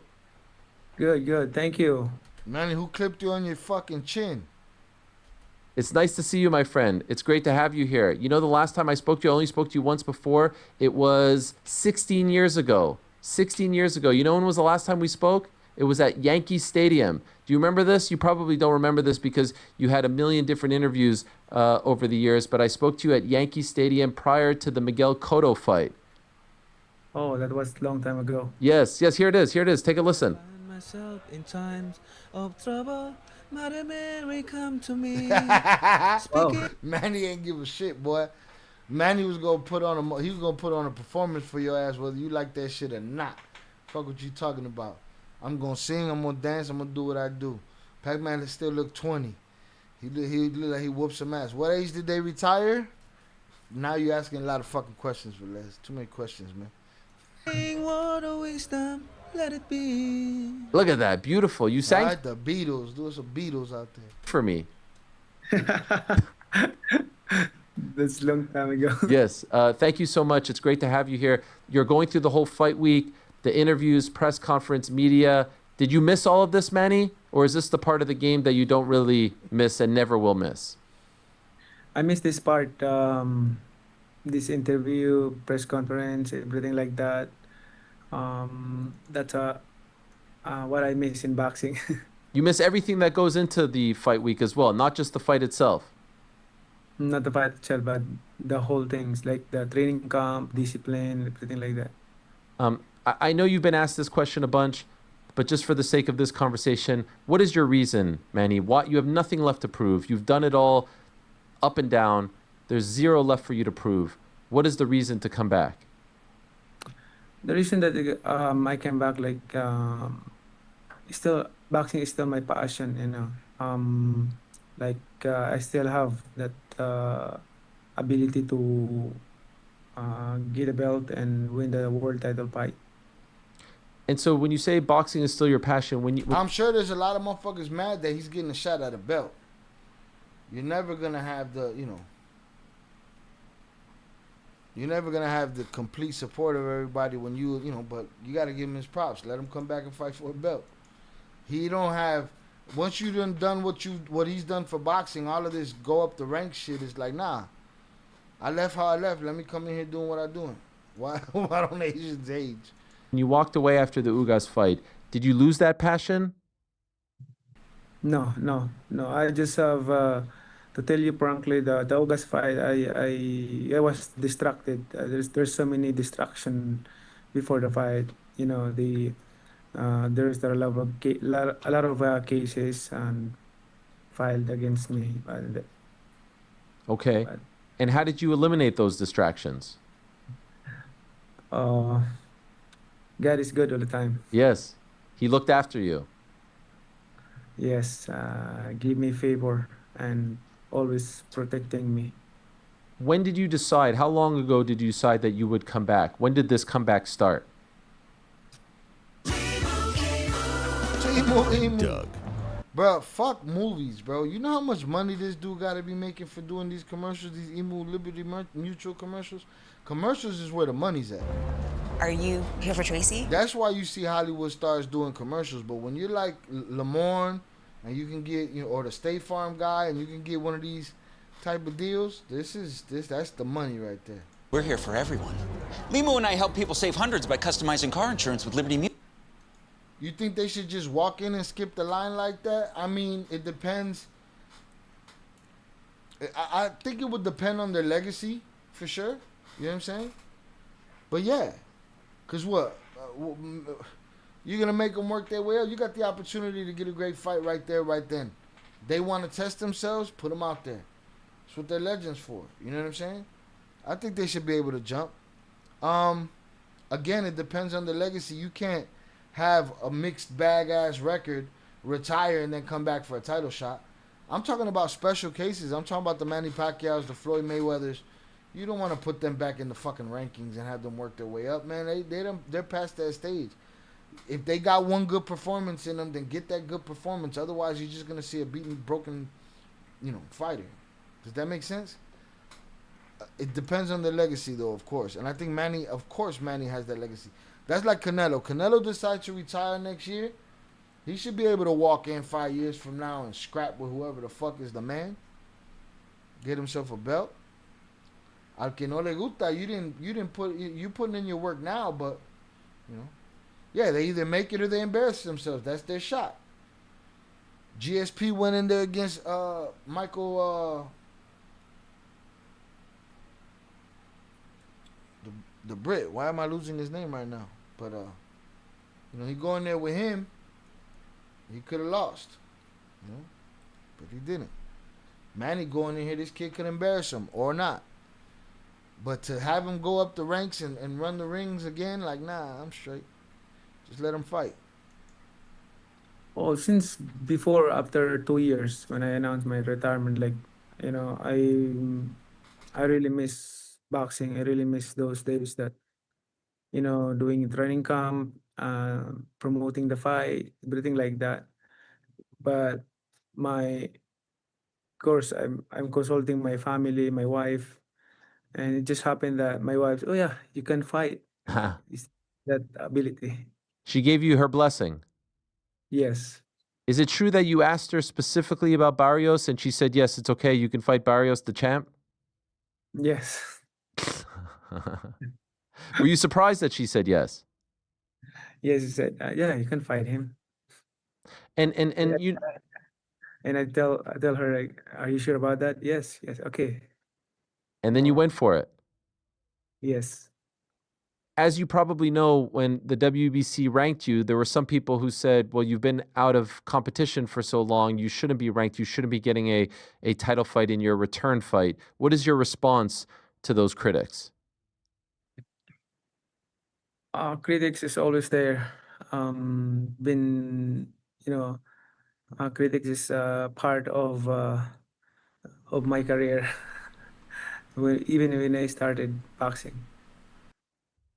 Do you understand where they're coming from, or do you think because of everything you've done in your career that you should be given this opportunity? I understand that all critics, I always inspired of the quote of Winston Churchill said, "You will never reach your destination if you stop and throw stone at every dog that barks." Okay. Damn, you'll never reach your destination if you stop to throw stones at every dog that barks. Damn. What? We've seen plenty of fighters that should have just hung up the gloves, but want one more title, one more fight, one more glory moment, one more walkout. It seems to be the sport with the most. These guys, a lot of them don't know what to do with themselves without having something to prepare for. Which is why you got fights like Dustin Poirier versus Max happening. Those are two guys that are gonna suffer through the beginning stages of their retirements. Is Pac-Man considered a little person? No. Who taught you that line? That's a great line. Winston Churchill. That's Winston Churchill. Amazing. You read it somewhere. Yeah, you will never reach your destination if you stop and throw stone at every dog that barks. I like it. And so here you are fighting the great Mario Barrios. Have you been impressed with Mario? Have you watched his fights as of late? He should have shout out Shannon. Shannon, that's a little like Chavez Jr. did. Came back, just wanted to beat Jake Paul. Shit. He should have acted like it, that motherfucker. But yes, it happens with a lot of them. Chuck Liddell, a lot of these guys, they cannot retire. I mean, look at Mike. The retirement. Sometimes it's about money. Sometimes it's not. Sometimes it's I don't know what else to do with myself. Max still fighting because the UFC doesn't pay like boxing. Max still fighting because he still can fight. Right? And boxing doesn't pay like boxing, except for the guys at the top. Yeah, of course. He's taller than me, and he's a champion. Um, to become a champion is not that easy. So at least he proved something. Yeah, that he can fight. You know, we also cover mixed martial arts here, Manny, and there was a time where we thought you might fight Conor McGregor. There was some talk of that. How close did that come to fruition, you versus Conor? Oh, there's almost make that happen at fight, but the thing is like I said, there's so many problems about his manager. Okay. Has that all been settled now? No, it's about finish. Okay. About to Is that still a fight that you're interested in, or because of all of that, are you no longer interested? I don't know. Right now, I cannot comment about that because the case is not yet finished. Okay. You did have a couple of exhibition fights in Ryzen, which they do big shows in Japan. What was your experience like with them? Oh, great experience. He only said it once, though, Ivy. He just said Conor McGregor the way that dude said Tomas earlier. He just said it once, though. It's like, I didn't train that much, but it's good. I mean, at least for being a retired in that time, like, doing nothing. So exhibition. It's a pretty good payday for not, you don't have to train so much and you show up and that's it, right? Yes. But there's a big difference between those kinds of fights and the one that you're having on Saturday, right? Paul Brothers would have never landed anything on Floyd, and miss me with the pity pat shit that Logan Paul be doing. Miss me with that bullshit. Only once this time we all know he had a lot of practice. Oh, that's different. Like this fight, I work hard. I trained 2 months in wild card. When you went back to wild card after all those years, like what were the feelings that you were feeling? Did you feel like a kid again? The smells, the feeling, the sounds, being back there with Freddie and the team. Freddie Roach, bro, still ticking. What he got? He got the Parkinson's. Freddie Roach been saying for years, when I fall out, the perfect way for me to leave is holding pads, holding mitts. That's it. Shout out HG. Salute to you. Thank you for being here. Velez, you gotta relax. We sent him over to you. Remember? He wore Mexican trunks his last fight. It's tu primo way. Excited, like, my feelings, like, I can explain what when I start in wild card, those days. You felt like a young boxer again, starting out, nostalgic. That's right. And I'm so happy because doing training, hard work training in wild card with my son, Jimmo. Yes, he's a boxer as well, right? He hasn't made his pro debut just yet, right? Not yet. This year, I think he decided already to become professional. Was there some talk of my son doing training, hard work training in wild card with my son, Jimmo. Yes, he's a boxer as well, right? He hasn't made his pro debut just yet, right? Not yet. This year. That's crazy. His shorty training in wild card. Freddie's still doing his thing. Freddie gonna fall out in the ring. He ain't going nowhere. I don't think Conor exists. I think he was an AI the whole time. It's the only explanation.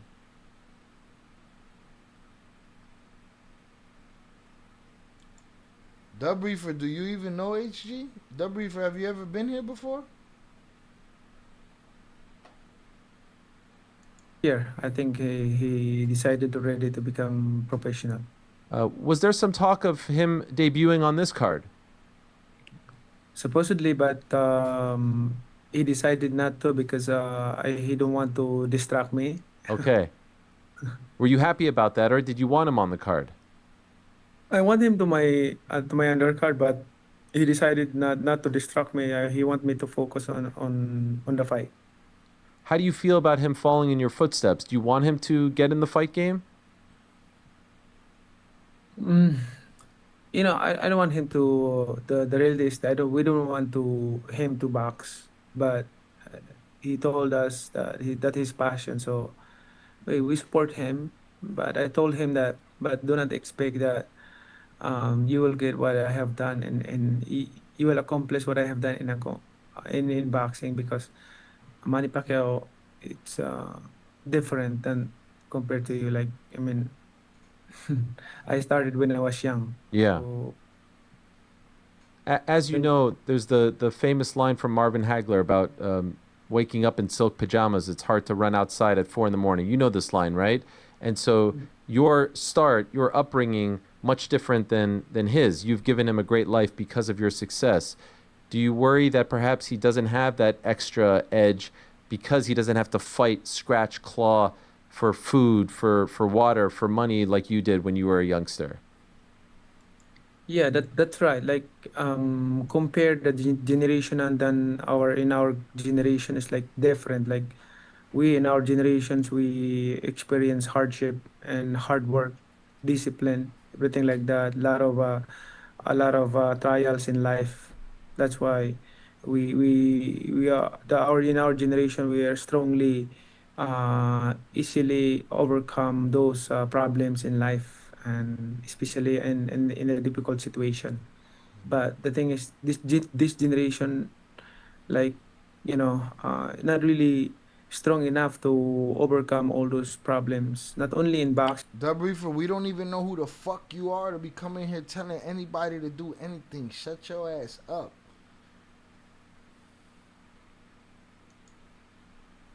But also in reality in life. That Dub Reefer to the bathroom. I don't know what the fuck. Put him in a fucking bathroom. Get up, they need to so strong enough to overcome all those problems, not only in boxing but also in reality in life. Well, that Manny's here. He's ready to scrap. We're gonna watch him scrap this weekend. We're gonna send Dub Reefer to the bathroom because he act like he know who the fuck HG is in here. You're here? You're here? Yeah, you're here for now. You know where you're going? Oh shit. Oh, you gotta give him a little bit more. There you go. There you go. Adiós, pendejo. Alright. I don't need to tell anyone anything here. Dub Reefer la cagó. Dub Reefer, you're gonna have to explain yourself next time, but today, I'm straight. I'm straight. Alright. Pacquiao fighting this weekend. What time is that? Saturday gonna be a busy day for me.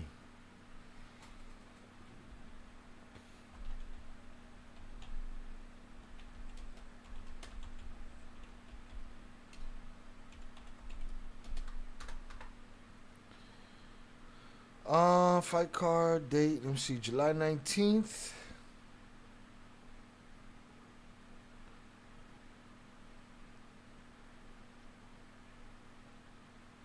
Let's see.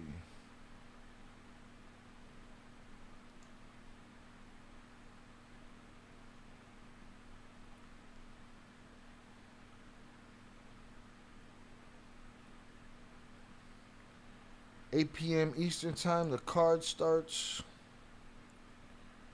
All right. What did I really miss? A whole bunch. You're going to have to replay game. I was multitasking, did put in the chat, but I thought of you right away and how you would have gone off on him. Salutes. So, boom, that's 8 p.m. Eastern, 7 p.m. Midwest.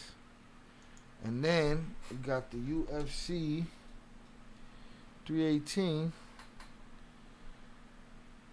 which is pretty crazy.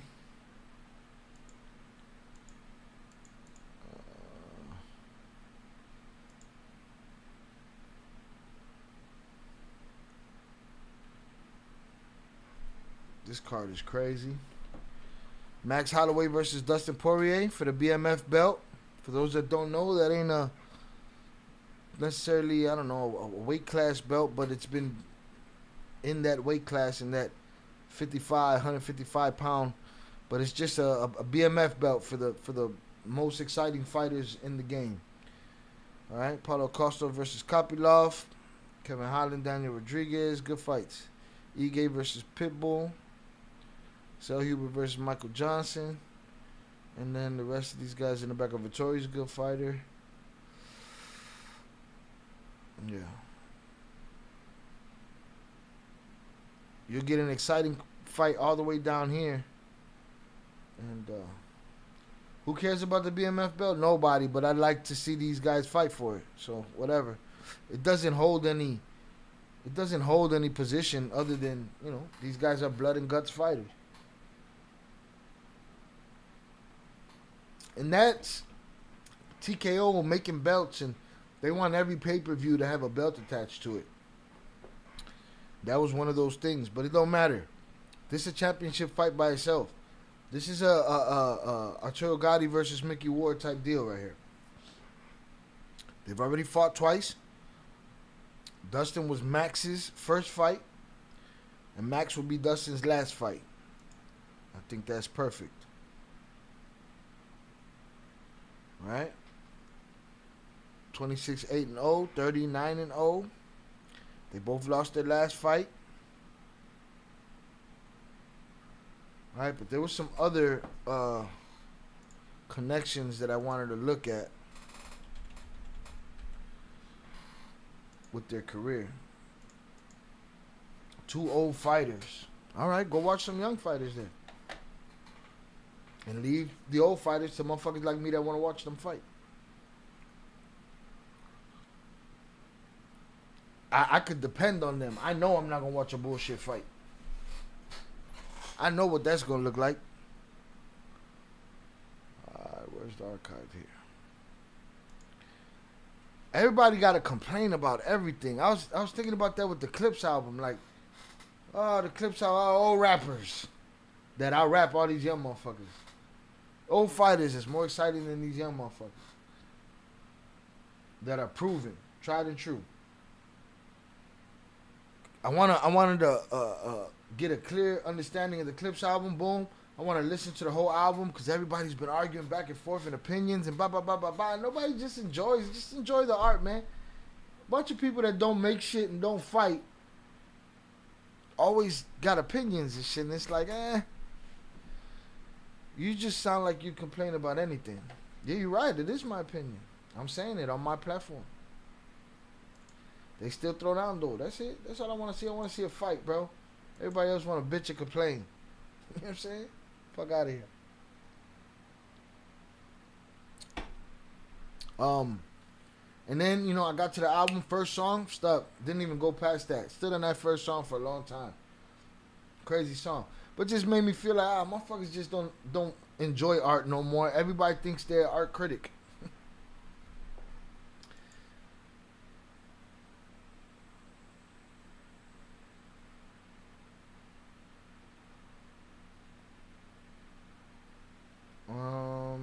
Anyone else see the musician that sings Sweet Caroline? He was at the live performance of the story of his life. He retired a few years back. I don't remember his name. But yeah, man. Don't watch those fights though, Lord of the Sky. Make sure you don't watch those fights next week. Don't watch Manny fight either. Everybody too old for you, bro. Don't watch those fights.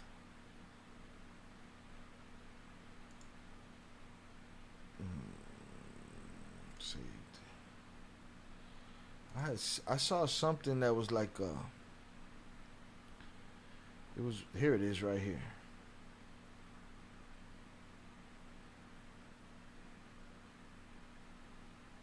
If this is true, this is crazy stats right here.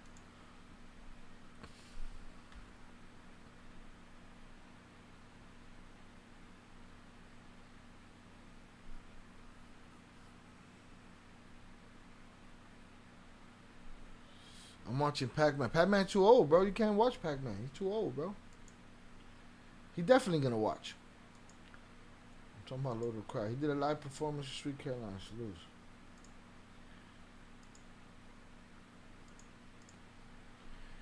22. They're tied for 5th most victories in the UFC. They've been in the game that long and fighting that consistently. All right. So I thought that was pretty crazy. 22 victories. I don't see Haymakers as a liar.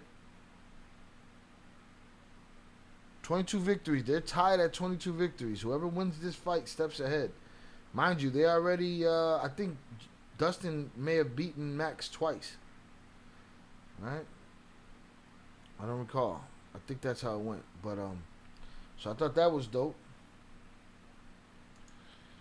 And then this right here, they both, see, but this UFC, this doesn't tell us that. This says something different. The UFC breakdown says something different. It says they're 39-0. It depends what I think their UFC record. I think this professional record is different from their UFC record. That's what it is. Yeah, that's exactly what it is. All right. So the UFC, both of them have 22 victories, right? Which they're tied for 5th. And they both have 8 losses in the UFC. This is crazy the way they're lined up right here. Okay. Dustin's 30-9. What you mean? Yeah, but yes, this is only the UFC record, which really is all that counts. All right, boom. So that I thought that was dope. They're both 22-8. Let me see. Both 22-8.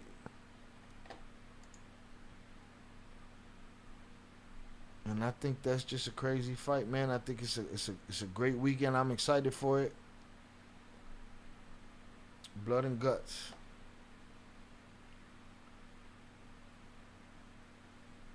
Oh man, you gotta come better than that. That's kind of weak. HG, I was gonna say that I don't get it. You're here on someone's platform. Create your own platform. Do whatever you want. Go over there and make videos about me, man. Go talk your shit. Yeah, that's about as much as he deserves. He talking about old fighters. He want to watch these old fighters. Street fight, and I'm fighting for my life. And there's one person I have my.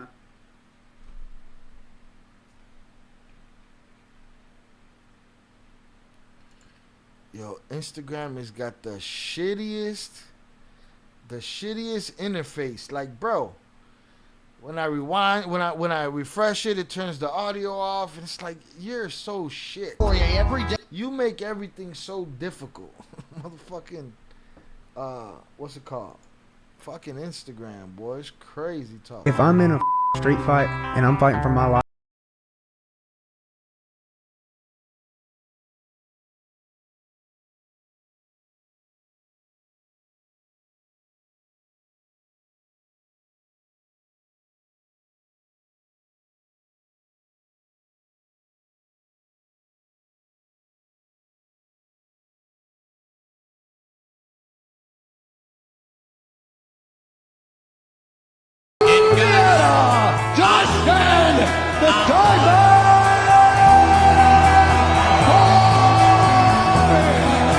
It's gonna be a good fight.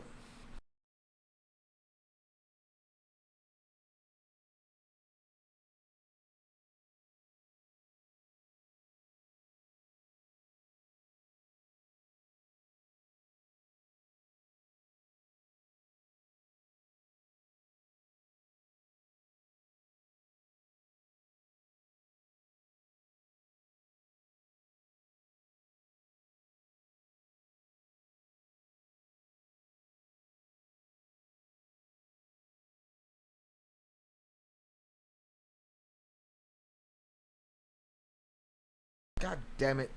I don't know how much y'all missed. I was asking HG if you want to get wrenched up on this particular account or on your other account. You gotta let me know. And I was talking about Velez talking about that's crazy. When you love what you do, you push yourself. About dude that Shannon was talking about that was up there performing with Parkinson's.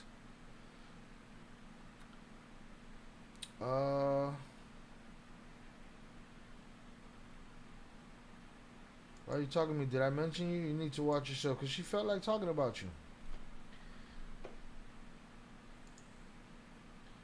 Rest in peace, Chucky. Definitely muted. I found a crazy pursuit video. Thought of you, bro. Here's the thing about pursuit videos. I feel like they gotta be live. Shout out to the homie Zaya. Zaya catches them when they're live. I've never really, you know, done them. I do more of the body cams, but because you know, if you don't catch it live and then somebody come and spoil it for you, I want the excitement of not knowing what the fuck is going on. But I don't know, man. Put it in the fucking Discord. Go get a Discord. Put it in the Discord. I'll see if we do it. Alright, boom. Let's see what else I want to look at quickly. We can watch Ariel break that down quickly and then we'll get out of here. We covered a whole lot today on an impromptu Wednesday.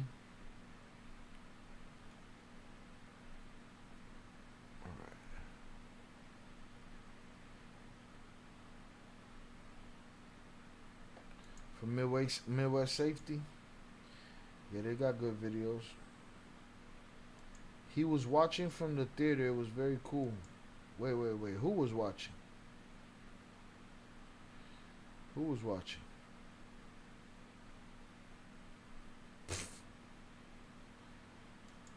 I don't know. Maybe the Lord of the Sky is another nut hugging. Oh. I came in like a wrecking ball. Alright, looking like this, just like that on the wrecking ball. I came in like a wrecking ball. Yeah, LA be having police chases all day. Boy. Alright, I'll look into it, Primo. Again, I haven't even had time to do body cams. Like, there's just not enough me, bro.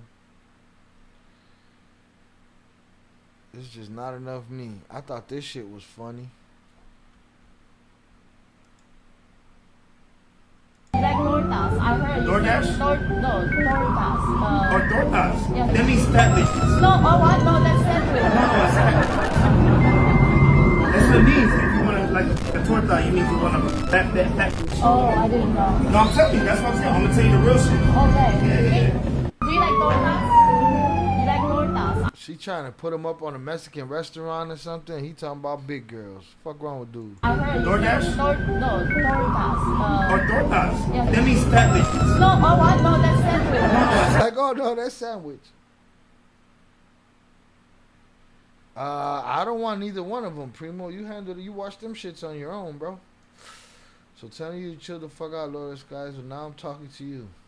I'll give her a wrench right now to clap the shit out of you. Yeah, I don't want either one of those videos, bro. Alright. Yeah, she was talking about the food. She talking about the sandwich. He's like, nah, man. I'm telling you what the fuck is what. What's crazy is this. I was looking at this. Right, Chapo's son on video, Lopez promised to cooperate with the U.S. government against his own family in exchange for less prison time, right? Look at the delusion. Like torta shy, I'm a torta fan. I fuck with a torta. HG, you talking to me? Now why should I care who you talking to? Lord of the Skies, man, you too old to be fighting. But look at this shit, right? Boom, we all know he's snitching, right? He's talking, right?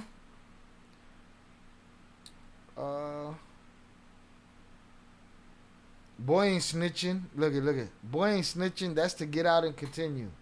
Why it's not snitching, bro? Why? Why it's not? Yeah, okay. The whole time Pops told him to do that. Yeah? That's what they've been doing lately? Look at these comments. And I'm supposed to take people seriously and people's opinions seriously? Boom, this I agree with. Streets is done. Pops probably told him to do it. Ha. It's simpleton thought. The boy ain't snitching, man. He know better than that. Wrong. You people are defending these motherfuckers that will snitch on you. Huh? Hold on. HG.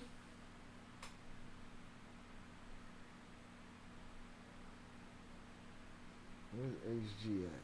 HG. Congratulations on your training day. Right?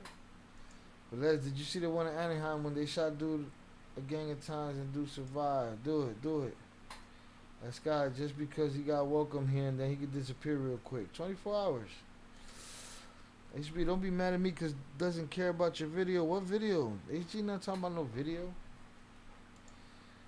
The Sky Dude, chill, don't come here talking like you've been here before. Sky Dude just mad because I feel like he's a jerk off because he don't want to watch two good fighters fight. He got an opinion about everything. He just mad. Why you mad for? All I do is disagree with you. Don't be a hoe about it. Nah, HG got a wrench. She can clap you in your shit. Shout out Ricky Bobby on the check-in. Appreciate you. But look at these delusional people. Look, Cap. He's not. Are you people crazy? What do you think? You people think this guy's noble over here? He a stand tall kind of guy? Huh? Salutes HG on her chaining day. I was confused about the video. I'm confused about the video. Emma Reacher just talking. He's like the last guy. What you got? You got dudes with alts coming in here looking for you? You're not your daddy's son. What you mean? His daddy's a rat too.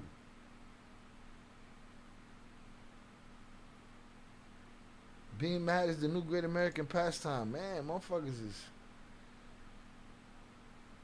I've been here since the beginning, but still driving. Salute to you, Ricky Bobby. Safe travels. Boom, there you go. Only talk bucks. Like father, like son. And y'all wonder why Trump doing what he doing and want to get mad. Fuck Trump. I'll never claim him as my child after that. Yeah, you won't? Stop it. She been 1K. Relax. I should do this, more of this. Reacting to comments, because people stupid as fuck. Some of them be popping up in the chat and shit. Picking and choosing who and when they can snitch.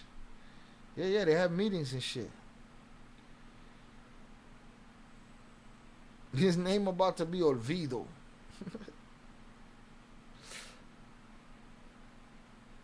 I don't care about being blocked from a chat, but you can see, that's what I'm saying. You insulting motherfuckers and shit.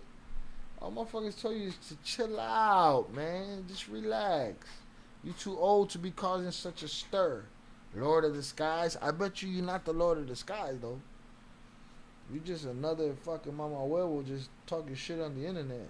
All I did was say that you hated on the fight that we were talking about. I said why you shouldn't. Why it makes you look like a jerk off. And now you got a spiral effect going. What a mama werewolf. He cooperating just to get broken out. How does that make sense? He cooperating to get broken out? You mean he gonna get out scot-free in a couple years? Because that's what it means, stupid. Why he gotta escape for it? Cartel gonna end that quick? They didn't end it for none of these other motherfuckers. They didn't end it for Vicetillo.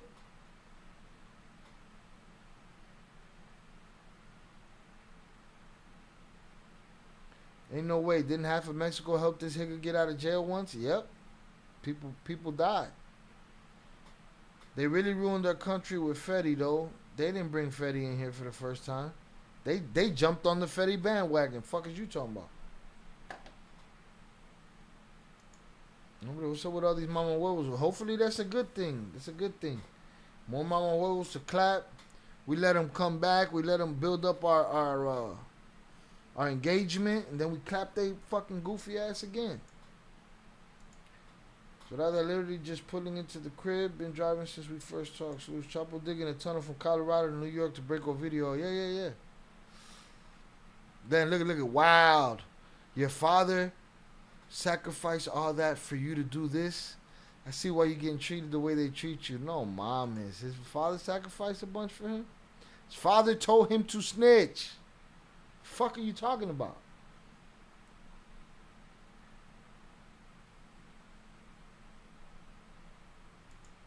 It's just, I have no, this shit makes me, comment sections make me have no hope for humans. Yeah, it's watch hours. We let them talk. Till they start getting insulting and want to take too much attention. and we take that engagement, then we get them the fuck out of here. We put them in the fucking bedroom. I'm sure it's good for a laugh every now and then when we put them in the fucking bathroom. Look at old girl. Couldn't be my son. Shut up. That's what they're doing. Cartel gotta get them. Stop it. That's why timeouts are better. Builds engagements. Definitely. I leave their main account there. Hit the like button if you have yet to do so, people. I leave their main account there, and I get rid of their alts forever. Alts can't hang around. You come talk with your real name. We're not guessing. The Lord of the Sky mad as shit. Why you snitching? You still gonna have time to do? What is he answering a plea deal for? He doesn't have legal papers to even go through a court hearing. His daddy told him to snitch, y'all. Stop putting his daddy on a pedestal.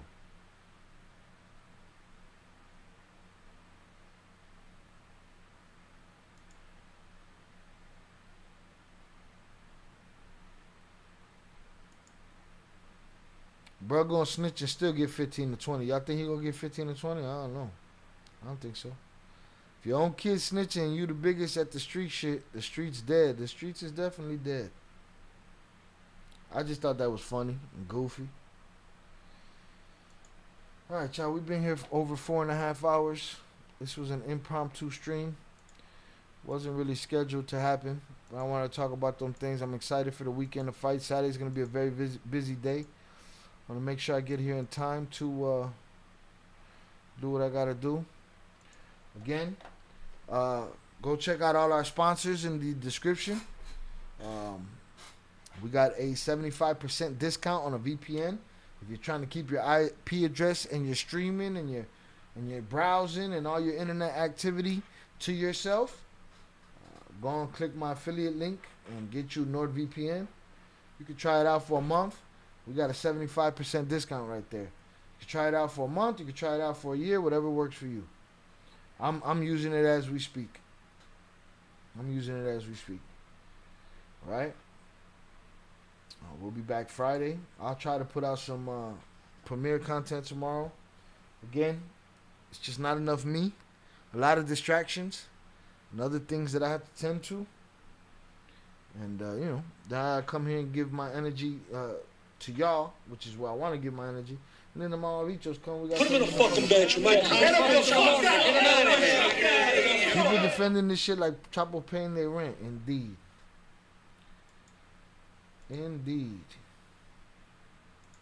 Ricky Bobby says he's tired. Gotta go to Green Bay Saturday. Drop 3K on new live scope since mine was stolen off my boat. Filthy. We from the older generation, at least we have common sense and respect our elders. Salutes.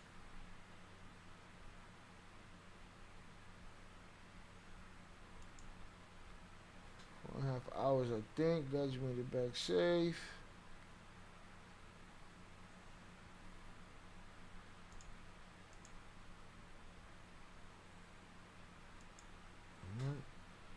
But salute to y'all. Again, make sure you check out our sponsors. Any way you can help the channel. The biggest way you can help the channel is hit that like button. It don't cost you a thing. If you're shopping on Amazon, make sure you use our Amazon affiliate link before you shop. As soon as you hit that link and you can start shopping, costs nothing for you. Gives a kickback to the channel. We appreciate that. Again, I'll be making little advertisements for my affiliates and my sponsors. Shout out Shannon. Thank you, Shy. Have a good night, everyone. Keep your head on a swivel. Stay safe. Thank you. Thank you for being here. Who's the top three? Upper Echelon. Oh, Upper Echelon dropped the dono. That's what happened. Upper Echelon, Shannon, and Zoraida. Salutes. Miguel Lopez 4. IB 5. Velez 6. Congratulations to Velez. All right. Velez got a new baby. Congratulations to Velez and the family. And to that baby. May that baby have a long and fruitful life. You know what I'm saying? Long and fruitful life. Yo, El Mago. See, El Mago wasn't all. See, he always tells on himself. El Mago, your mother's a rat. Okay? Filthy rat. Who you talking to, El Mago? El Mago, who you talking to? Who's rats? All right? You talking, because if you talking to me, then that, if you talking about Chapo and Ovidio, well, you know, then you're a little behind on the broadcast and you deserve what I said to you. Right? But if you know, if you weren't, then salutes. We've been hit by a lot of trolls today. I'm a little on edge. Fire Live Shy, a little bit of everything today. Try to hit a little bit of everything. And guess what? I'm going to do less editing. I'm just going to cut the chunks of shit and put them on the channels that they go, man. Got to do it. Primo worse. Got nothing. I put in work for next time. Get the job done. Get that money. All right, your boy got to make himself a sandwich. Maybe I have another one of these. Again, I'll try to drop something tomorrow. I'll see y'all Friday night. Saturday night for the fights. Oh, okay. He's talking about y'all. Okay, Mago, I'll take it back then. I apologize. I thought you were an alt that gave yourself away again, all right? Salutes. My apologies, all right? Your mama's not a rat, unless you was talking to me, but salutes. Shout out HG. Congrats on the baby. Congrats to you, Velez, man. That shit's a blessing. Vicente, we put out an APB for you today, all right? Had to. All right, sweet. Catch that replay game. Hit that like button. All that good shit. All right, congratulate Velez on his new baby. And the Flores wives are all good news, man. Again, I was in a mood when I got here, but that baby done made my day. That's good shit right there. All right? That's good shit right there. Again, my apologies to Mago. Salutes. Salutes, Young Jizzle. Shout out Ricky Bobby. Have a good night. Primo, have a good night. Primo, stop bullshitting and get in the Discord, Primo. Unless you're in the Discord. And if you're in the Discord, go drop that video. Don't talk about it. Be about it. Fuck wrong with you. Everyone have a great night for the rest. Get to that money tomorrow. Millions. All right, your boy gonna make himself something to eat. Keep doing what I'm doing, man. One-man army type shit. With all the odds against me. Walking against the wind. Alright, salutes. Shout out JP. Hopefully he's resting up wherever he went. Shout out my brother Osho. He gonna bring his ass back to the chat. And boom, we've been here 4 hours and 41 minutes, man. It's time to get the fuck out of here. Alright. Let's go to where we can get to right here. It was JP was first, Shannon was second, Zorada was third, I believe. Salutes to y'all. Salutes 298. Salutes Velez. Salutes Adrian, Ivy, Raven, Shannon, Miguel Lopez, Ivy,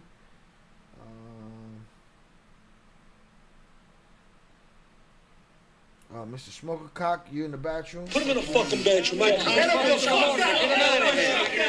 up, Eddie Jimenez. Eddie Jimenez said, we don't give no fucking gifts on Cinco de Mayo. They don't celebrate Cinco de Mayo in Mexico. Jojo's Amaricho, Oso's Amaricho. Alright, salutes Upper Echelon. Salutes to the wives. The wives are home. Young Jizzle, I appreciate you, sir. Deb Heiser, salutes to you.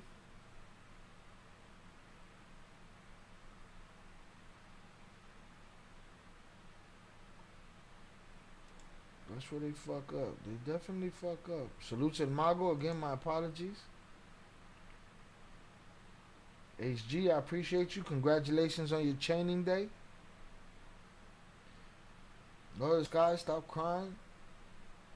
You're going to be watching Manny fight. Ricky Bobby, salutes.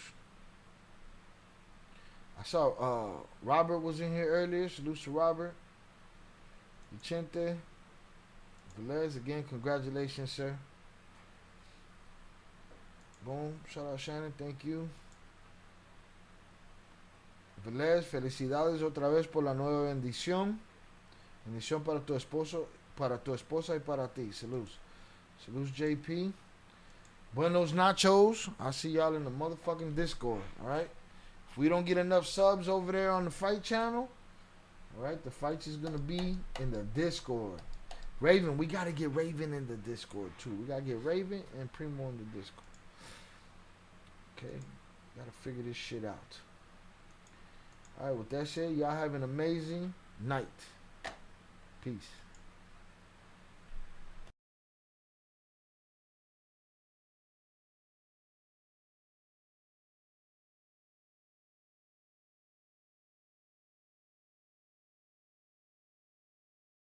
But I wanted to do hood rat stuff with my friend.